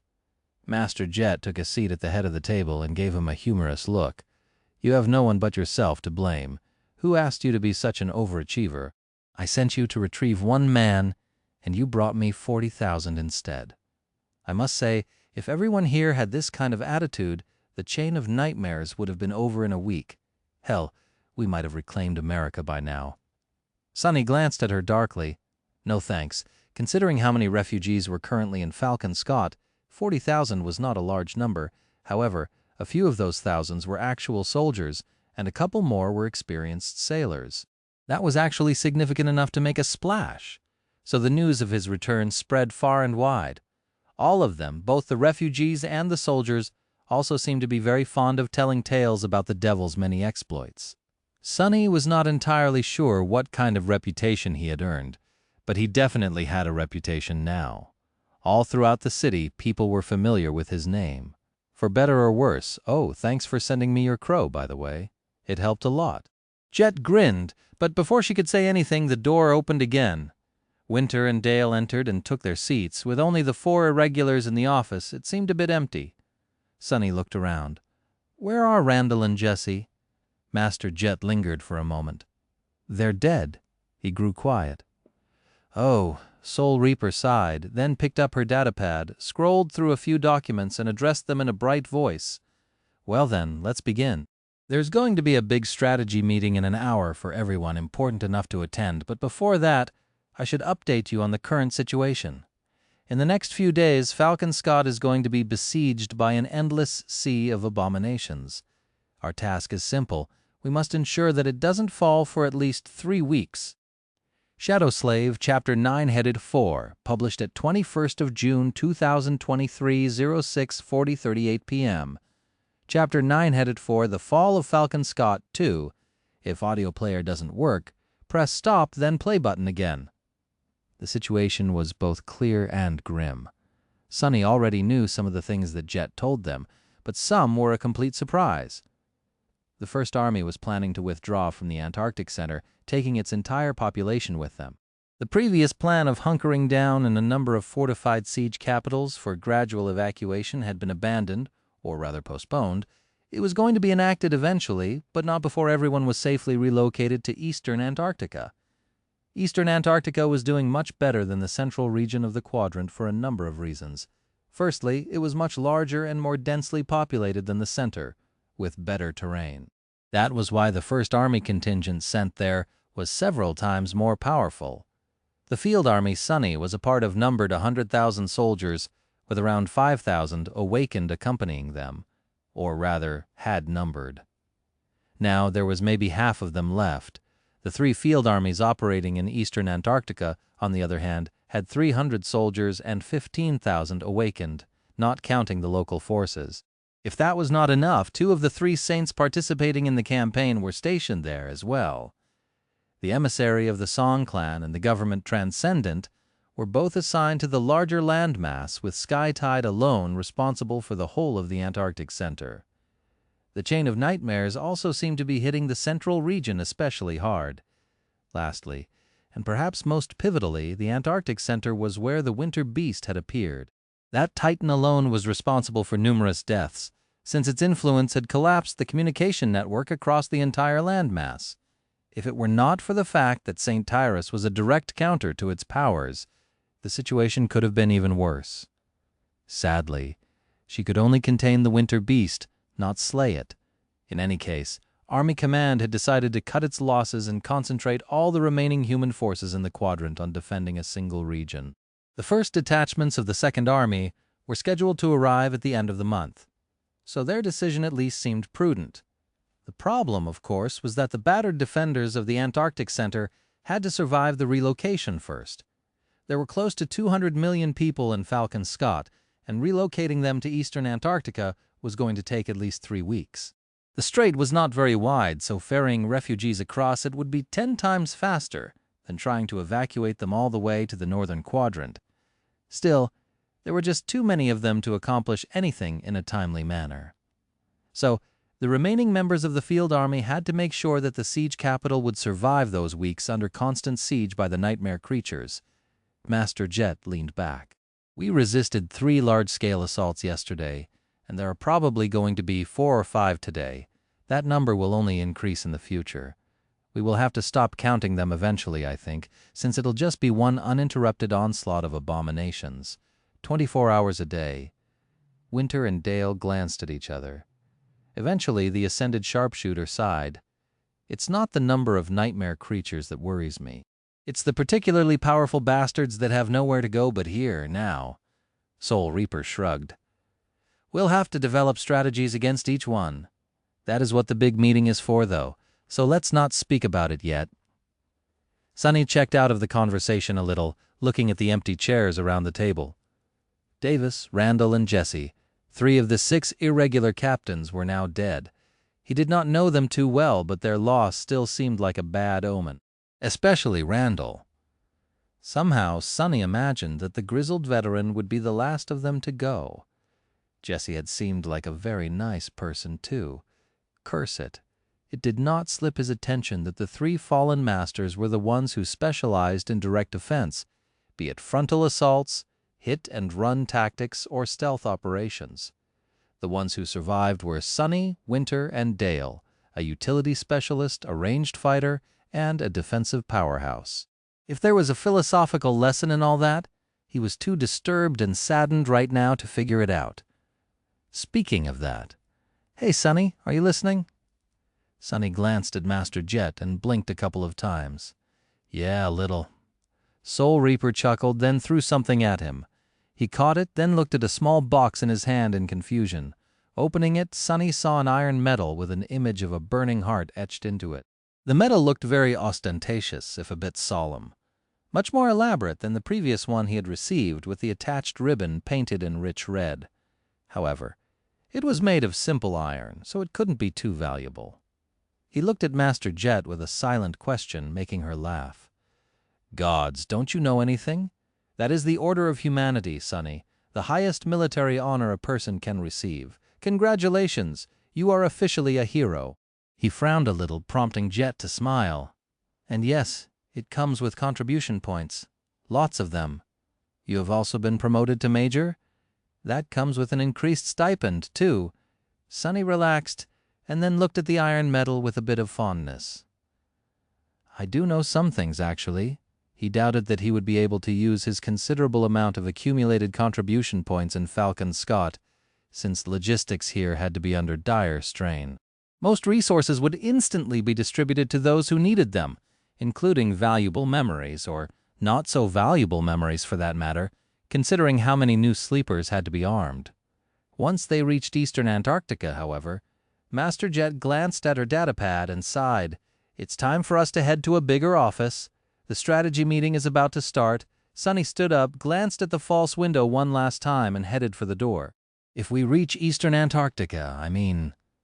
Shadow Slave, Chapter 985. Published at 22nd of June, 2023, 9:56:47 a.m. Chapter 985, The Fall of Falcon Scott, 3, If Audio Player Doesn't Work, press stop, then play button again. The next conference room was much larger, and there were even some refreshments for the participants of the meeting. Sunny found the darkest corner of the room to settle in and tore open a packet of sweetened snacks, after making sure that there was no honey involved in their creation, of course. Chewing on something that felt like a dried berry, he glanced around. The most prominent figures of the First Army were arriving one after another. There were a few mundane commanders, but most of them were ascended. Eventually, he counted no less than 21 masters, including the 4 irregulars. Neve and Roan were also present, so he gave them a wave. Master Jet, who was relaxing on a chair next to Sunny, gave him a curious look. "What interesting friends you keep, Sunny." He shrugged. "What about them?" Soul Reaper chuckled. "No, nothing. It's just that here's a room full of government ascended, and the 2 you're waving to are both connected to the great clans. If I didn't know you better, I'd think that you have a bit of a fondness for social climbing." Sunny scoffed. "The only climbing I'm fond of is— Actually, never mind that. Weren't you the one who helped me broker a deal to get out of joining Valor anyway? Surely you understand that a precious jewel like me doesn't need connections to earn the favor of a great clan." Hearing Jet laugh quietly, he added with a straight face, "Oh, thanks for that, by the way.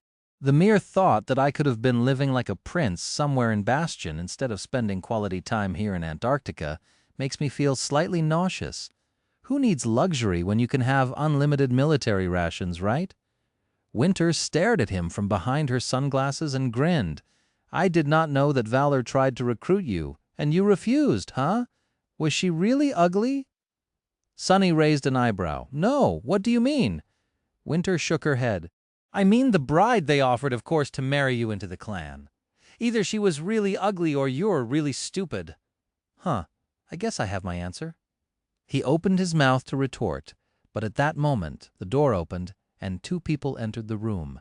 The atmosphere inside instantly changed. The first of them was St. Tyrus, just as striking and stern as Sunny remembered her. The second was a man with smooth ebony skin and perfectly white hair, his eyes glinting with shades of indigo and deep blue. Sunny had only seen the man once, and from afar, but he knew who the stranger was.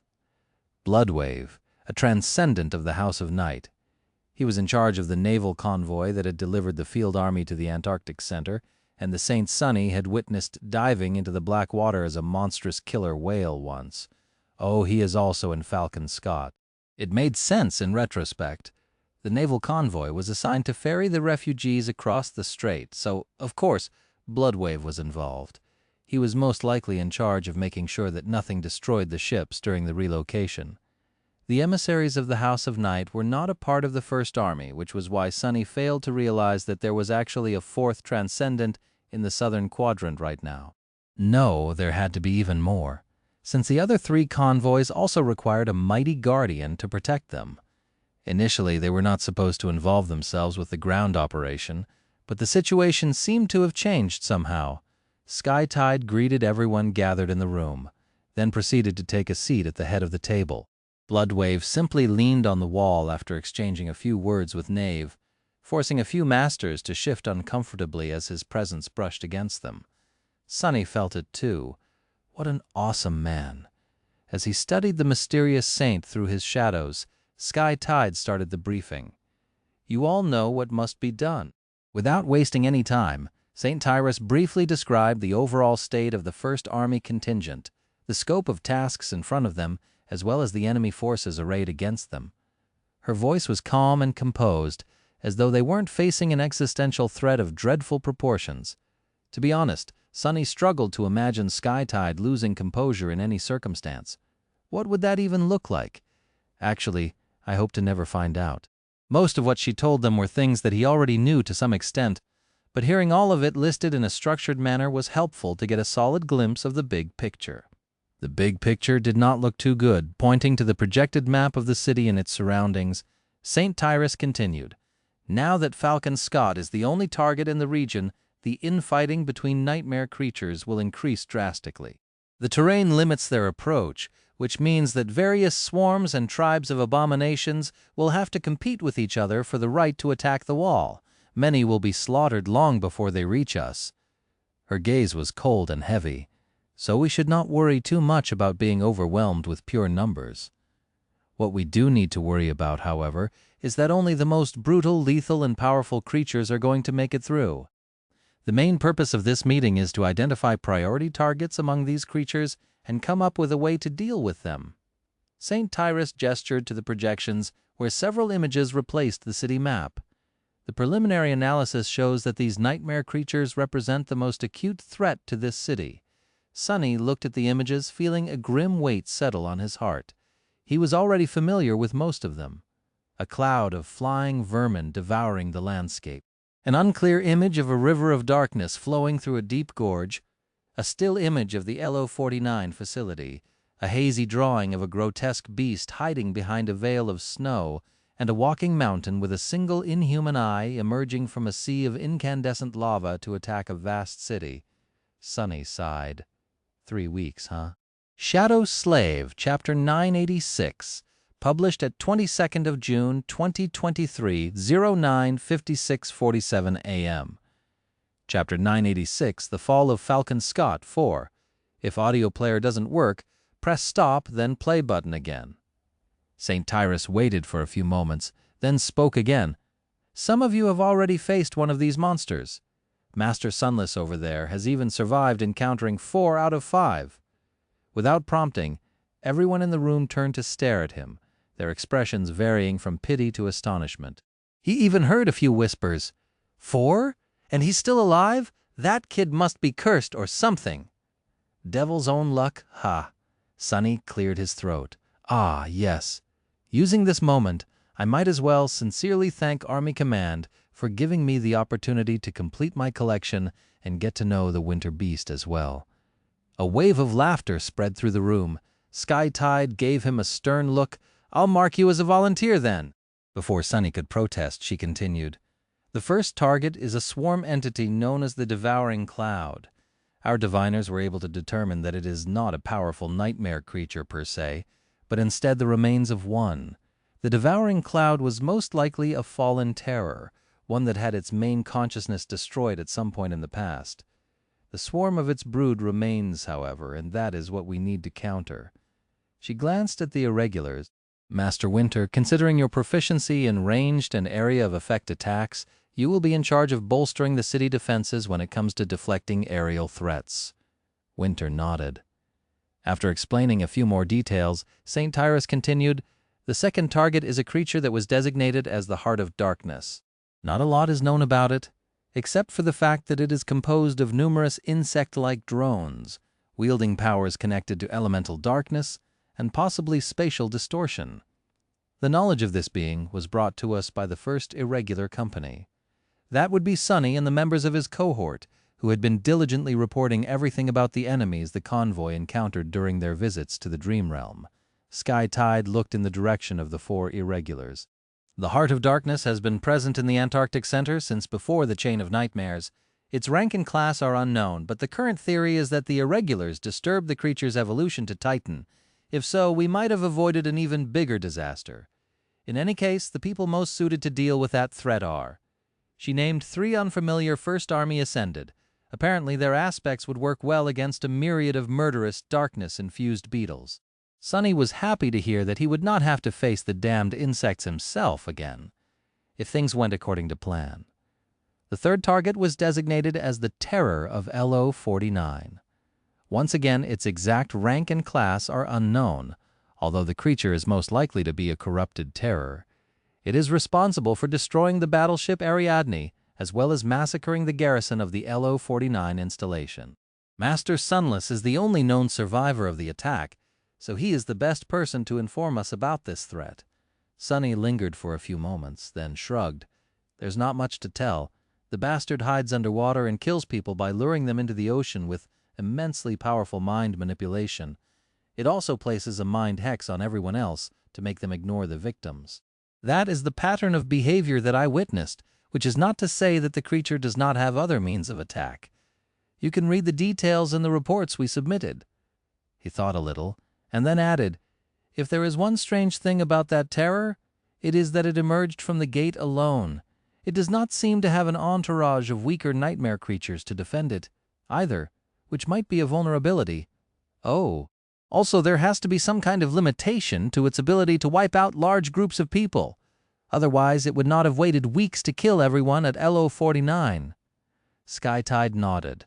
Saint Bloodwave, Master Knive, since the creature appears to be aquatic in nature, it is going to be your responsibility to hunt it down. The terror cannot be allowed to approach the city. The emissaries of the House of Night simply nodded. Sunny hoped that they had enough mind protection memories. Meanwhile, Saint Tyrus turned to the image of the winter beast. A hint of contempt appeared on her beautiful face. The winter beast was recently confirmed to be a corrupted titan. I can't kill it, but I will contain it. Dealing with the creature will be my responsibility. Many of the people in the room paled at the mention of the creature's rank. Master Roan especially seemed to have a grave expression. Ignoring the somber mood, Skytide turned to the last image, which leaves us with the fallen titan Goliath, the creature responsible for the obliteration of Erebus Field. Do note that, as of now, we have only experienced its physical might. The exact nature of Goliath's powers is still unclear, so we do not know enough to determine how to destroy him. The masters grew silent, staring at the frightening image of a stone colossus walking across a desolate landscape. In that silence, there was suddenly a calm voice. "I'll kill Goliath." Everyone turned around, staring at Sunny with confused expressions. He smiled. "What? The bastard owes me a new armor. Plus, I've never killed a titan before. Should be an interesting experience." Most of them shook their heads. "This is not a good time for empty boasts, kid." Sunny shrugged. "As good a time as any." St. Tyrus studied him for a few moments, then turned away. "In any case—" Before she could finish, though, several communicators in the room notified their owners about a received message. Sunny raised an eyebrow. That was unusual. Falcon Scott was still in the area of effect of the winter beast, so there was no network connection anywhere inside the city walls. There was a powerful communication array, though, connected via a chain of special relays to eastern Antarctica. Its bandwidth was very limited and mostly monopolized by Army Command. Sunny had to spend a considerable sum of contribution points to receive a small quota, which allowed him to get in contact with Rain. Still, the quota was small enough for him to have to count symbols when composing messages, and instead of a constant connection, data packets were uploaded and downloaded twice a day, according to a strict schedule. He glanced at his own communicator to check time. It was around 10 in the morning in the northern quadrant, which, translated to local time, would be nowhere near the scheduled activation period of the array. Interesting. Even more interesting were the people who received the message. There were only 3 of them, Skytide, Bloodwave, and Soul Reaper Jet. St. Tyrus read the message and frowned slightly. The other transcendent sighed, then briefly showed his communicator to Knave and hid it. Master Jet glanced at the screen and showed no reaction whatsoever, remaining in her usual relaxed pose. Sunny hesitated for a moment, then leaned toward her and asked quietly, "What was that about?" Master Jet glanced at him and shrugged. "A saint died this morning in the dream realm, while heroically defending a citadel from some vicious nightmare creature. One of Valor's Sunny was taken aback a little. Saints did not die too often." "Some vicious nightmare creature, huh?" Soul Reaper smiled a little. "Yeah, things are going to accelerate a lot now. Not that it matters to us here. For now." Shadow Slave, Chapter 987. Published at 23rd of June, 2023, 07:47:19 a.m. Chapter 987, The Fall of Falcon Scott, 5. If audio player doesn't work, press stop then play button again. Sunny was sitting on the battlement of the defensive wall, looking at the apocalyptic sight of a giant horde of nightmare creatures advancing on the city. There were so many of them that it seemed as though the ground itself was moving. Flowing forward as it seethed and churned, the darkness surrounding the city was chased away by dozens of flare rockets, which slowly drifted down from the black sky like bright falling stars. On the ground, rivers of flame were devouring the carcasses of the abominations that had been slain in the previous assaults. The incendiary mixture burned long and hot, but luckily enough, the stench of scorched flesh could hardly reach the top of the wall. Pillars of smoke rose into the sky, twisting as they struggled to support its weight. and above it all, obscured by dark clouds, ghostly lights of the aurora swirled with shades of crimson. The battle was about to begin. As the advancing sea of nightmare creatures crossed an invisible line, the powerful mass drivers installed on the bastions of Falcon Scott came to life, flashing with electric light as they sent heavy tungsten rounds flying forward with terrifying speed. The railgun fire was accompanied by deafening thunderclaps, making the whole wall shake and vibrate.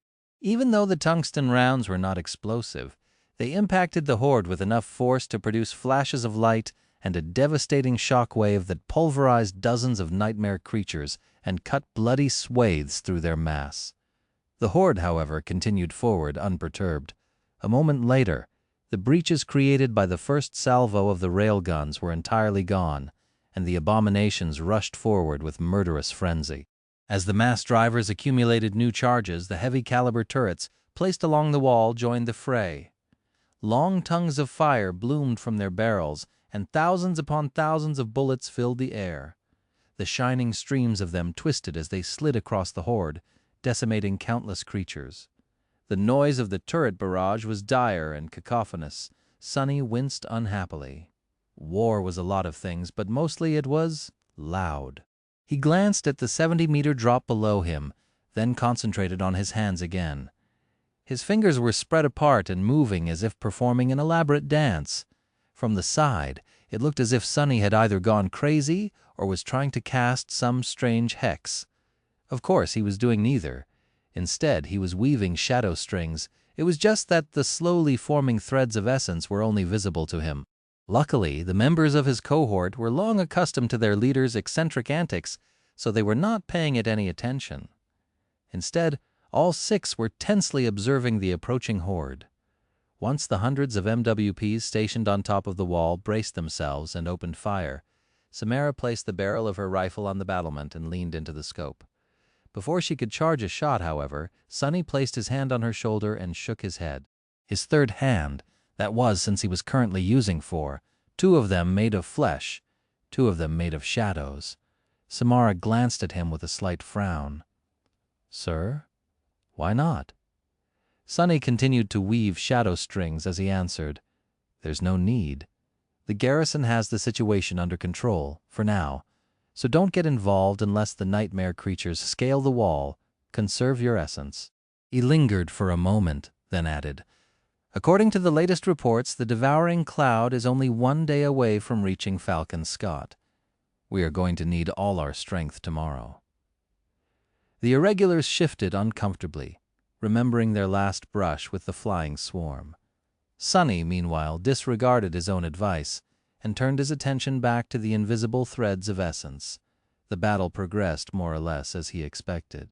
The horde advanced despite suffering heavy losses, and not long after the MWPs unleashed a hail of rounds and missiles into the mass of abominations, the mundane soldiers joined, followed by awakened sorcerers and archers.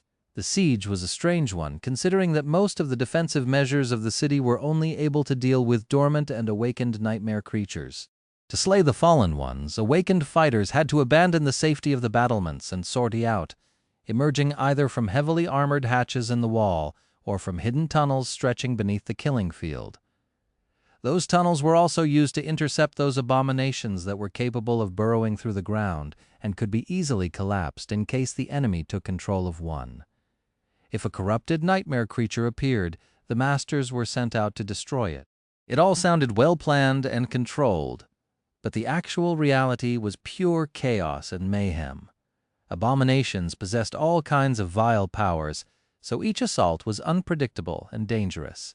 Each victory took a lot of human lives to achieve. Noticing a line of hatches open lower down the wall and a dozen swift figures jump out of them, Sonny sighed. He caught a glimpse of Dale's heavy armor, which meant that something truly dangerous had emerged. Army Command was strangely protective of the irregulars, mostly keeping them in reserve, for now they were probably meant to do their part of the dying once the priority targets showed up. Considering that Knight's cohort had been unleashed, though, the current battle must have been going less smoothly than he thought.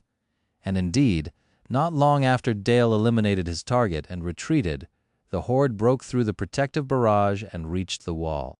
It seemed that the abominations had learned to use the piles of corpses left behind by the previous assaults as cover. The lowest part of the wall was also the most reinforced. All materials retrieved from the carcasses of well-armored nightmare creatures went into making it hard to breach, so the horde stalled at the bottom for a while, suffering under a flood of bullets and explosive projectiles.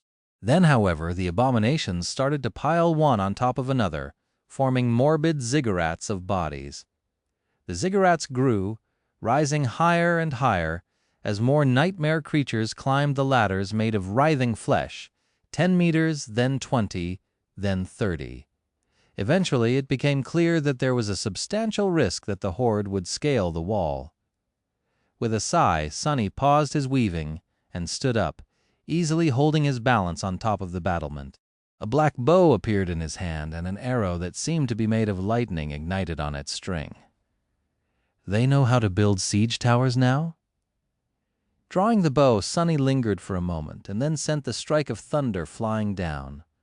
A moment later, the howls of the nightmare creatures tore through the clamor of the battle, and the spell whispered into his ear like a sonorous choir. The battle raged on. Shadow Slave Chapter 988. Published at 23rd of June 2023, 0747, 19 a.m. Chapter 988, The Fall of Falcon Scott, 6. If audio player doesn't work, press stop, then play button again. And it still raged on by the time Sonny and his cohort were done with their shift. Or maybe it was already another assault by now. It was often hard to tell where one attack ended and a second one began. Descending from the wall, the irregulars passed through the busy camp below. Lumbering loaders were racing to send heavy ammunition containers up. Wounded soldiers were being triaged and tended to. Fresh reinforcements were waiting their turn to enter the elevators. Here and there, a damaged MWP stood, being hastily repaired by a crew of technicians. Leaving the staging area, they soon reached the Rhino. The mighty vehicle was not in the best shape, but it could still be used to get around the city. Plus, while the members of the cohort had decided to bunk in comfortable barracks, Sonny chose to remain in the familiar APC. He had even learned how to drive it. Well, more or less, from Lester. "Are you coming with us, Captain?" "Oh, sorry, Major." Kim looked away awkwardly after asking the question. Sonny simply shook his head. "Not today. I have a couple of errands to run, so just take the Rhino to the barracks and then park it in the usual spot. Oh, and rest well. Tomorrow is going to be a long day." Although the cohort had ended up not doing much today, everyone was still tired. They quickly drove off, leaving Sonny alone. Day 4 of their stay in Falcon Scott was coming to an end. Circulating his essence to fasten its replenishment rate, Sonny walked for a few minutes, breathing in the cold air as the hum of distant explosions washed over him. Then he jumped on the step of a moving transport and allowed it to carry him closer to his destination. The vistas of a city at war floated past him. Too many refugees crammed into too few buildings. Everyone was doing their best to create some sort of passable environment for themselves and their neighbors. But there were a lot of problems, too. Most of these people were shaken and traumatized, some very close to breaking down. There were a lot of conflicts and violent outbursts and even more dark feelings. There were a lot of nightmare creatures being born from the bodies of failed aspirants, as well, since the spell ran rampant among the refugees, and there were not nearly enough soldiers to find all the infected before the worst happened. A suffocating atmosphere of fear, tension, and sorrow permeated the air, and yet people lived on. Their resilience and adaptability triumphed over everything, allowing them to endure and even find moments of happiness in this hell. Sonny saw plenty of smiles, heard plenty of laughter, and witnessed many small details of how the refugees were handling their changed conditions while looking forward to being evacuated. They still have hope. Eventually, he jumped down and walked the rest of the way on foot, reaching a section of the staging area where large white warehouses stood in several rows, surrounded by a mass of activity. That was where scavenged materials were being processed and refined for the use of the First Army. A tired-looking engineer met him at the gate. "Major Sunless?" Sonny nodded and allowed the man to lead him toward a particular row of warehouses. Yeah, we received your request. The approval came fast enough, so as long as you have enough contribution points, you can cut a good chunk for yourself. Not that I know what you need it for. Usually it's the mundanes we arm with processed material that dream of wielding memories, not the other way around." Sonny smiled. The warehouses were full of nightmare creature carcasses, those valuable enough to be retrieved from the battlefield and processed by the army. The corpse of the remnant of the Jade Queen, the corrupted tyrant he and Skytide had killed, had been placed here once, for example. The incredibly durable jade carapace of the monstrous beetle was then refined and used to reinforce a section of the wall. Most of the processed material was instantly used to strengthen the fortifications of the city or the First Army itself. There were all kinds of things that could be done with various parts of nightmare creatures, from crafting melee weapons and upgrading the armored shells of MWPs to powering exotic spell tech mechanisms. That was why Sonny had to push his weight around, bargain a little, and spend a bunch of contribution points to receive a modest quota, studying the warehouses, he asked. There was a corrupted devil yesterday that managed to breach the wall. Where is it kept? The engineer stared at him for a few moments. Shadow Slave, Chapter 989, published at 28th of June 2023, 09:05:30 a.m. Chapter 989, The Fall of Falcon Scott, 7. If audio player doesn't work, press stop, then play button again. Carrying the needle on his shoulder, Sonny chose to walk to his next destination. The thing was heavy enough that even a master like him felt a bit of strain after a while, so he had to wrap himself in the shadows at some point. People were giving him weird glances, but no one said anything. The puppeteer's shroud identified Sonny as an awakened, and awakened were known to do strange things on occasion. Sonny also found that mundane people often acted shy in front of him ever since he had become a master, which pleasantly cut the number of awkward conversations he had to have. So, he just had to be careful not to hit anyone with the unwieldy needle by accident. As he walked, Sonny decided to check on his runes out of boredom. Shadow Fragments, 2471-4000. He smiled a little. The siege of Falcon Scott might have been a terrible affair, but one thing it did not lack was enemies to kill. The rate at which he earned fragments increased a lot in the past 3 days. By now the change made by each individual fragment was insignificant, but it added up. He was now considerably stronger than he had been at the start of the Antarctica campaign, and the Fifth Corps was not as unachievable as it had once seemed. Nephis was still far away from reaching Terror, too, which meant that he finally had a chance of catching up to her class, at least for a short while. Does it even matter now? In the end, both of us will either be titans or dead. Nightmare was subjugating many dreams these days as well. All in all, Sonny was in good shape. His cohort had been forged into one of the deadliest combat units on the continent, with each member honing their skills to a truly fearsome degree. All that was left to propel him to an entirely new level of power was for Saint to emerge from her evolution. Maybe, just maybe, they would indeed manage to hold Falcon Scott for 3 weeks. Sonny made way for a column of military vehicles and looked at the crowd of refugees around him. Yeah, doubtful. With a sigh, he made a turn and approached one of the hastily erected dormitory towers. This one looked more substantial than most, but not by much. Looking up, he saw a vast expanse of glowing windows, with thousands and thousands of humans taking shelter from the cold within. He glanced at the Devil's Needle, then awkwardly spun it and thrust the point deep into the ground. Taking it into the building would have been a hassle, and Sonny was sure that no one would steal it. The thing weighed more than any mundane human, or even a group of them, could carry away. The problem, though, was that the needle was so sharp that it continued to sink into the frozen soil under its own weight. Sonny stared at it resentfully for a moment, then repeated the process, this time thrusting it into the ground with the dull end. Finally satisfied, he walked to the entrance to the tower, where a lone civilian was shoveling snow away. As he was passing, the man flinched and stared at him with wide eyes. Sonny sighed inwardly. "Am I really so scary, Captain? Captain Sunless, is that you?" Surprised, Sonny raised an eyebrow. Yes. Technically, it's Major now. Do I know?" Before he could finish the sentence, the civilian dropped the shovel and grabbed his hand, shaking it vigorously. Sonny froze. What the hell is going on? It is you, Master Sunless. Sir, my family and I are only alive because of you. After Erebus Field, I thought, sorry, but you brought us all here. Thank you so much.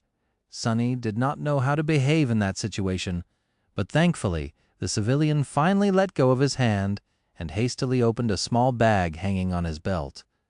A moment later, Sunny found himself holding a carefully packed sandwich. Please take this. I know it's not much, but my wife made it herself. You probably don't get a lot of home-cooked food standing there on the wall.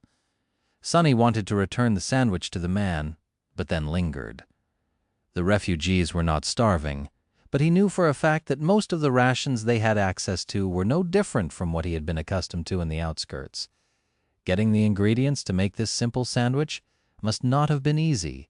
It was made with love and care, which meant that this small but sincere gift meant much more than it seemed. He smiled slightly. Thank you. I'll enjoy it well. The man seemed exceedingly happy to hear that, and gingerly let Sunny go, picking up his shovel and returning to clearing away the snow while whistling a tune. Walking inside the building, Sunny glanced at the sandwich and frowned a little. He did not really know how to feel about the strange encounter. On the one hand, it was nice to see a tangible result of his efforts. After the caravan reached Falcon Scott, the refugees were quickly processed and assigned to various dormitories, so Sunny had not seen any of them again. On the other hand, the cheerful man was clearly deluding himself if he thought that Sunny had saved him and his family. All Sunny had done was postpone their deaths by a few weeks.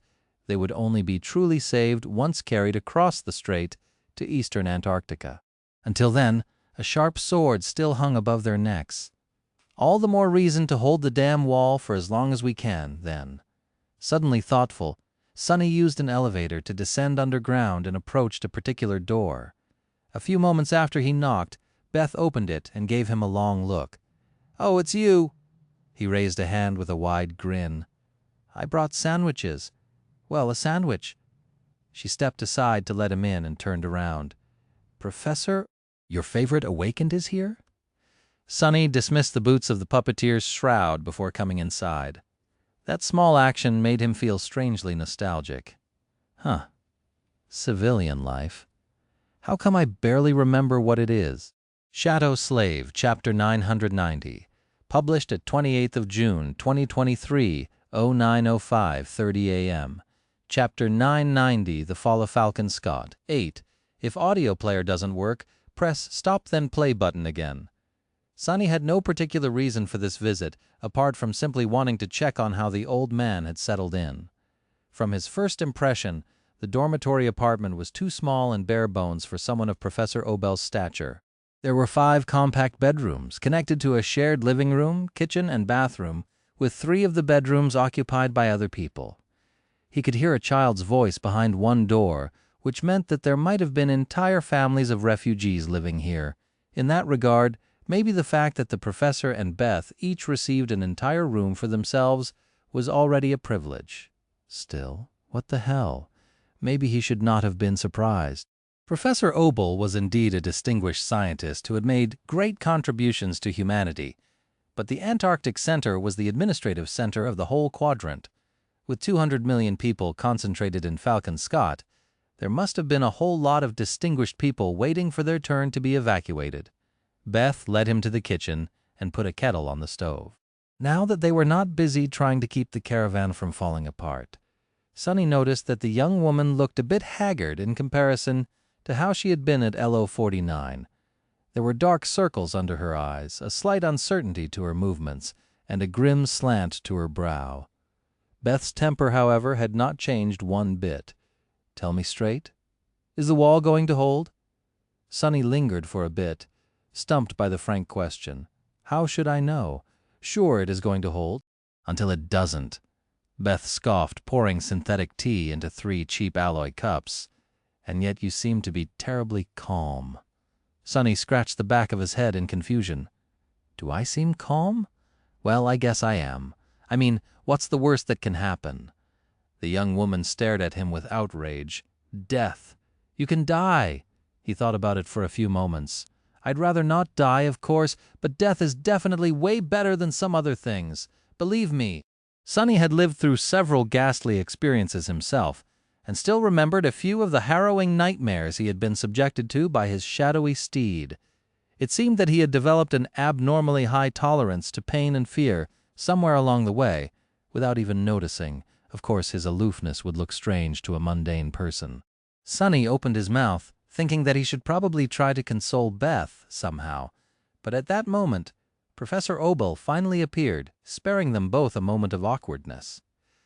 "Ah, Major Sunless, how nice of you to spare time for this old man." The three of them settled behind a small dining table, enjoying tea. At first, Sonny was the one doing most of the speaking. "So, city defenses are in good condition for now. But we expect a big assault tomorrow. Make sure to remain inside and don't go to the surface levels of the building no matter what happens." Beth and Professor Obel shared a glance.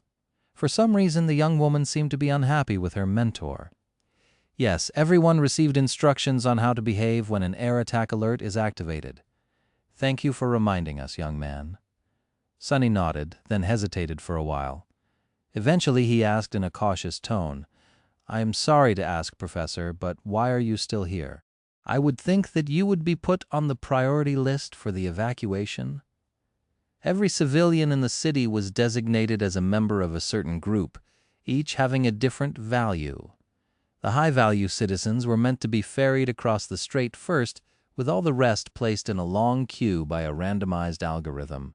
Various factors could affect one's weight in the algorithm, though. Families with young children had a much better chance of being placed higher, for example, while people with genetic defects would be placed lower. Citizenship level also affected the algorithm, which meant that non-citizens from the local version of the outskirts would be evacuated. Last figures. However, none of it had anything to do with Professor Obel. By all accounts, he should have been on one of the first ships out of the harbor. The giant vessels had been coursing between Falcon Scott and eastern Antarctica for several days now, bringing many millions of people away. Beth gave the old man a scathing glance. "Yes, Professor. Why are you still here?" Before he could say anything, the young woman turned to Sonny and said with indignation, "Believe it or not, the professor gave up his position on the priority list, saying that he wouldn't leave without his assistant.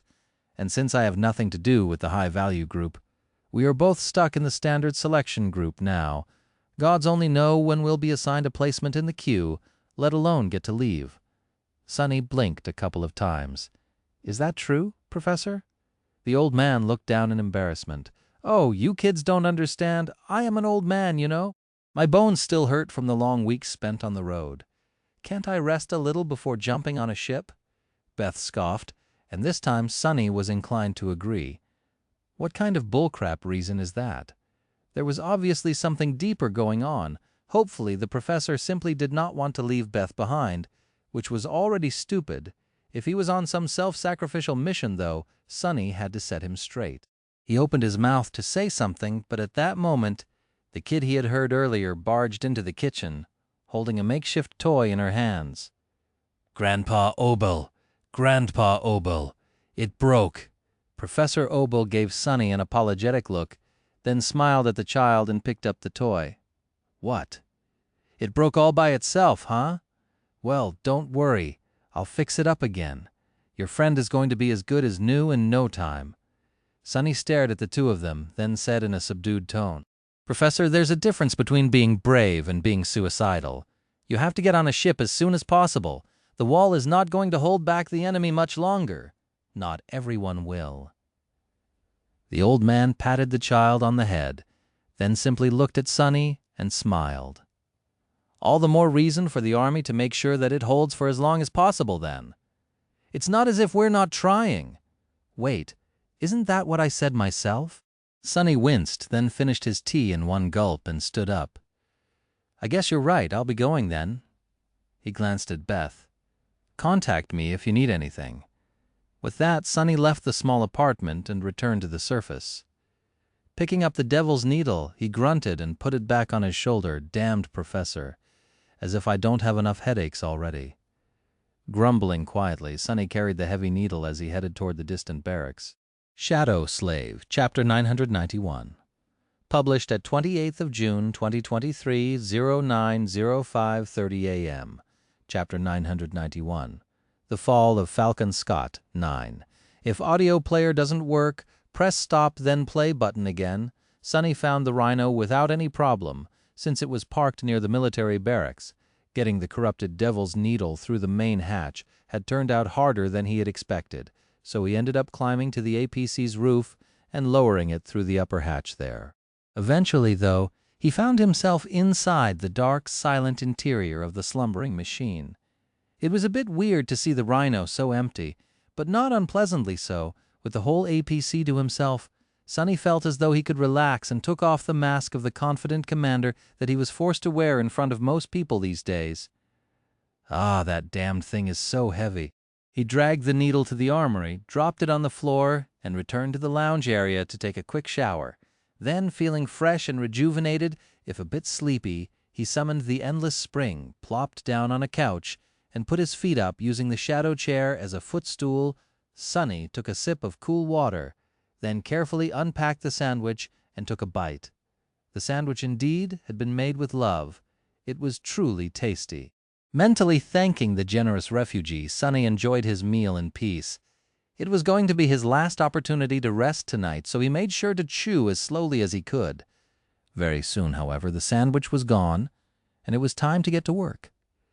Sonny closed his eyes, sighed, and walked to the rear section of the vehicle. There, a small pile of memories lay on the holographic table of the command suite. Sonny summoned a few more, dropped them into the pile, and counted everything. A small grimace appeared on his face. Sonny had not only been keeping watch on the wall the past few days after reaching Falcon Scott, which had become the hub of everything in the Antarctic Center, he had been very busy spending all of his contribution points as well. Getting good memories was hard, but luckily, he was once again going for quantity over quality. Additionally, Sonny had no reason to stick to the official channels. Receiving anything through the Army requisition system was a tough and slow process, especially with the network being down most of the time, so he just traded his points directly to the awakened soldiers for the memories that were useless to them. He had even hired a few sleepers from the caravan to be his errand boys, which made the whole process faster. Not fast enough, though. Shaking his head, Sonny departed the pile of memories alone, cleared some space on the table, and summoned two weapons. One of them was his old and loyal Tachi, the Midnight Shard, and the other was Morgan's warbow. Sonny concentrated for a moment, allowing his gaze to peer through the surface of the two memories. The intricate tapestry of ethereal strings hidden inside them was vast and mind-numbingly complicated. He could already feel a hint of a headache coming on. Sonny was trying to do something that he had never done before. A few things, actually. Firstly, he wanted to recreate an ascended enchantment, which were much, much more expansive and complex than the awakened and dormant ones he had mostly copied before. Secondly, he wanted to disassemble the structure of a particular enchantment into its basic elements, then heavily modify one of those elements and turn it into an independent enchantment of its own. And lastly, he wanted to create a functional memory from scratch, that he had done on many occasions before, but only in the most rudimentary form. The first two steps were already hard enough, but it was the last one that had turned unexpectedly troublesome. As Sonny had discovered out, not all materials had the capacity to sustain powerful enchantments. They would simply disintegrate under strain or be torn apart by the raging essence. He needed refined material to create a powerful memory, hence the needle of a corrupted devil. Since Sonny was planning to use transcendent soul shards, nothing less would do. Actually, he wasn't really sure if the needle was good enough for his purposes either, but it was his best bet. Sonny studied the weave of ethereal strings and at the same time wove essence threads of his own. He was going to need a lot of them, so there was no time to waste. Minute passed after minute, merging into hours. Sonny continued sitting motionlessly in front of the two memories, with only the fingers of his four hands moving in the air. Eventually, his deep concentration was broken by the sound of an incoming call. Sonny lingered for a few moments, then slowly shifted his gaze to the communicator. As soon as he pressed on it, Master Jet's face appeared on the screen.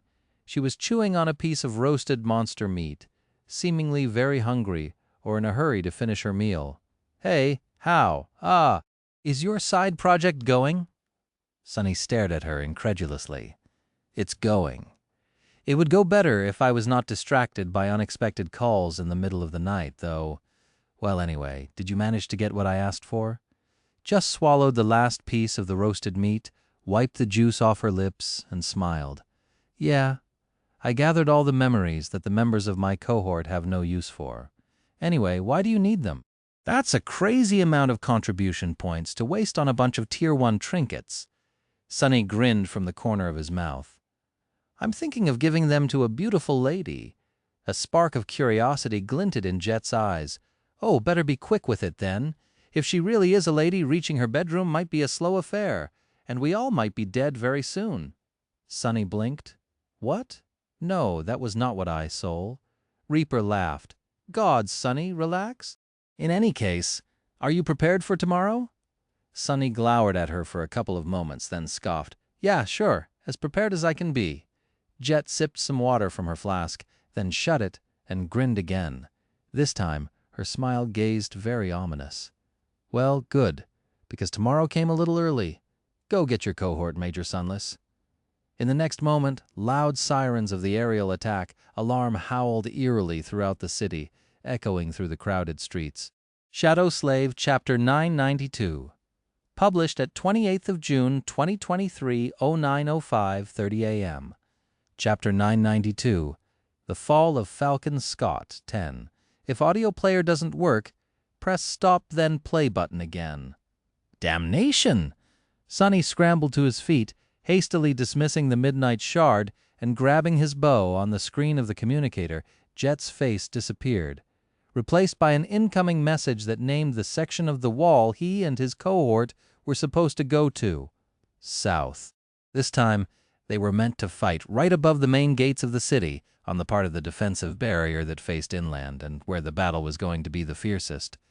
It seemed that Army Command was finally done holding the irregulars in reserve. Sunny glanced at the clock. It was just past the earliest time the members of his cohort could return from the dream realm, if they had chosen to sleep tonight. That's good. He dashed to the pilot's cabin of the Rhino and ran the vehicle through the startup procedure.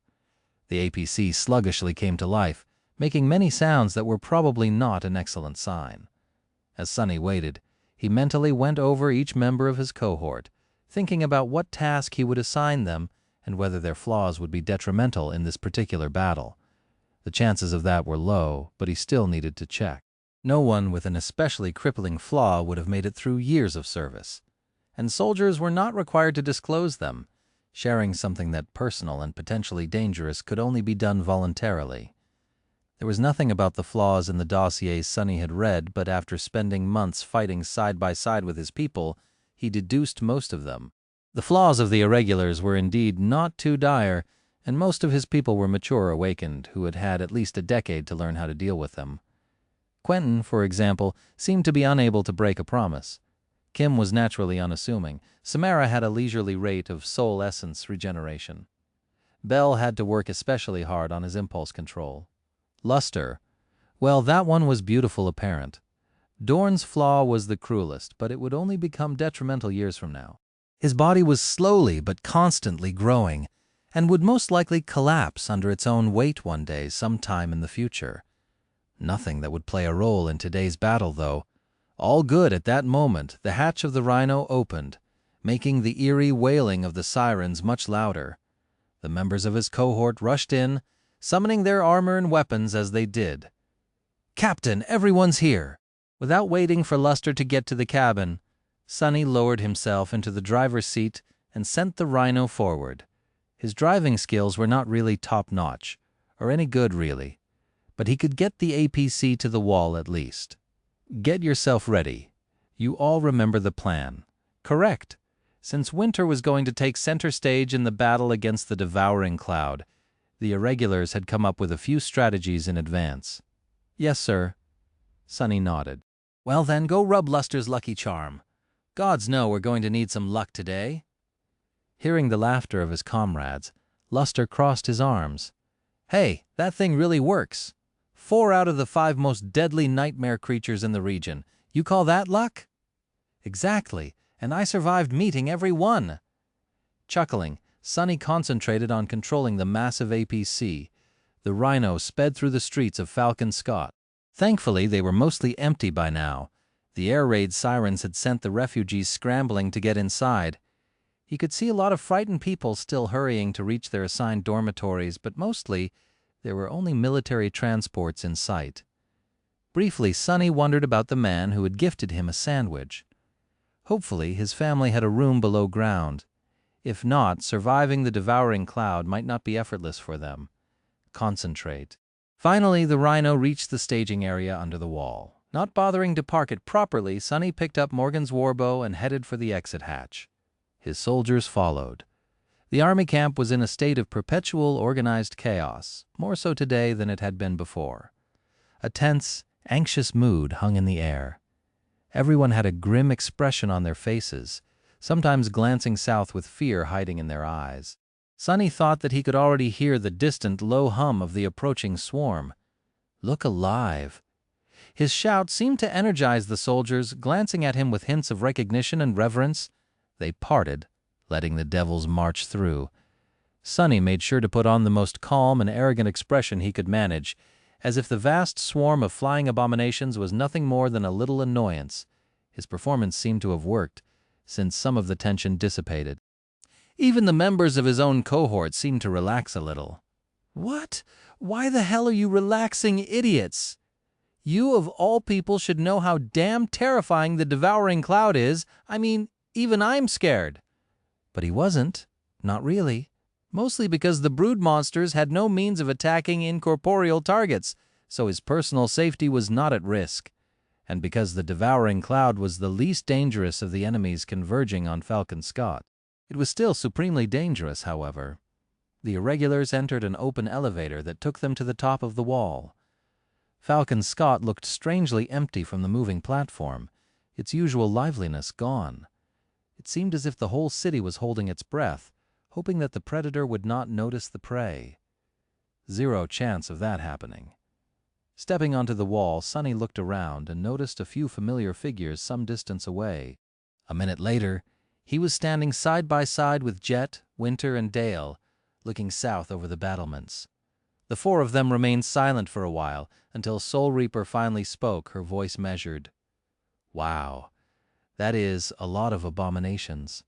Below them in the distance, the ground was slowly disappearing behind an immense wall of swirling haze. It looked as if the world itself was being devoured, erased from existence by the approaching cloud. Suddenly, Sunny caught himself missing the calm darkness of the underground tunnel. Shadow Slave, Chapter 993, published at 28th of June, 2023, 09:05:31 a.m. Chapter 993, The Fall of Falcon Scott 11. If audio player doesn't work, press stop, then play button again. The devouring cloud posed an existential threat to Falcon Scott, but strangely, Sunny was not too worried, at least for himself. Perhaps it was the marble shell that gave him confidence. Or perhaps it was the presence of the other ascended irregulars. The four of them were a fearsome force by themselves, and there were thousands of other awakened defending the city to boot. Not to mention countless mundane soldiers, impregnable fortifications, and 2 entire saints. Skytide had been away, fighting the winter beast somewhere in the wilderness. It was unknown whether she would be able to return in time to participate in today's battle, but Bloodwave was here, protecting the anchored ships. If things went south, he would undoubtedly interfere. Master Jet studied the approaching brood swarm, her icy blue eyes cold and calculating. Then she sighed. Something is different. Sunny glanced at her with a silent question, prompting Soul Reaper to shake her head. The devouring cloud is behaving differently from how the reports described it. He frowned, then glanced at the distant haze. Indeed, the swarm was acting a bit differently from how it had been before.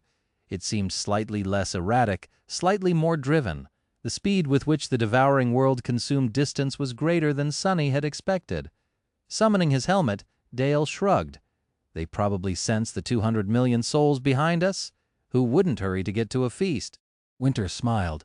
Well then, let's show them some hospitality. She remained motionless for a few moments, then raised her hands and cautiously removed her sunglasses. A deep sigh escaped from her lips. That was the first time Sunny saw Winter's eyes. They were entirely black, with pupils that resembled 2 drops of coagulated blood.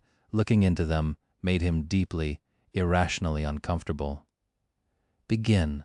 Several awakened, 3 from Soul Reaper's cohort and 1 from Dale's, stepped forward. Following Sunny's nod, Luster did the same.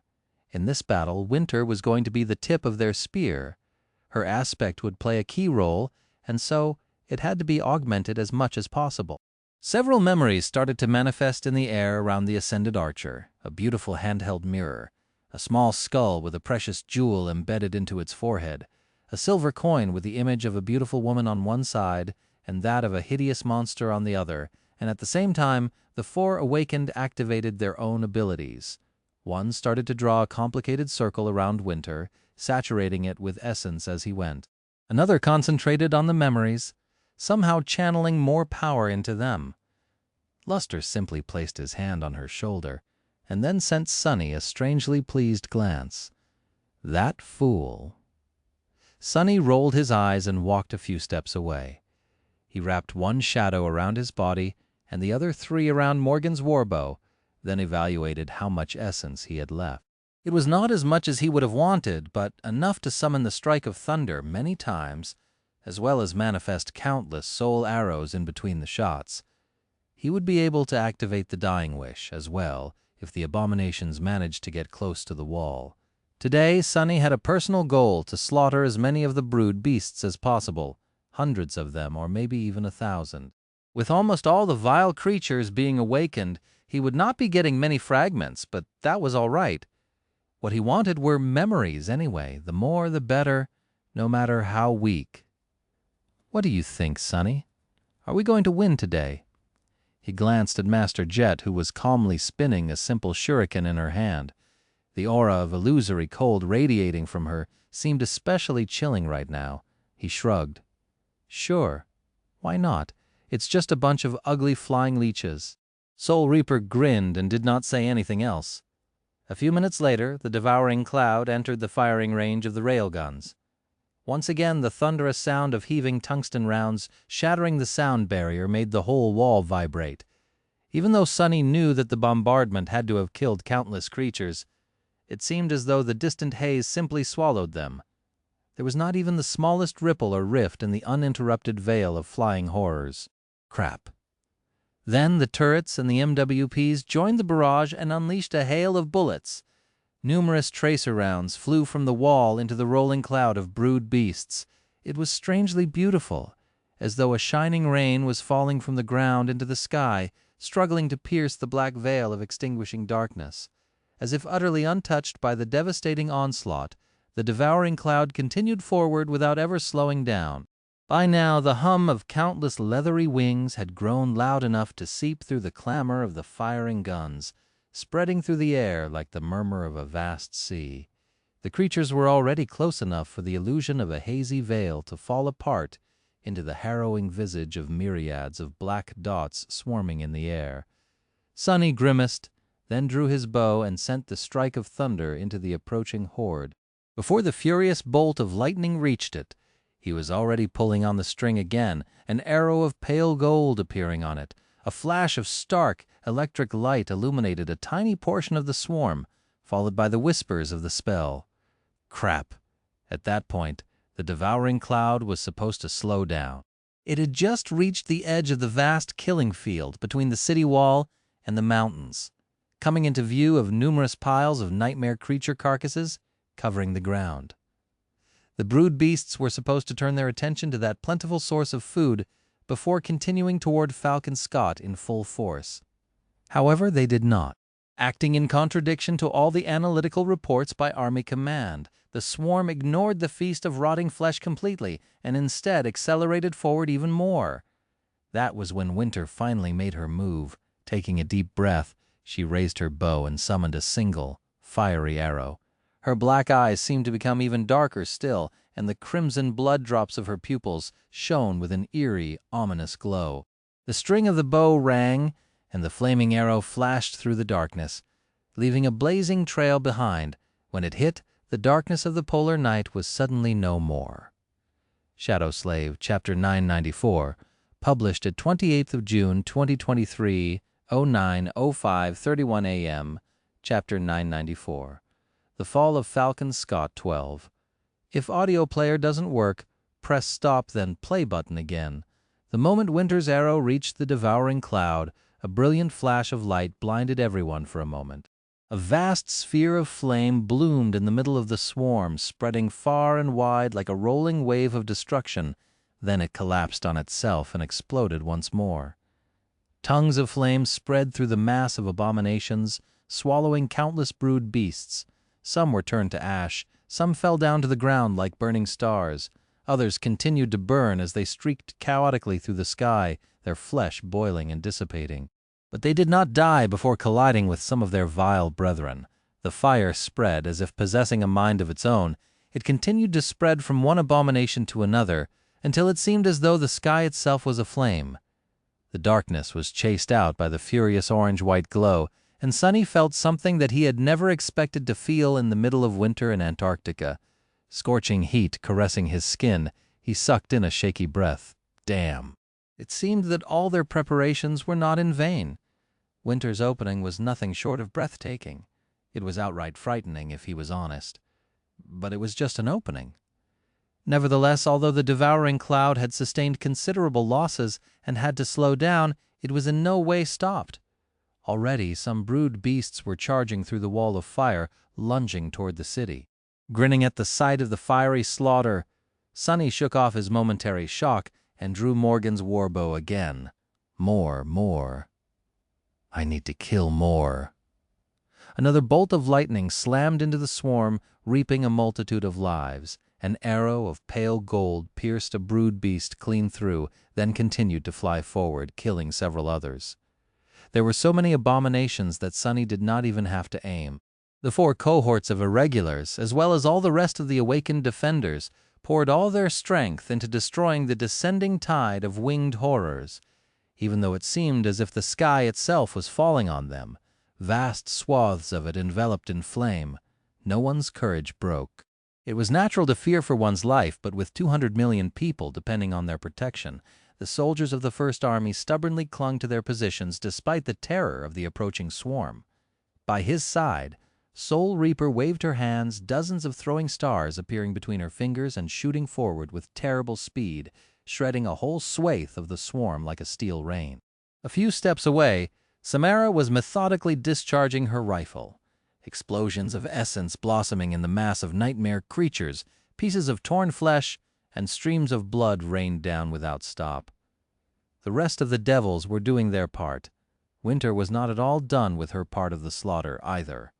One after another, enchanted arrows flew from the string of her bow.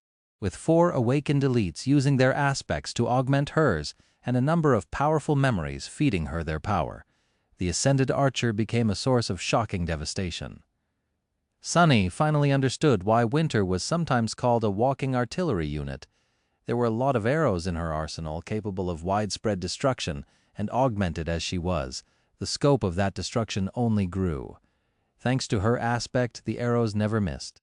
And with luster continuously feeding her soul essence, she had no reason to stop. The devouring cloud was melting in front of his eyes. More. Sunny strained his muscles to draw the string. The process of dismissing and summoning the strike of thunder back finally finished, just in time. A fierce bolt of lightning pierced the air once again. You have slain. You have slain. You have slain. You have received. And yet, even with all that destruction summoned upon the brood swarm, it was still advancing on the city. Half of the vast killing field had already disappeared in its shadow, and the first of the winged horrors were already reaching the wall. Somewhere to his left, a massive MWP stumbled, the appalling shape of a brood beast disappearing into the breach in the war platform's armor that it had just created with the circular, fleshy maw. The creature crawled into the pilot's cabin. In the next moment, the massive machine jerked erratically and stepped back, plummeting from the battlement into the darkness. Sunny uttered a silent curse. At the same time, Dale stepped closer to Winter. A spherical dome of transparent energy enveloped the two of them, as well as all the awakened standing nearby. Their arrows and bullets easily passed through the dome to hit the enemies, but when a lone brood beast lunged at Winter from above, it collided against the wall of shimmering energy as if against solid stone. The creature's body bounced away in a rain of blood. "I guess it's time for Sunny now," Jet's voice confirmed his own thoughts. They briefly glanced at each other, then dashed away from the irregulars. Sunny dismissed his bow, took a deep breath, and summoned the sin of solace instead. Instantly, an insidious voice, his own voice, spoke into his ear. "Huh. Are you still pretending that you can actually save anyone? You know? Shut the hell up. No one asked," gritting his teeth. Sunny followed Soul Reaper until they reached a relatively empty section of the wall a couple of 100 meters away from the position of the irregulars. She shouted at the nearby soldiers, commanding them to retreat. Then Jet turned to Sunny and flashed him a wicked smile. "Are you ready?" He nodded. "Then activate that charm of yours." Sunny sighed, then poured essence into the dying wish. At the same time, he wrapped all 4 shadows around his body and activated the underworld armament trait of the marble shell, enhancing the effect of the charm. His goals here were rather simple. He needed to give Winter as much time as possible to eradicate the swarm, and at the same time prevent brood beasts from flying into the city. What better way was there to achieve both than to present the devouring cloud with an irresistibly tasty target? The plan was bound to work. Its only downside was that, for a while, Sunny would have to survive the attention of the entire swarm. Somehow, Shadow's Slave Chapter 995, published at 28th of June 2023, 09:05:31 a.m. Chapter 995, The Fall of Falcon Scott, 13. If audio player doesn't work, press Stop Then Play button again. The world seemed trapped in a violent seizure. The darkness of the endless night was savaged, torn apart by the spreading wildfire and the disorienting flashes of numerous firing armaments. The cacophony of thunderous salvos and inhuman shrieks fused into an almost palpable force, pressing down on Sunny from all sides.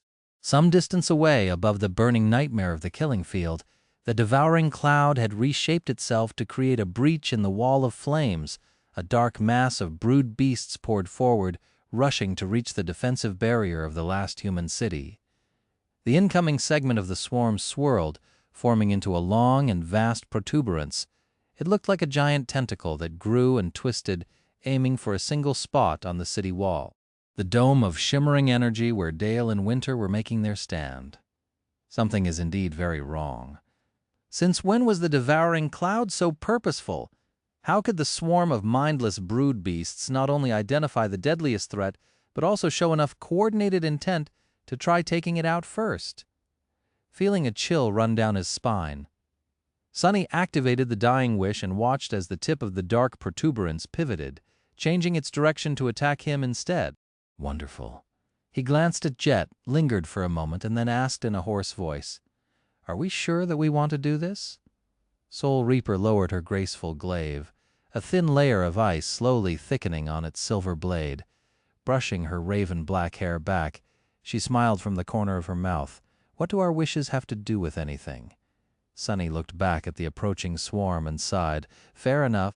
At that point, most of the weapons on the southern section of the wall had concentrated their fire on the advancing protuberance.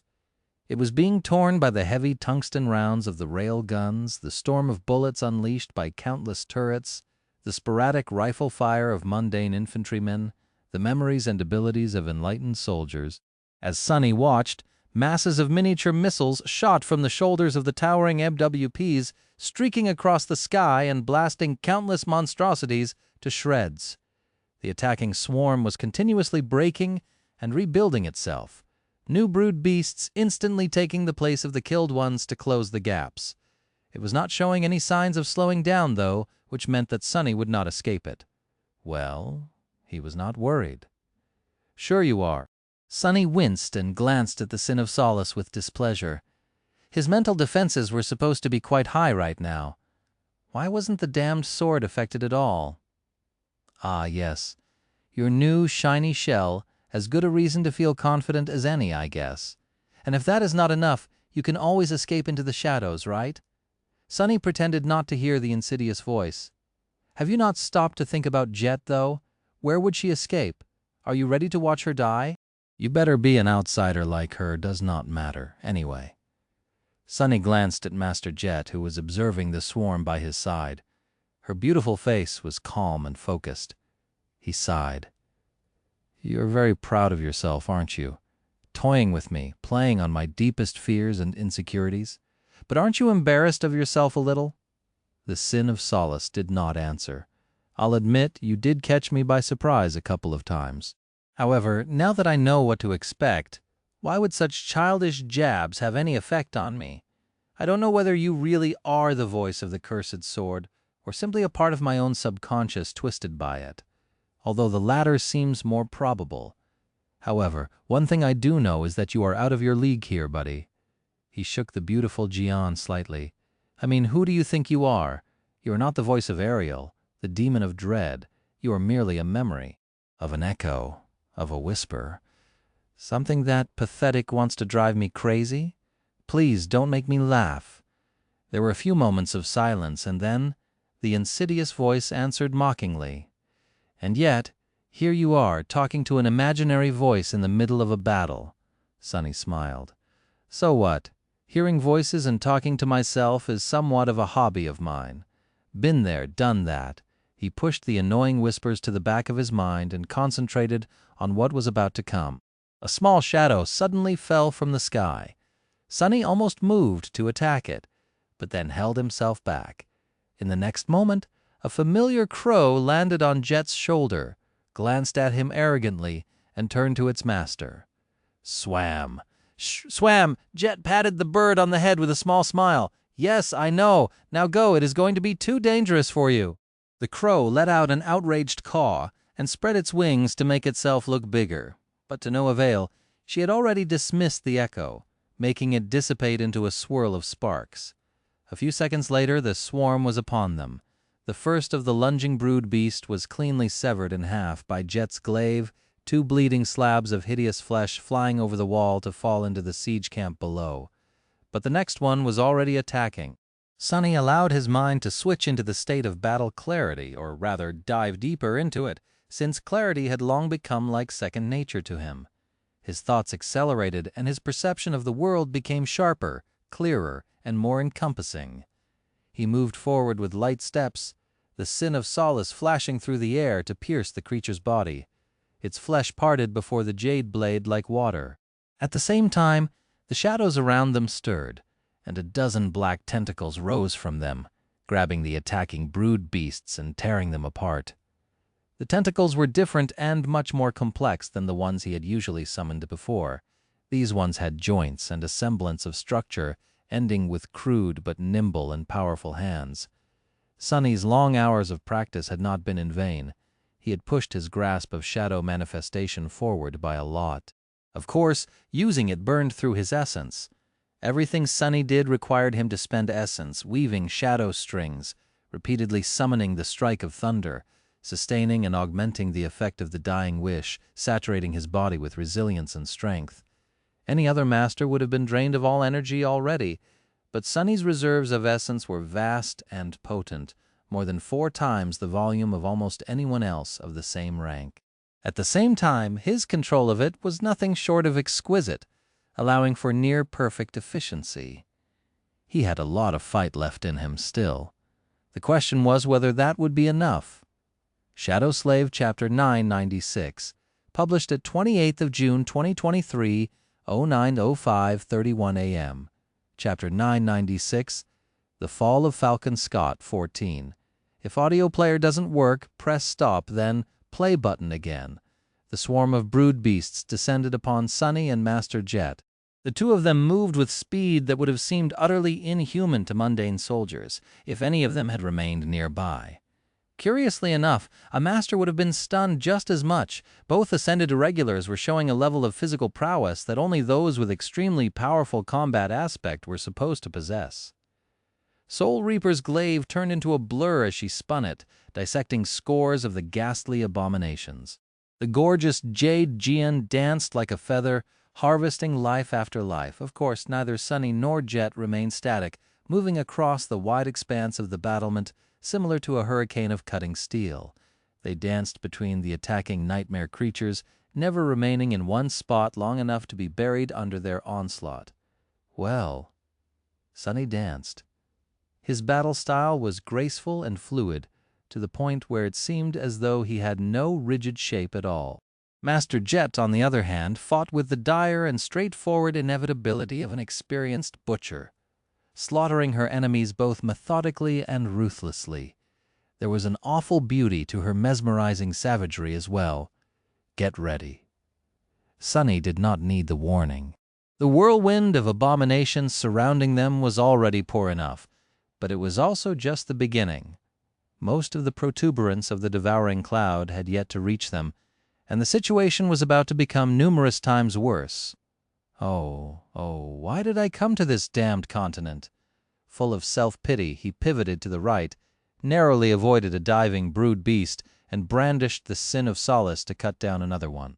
At the same time, he glanced over the edge of the wall, where a long stretch of the world was obscured by the swarm of abominations. By now, the two of them were surrounded from all sides, but most of the enemies were still coming from a single direction. The excellent news was that the dying wish was working, preventing the brood beasts from passing the wall and escaping into the city. The poor news was that he could not see the glow of winter's flames at all now, which meant that the part of the swarm attacking them was a second at most from growing much harder to deal with. There had to be really, really numerous of them to obscure the wildfire entirely. Sonny called upon the shadows, and a black wall suddenly rose between the battlement and the main body of the protuberance. Countless brood beasts slammed into it in the next moment, impaling themselves on the sharp spikes that shot from the black surface. Even more had to twist in the air to avoid the obstacle. That did not slow the swarm much, but it did funnel it somewhat, giving Sonny and Jet some room to breathe, at least for a moment. Then things got really tense. Arg, damn it! There were too numerous brood beasts lunging at him to kill and evade them all. Sonny did his best, but it was still not enough. Even with the help of shadow hands, he was forced to receive several attacks head-on. Making his body as heavy as a slab of rock, Sonny gritted his teeth and stood his ground. A disgusting leathery body slammed into him. If he had not used the feather of truth to change his mass, the impact would have thrown Sonny to the ground, or even worse, off the wall. As it was, he only took half a step back, while the brood beast bounced back with a nauseating crunch of breaking bones. Ah, that hurt. Before Sonny could do anything, another creature tore into his forearm. The leather vambrace of the puppeteer's shroud held some of the horrid fangs back, but not all of them. However, the creature's fangs scraped fruitlessly against Sonny's skin, not leaving even a scratch on it. He grinned. Chew on this bastard. With that, Sonny spun the sin of solace into reverse grip and easily cut through the creature's long neck. Usually, it would have been difficult to deal any damage from such an awkward position, but the jade blade of the cursed sword was so sharp that he did not have to put any effort into the cut at all. The brood beast's body convulsed and fell down. Its severed maw, however, was still stubbornly trying to gnaw on Sonny's flesh. Whatever. Ignoring the vice-like and unpleasantly moist grasp of the creature's jaw, he threw himself back into the battle. A few moments later, it flew off his forearm, pulled away by powerful inertia. Sadly, that was not the last abomination that managed to hit him. As their number grew and grew, Sonny started to miss more attacks. Most of them failed to penetrate the adamantine barrier of the marble shell, but a few did not. There were now shallow scratches here and there on his body, and their number was swiftly increasing. Master Jet was in a similar position, although she did not seem to be bothered by it at all. Even though her black leather armor was torn and shredded, revealing glimpses of alabaster skin and trickles of crimson blood, she fought with the same unrestrained, magnificent brutality. There was even a dark, wicked grin on her face. What is wrong with that woman? He wasted a moment to shift his sight and glance at her core, only to see that it was brimming with essence, full to the limit. That cost him another scratch, as well as a pang of envy. Damn it, Master Jet's aspect is simply cheating. To be fair, his aspect was somewhat of a cheat as well. More than that, both of them were fighting in nearly optimal conditions. Soul Reaper was well suited to fight against large numbers of weaker enemies who could provide her with a nearly endless supply of essence, while Sunny was a true menace when surrounded by shadows. Throughout the cruel length of the polar night, the whole world was enveloped by shadows, and he was their master. And yet, both of them were in dire danger. Even if individual brood beasts did not pose much of a threat to the two ascended, thousands and thousands of them did. An army of ants was more than capable of killing an elephant. Whatever an elephant was, grinding his teeth. Sunny danced between the countless abominations and felt his own essence disappear with frightening speed. Winter better be very busy obliterating the main body of the swarm. Fast. Shadow Slave, Chapter 997, published at 28th of June, 2023, 09:05:31 a.m. Chapter 997, The Fall of Falcon Scott, 15. If audio player doesn't work, press stop then play button again. Black pillars of smoke rose into the sky, obscuring the stars like a smoldering veil. Between the roiling dark heaven and the cold ravaged land, a fiery inferno seethed and swarmed, drowning the world in a scorching orange glow. Surrounded by numerous abominations and the cacophonous roar of heavy armaments, Sunny and Jet fought against the devouring cloud. The wind was picking up, struggling not to slip on the fetid blood that covered the alloy expanse of the battlement. Sunny pulled Soul Reaper close and bent down, summoning a dome of shadows to surround them. His breathing was hoarse and labored. There was no light inside the improvised shelter, and the brood beasts were already attacking it, the whole structure trembling under an onslaught of heavy blows. Worse still, he did not dare to sustain the barrier for more than a few seconds, afraid that the swarm would lose interest and shift its attention to the city beyond. I won't last much longer. Master Jet was uncomfortably close, her physical state as battered and bloodied as his. Her chest rose and fell erratically, betraying the same level of exhaustion. Nevertheless, her voice sounded calm. "You can't fight anymore?"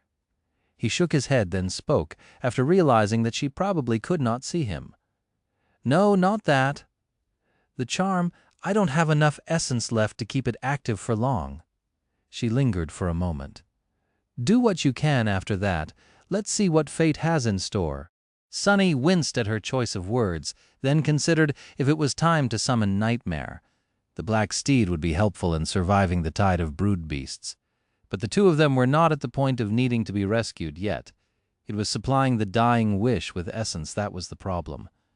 Nightmare was also large and lacked armor. His main defense was speed and viciousness, which would not protect him against the swarm.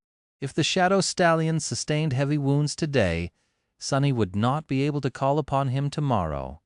Back to the slaughter, then. He glanced at Jet. "Ready?" She smiled in the darkness. "Always." He allowed the suffering shadows to lose substance, and the black dome fell apart around them. Immediately, a flood of brood beasts descended upon the two ascended. Sunny and Jet were pushed back to back, unable to move. The jade longsword and the silver glaive blurred, tearing through the ghastly abominations. The smell of blood permeated the air. It was somewhat of a heroic scene, exactly like what he had often seen in dramas and webtoons about Valiant Awakened. Not very practical, though. Stuck in one spot and limited in where he could move, Sunny became a perfect target. Curse it! A strong gale of wind slammed into them, throwing many brood beasts off course. Jet used that moment to lunge forward and brandish her glaive, causing an explosion of frost to spread through the swarm and clear a bit of space around them. High above, the veil of smoke looked like storm clouds.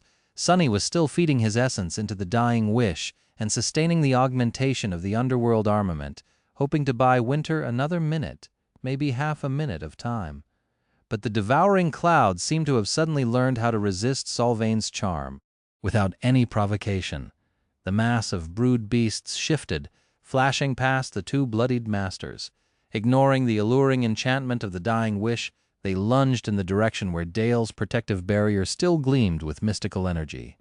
What the hell? Sunny slashed at the nearest abomination, cutting it in half. The other brood beasts simply ignored him and flew away. "You have slain an awakened beast, brood of the devouring cloud. You have received." He ignored the quiet whisper of the spell and stared at the apocalyptic scene of the battlefield. The killing field below the wall was enveloped in flame. The sky was burning with red embers as well. The main body of the swarm seemed diminished somewhat. Where once there had been an uninterrupted wall of winged horrors, now there was a tattered curtain of them, with vast breaches and gaps in its vile, seething mass. Winter and all the other defenders did not waste the time he had bought them. The problem, however, was that the flames unleashed by the ascended archer in her initial attack had almost died down, and now the whole of the devouring cloud was advancing on the city. This was a key moment. Winter had to break their advance once and for all, and for that to happen, nothing could interrupt her. God damn it. Sonny prepared himself, ready to dash toward the position of the rest of the irregulars. He could see a dark tentacle of the thinned protuberance slamming into Dale's barrier, the wind howling so loudly that it drowned out the thunder of the firing rail guns for a moment. The barrier grew dimmer but held for now. A radiant arrow escaped from it, streaking across the killing field and disappearing into the devouring cloud. Then it was as though a large portion of the swarm imploded in on itself, countless abominations being violently pulled and crushed by an invisible force. However, it was still not enough. Dale's barrier was growing dimmer and dimmer, and the swarm was still advancing, a dozen seconds away from crashing into the defenders of the city. Not enough. And then a vast shadow fell from the sky, tearing through the veil of smoke and storm clouds obscuring it. At the same time, a destructive net of lightning surrounded the devouring cloud, turning the world white for a second. Thousands of abominations were instantly burned to ash. A giant bird of prey with white feathers and devastating talons of lustrous steel dove into the swarm. Her enormous wings were wreathed in thunderclouds, and bolts of lightning danced around her body like a cloak. A hurricane of wind, summoned by her arrival, threw the center of the devouring cloud into disarray. Sonny froze. Sky tied. St. Tyrus looked beaten and exhausted, but still incredibly fearsome. Her white feathers were painted by blood, and there was a thin layer of ice covering many parts of her body. Despite all that, she cut through the swarm like a blade of a guillotine, and at the same time, powerful winds squeezed the monstrosities down and pushed them away from the city. Sonny stared at the incredible scene in tired silence. He had never been that happy to see a saint before. Lowering the sin of solace, he looked at Master Jet. A somewhat disoriented question escaped from his lips. "Have we won?" She lingered for a moment, then shrugged. It seems that wool, before Soul Reaper could finish the sentence, however, the city walls suddenly quaked under them. Shadow Slave, Chapter 998, published at 28th of June 2023, 09:05:31 a.m. Chapter 998, The Fall of Falcon Scott, 16. If audio player doesn't work, press stop, then play button again. The wall trembled violently, almost throwing Sonny off his feet. He caught himself from falling and spun, the sin of solace flying into a defensive stance. What the hell was that? Master Jet used her glaive to keep herself upright and looked around. For the first time since the start of the battle, her expression became grim. She did not answer for a couple of seconds, then her icy eyes widened slightly. Soul Reaper turned to Sonny, trying to say something, but he had already sensed it himself. A cold shiver ran down his spine. The call. The call of the nightmare had suddenly grown much louder, assaulting his mind with an onslaught of screaming whispers. In the next moment, the world came undone, and the piercing sound of tearing alloy filled Sonny's ears. The battlement beneath him was falling apart, and a strong aftershock of whatever it was that had destroyed it rolled through the air, throwing him away. No, Sonny did not see it yet, but he already understood what had happened. A nightmare gate had just opened right below where he and Jet had fought, annihilating a large section of the wall. An ugly rift in reality tore through the armored alloy, turning it into nothing. The vertical schism of pure nothingness played strange tricks with both light and darkness, making it appear simultaneously perfectly flat and inconceivably deep. A litany of inaudible screams thundered out of it in deafening silence, washing over the world like a demented call. The wall was breached from top to bottom, some of it devoured by the gate, the rest simply collapsing when the supporting structure suddenly disappeared. Sonny plummeted down in a rain of debris. Before he could truly comprehend what was happening, his body brushed against the boundary of the gate. Instantly, an explosion of blinding pain enveloped his body and soul, and a strange, repelling force pushed him away. A nightmare gate was a one-way path. Creatures of the dream realm could enter through it into the waking world, but nothing from the waking world could pass through it into the land of nightmares. Only awakened could answer its call by sending their souls on a perilous journey. All they had to do was fall asleep in the vicinity of the rift. Masters and saints could answer it too by pulling on their own anchors, but not by physically stepping through the gate. Maybe sovereigns were different, but Sonny had no time to ponder about it, or could ponder about it, really. For a few moments after experiencing the shock of brushing against the lightless rift, his mind became utterly blank, and when he came to his senses, he found himself falling from a 70-meter height, the ground approaching him with frightening speed. Still disoriented, Sonny scrambled to summon the Darkwing, but then froze for a split second. There was not enough time for the translucent memory to manifest itself into existence and for its enchantment to activate. He had maybe 3 seconds left. Would a fall from that height murder him? Sonny did not know, and he did not want to find out. Even if he survived somehow, a flood of nightmare creatures would soon flow out of the gate to finish the job. Damn! Something heavy and sharp suddenly slammed into Sonny's head, a torn piece of the wall's frame. Following an instinct, Sonny reached forward and called upon the shadows of the falling pieces of debris. They moved, sliding toward his body. Sonny made himself as light as he could, and then manifested the shadows. In the next moment, a vast mantle of darkness surrounded him, like a streaming black cape, catching the wind and slowing down his fall. It was almost enough.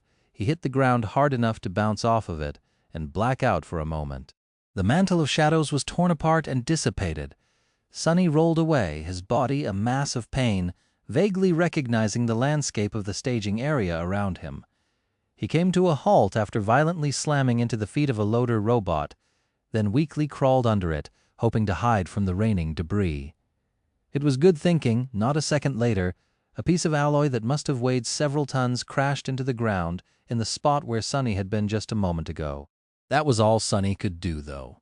After taking shelter between the legs of the loader, all strength seemed to abandon him. All that was left was pain. Arg! He was alive, at least. Bone weave and the marble shell, as well as his ascended physique, had protected Sonny's body from being severely damaged. He was a bit shocked. That was all. Arguably, touching the gate had caused much more harm. Sonny did not know what kind of damage he had received, but it felt serious. He knew he could still fight, maybe, but not right now. Right now, he could hardly move. Not good. From his temporary shelter, Sonny had a clear view of the broken wall and the vast rift of nothingness pulsing darkly in the breach. A few soldiers and logistics specialists were running away from it, consumed by panic. A few more lay dead, killed by the debris. A tide of nightmare creatures was about to emerge from the gate, flood the staging area, and devour everyone here before escaping into the city. And Sonny was utterly defenseless. A cold voice suddenly resounded in his ear. "See, I told you that you're useless." Sonny gritted his teeth. "Shut up." His own laughter was the answer. "I also told you that Master Jet was going to die, didn't I?" He growled. "I said shut the hell up." Pushing through pain and weakness, Sonny forced himself to start crawling. He wanted to crawl away, but somehow found himself crawling toward the gate. The desire to flee had been subtly defeated by the desire to finish his duty and defend the city without him even noticing. I must have really lost it. What am I planning to do in that state? Maybe there was some strategy left. No, there surely was. He was just too rattled and concussed to ponder it. There was the dying wish. There was also nightmare. As a massive shape slowly revealed itself in the pulsating darkness of the gate, a familiar tone whispered into his ear. Sonny felt a flash of rage sear his mind. "Shut your mouth!" But then he froze. That voice was not his. Ignoring the rude outburst, the spell spoke. Your shadow has evolved. Shadow Slave, Chapter 999. Published at 29th of June 2023, 12:04:31 p.m. Chapter 999. The Fall of Falcon Scott, 17. If audio player doesn't work, press stop then play button again. My shadow, Sunny unlocked his eyes wide. Saint. It seemed that Saint had finished her evolution into a devil ahead of schedule. All things considered, her timing was nothing short of impeccable. Even in his disoriented state, Sunny knew that he could not ignore such luck.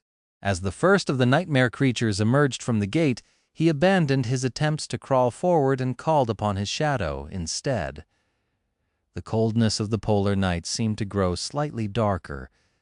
Then an intricate sabaton forged out of black stone-like metal stepped on the ground beside him. Sunny weakly turned his head to look up at Saint, who was as aloof as ever. His taciturn night had changed. Initially she had been roughly the same height as him, becoming taller after evolving into a demon. Now Saint towered above Sunny. Obscured by the beautiful onyx armor, the lines of her stone body were still slender and graceful. But at more than 2 meters of height, the fearsome shadow seemed extremely imposing. Her oppressive presence was worthy of a devil. The black armor itself had not changed much. It had always been a product of magnificent craftsmanship, and seemed even more superb and menacing now. However, Saint's skin, which had been gray like stone before, then white as alabaster, was now as smooth and black as polished onyx, at least what little of it could be seen through the slits of her visor. The ruby jewels of her eyes burned with ominous crimson flames. Saint studied the vast rift of the nightmare gate indifferently, then glanced at Sunny. It almost seemed as though she had a lot of questions. He forced out a weak smile. "Yeah, stuff happened. I'm glad to see you too." Then he raised a trembling hand and pointed at the emerging nightmare creatures. "Go, Arg! Go deal with them if you don't mind. I'll stay here for a bit." Saint lingered for a moment, then silently turned to the flood of monstrous creatures and strolled forward. Her steps were calm and steady. Sunny let his hand drop back to the ground. "Ah, it's good to have her back."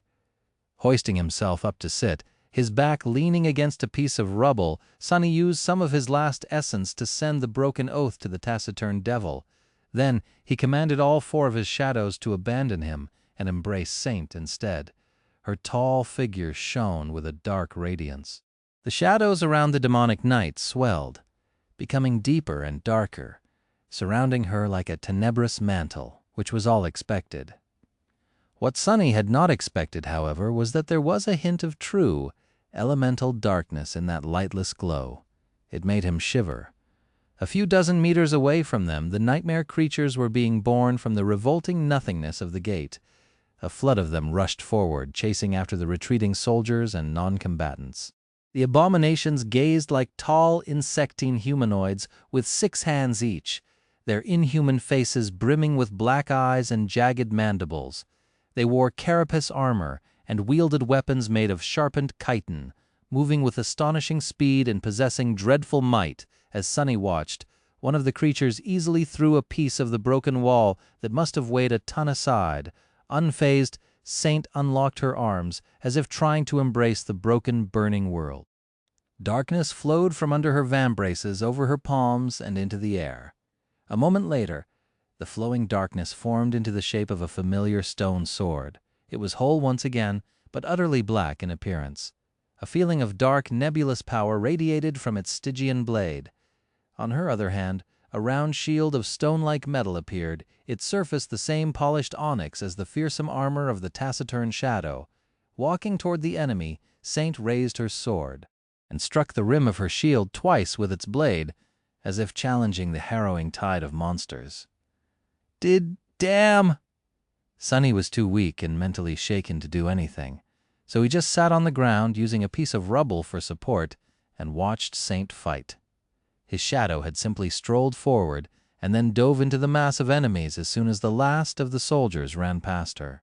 She collided against the arachnid warriors with her shield, sending a dozen of them stumbling to the ground, and then twisted into a whirlwind of annihilating darkness, her sword slicing through carapace armor, flesh and bone as if nothing could stop it. Black blood Severed limbs and broken bodies covered the ground. Saint was an ascended devil now, and augmented by all four of Sunny's shadows. The broken oath received the same augmentation, seeping strength and vitality from her enemies. The graceful knight fought with stunning clarity and sublime skill, and yet that was not enough to explain why Saint was so deadly and devastating. The abominations were not weak.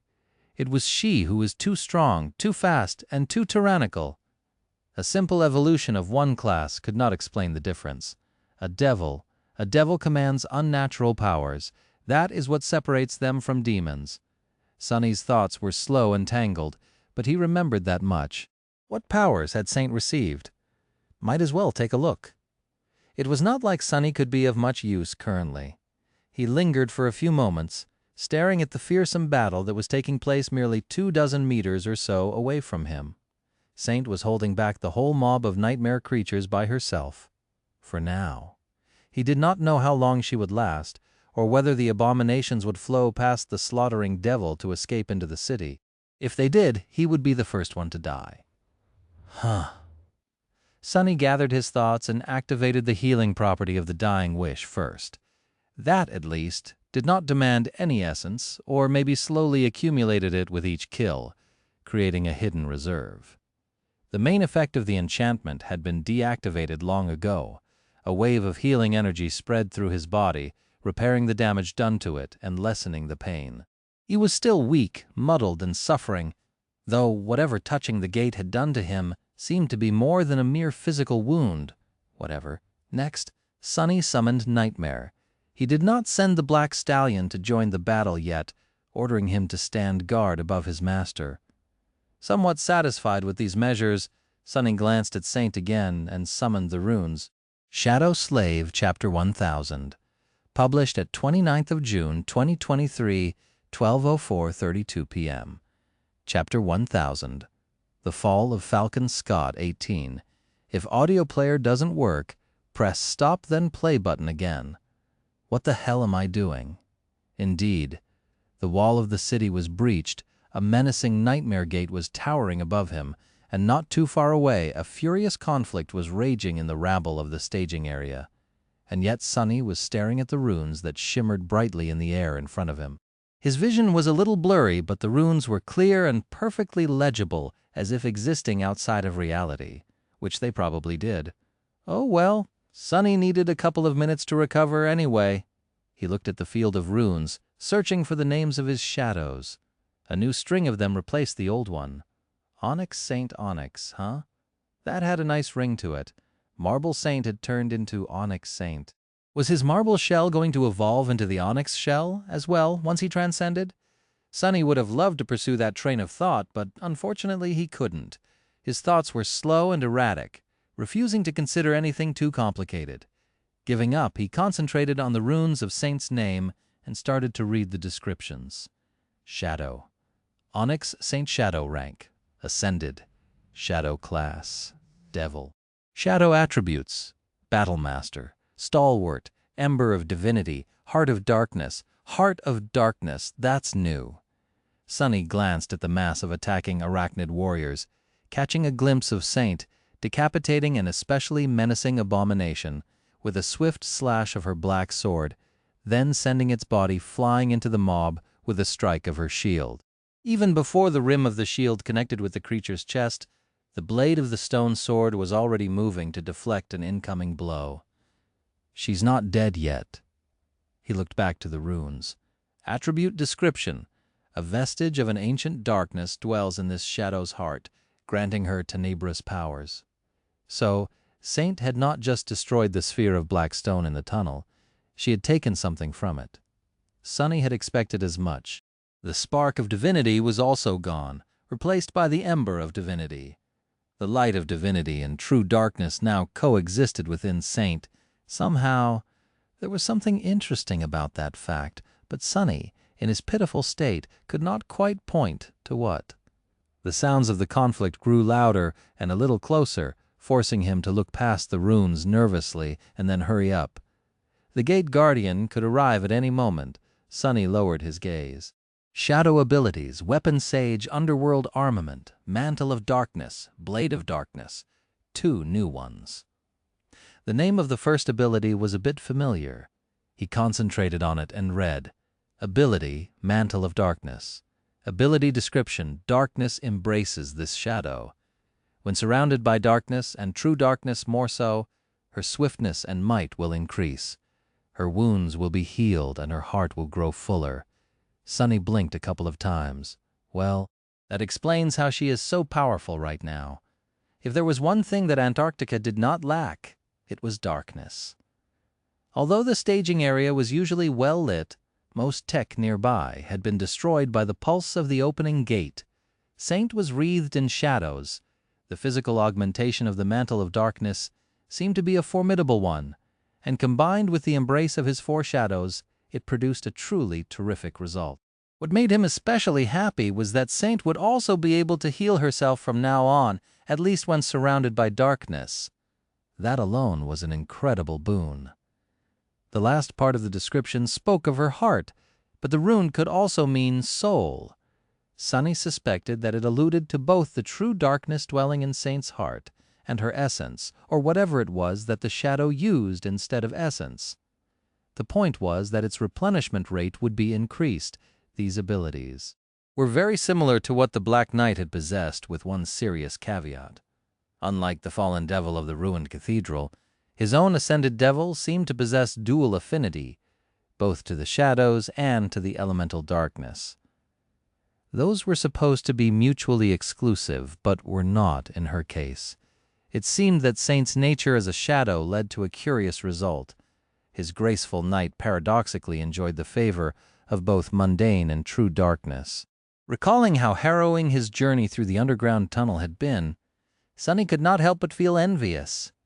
Interesting. Finally, he turned his gaze to the second of the 2 new abilities. Blade of Darkness, ability description.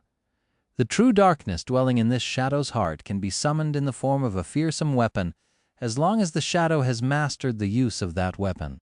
The blade of darkness can slay those of flesh and those of spirit. It never dulls, never falters, and never breaks. Alternatively, the darkness can be summoned to augment a mundane weapon. Sunny smiled, so she fixed her sword herself in the end. The Blade of Darkness was a truly powerful ability indeed. Since Saint was a battle master and a weapon sage, she could wield any weapon with superb proficiency, which meant that the true darkness she was a vessel of could take any form. The dark weapon would be as strong as Saint was herself, growing stronger if Saint evolved again in the future. It was capable of killing both corporeal and incorporeal creatures. It could even be used to augment an existing weapon or a weapon-type memory, both making it more powerful and adding an elemental property to its attacks. All of it was simply amazing, and when Sunny gathered enough memories, he flinched when something thundered, sending a strong shock wave through the ground. Looking past the ruins, Sunny saw a massive shape emerging from the gate. The Guardian had arrived. Somewhere beyond the wall, Skytide was still fighting the devouring cloud. The wall had been breached, and he had no idea if the other irregulars still lived.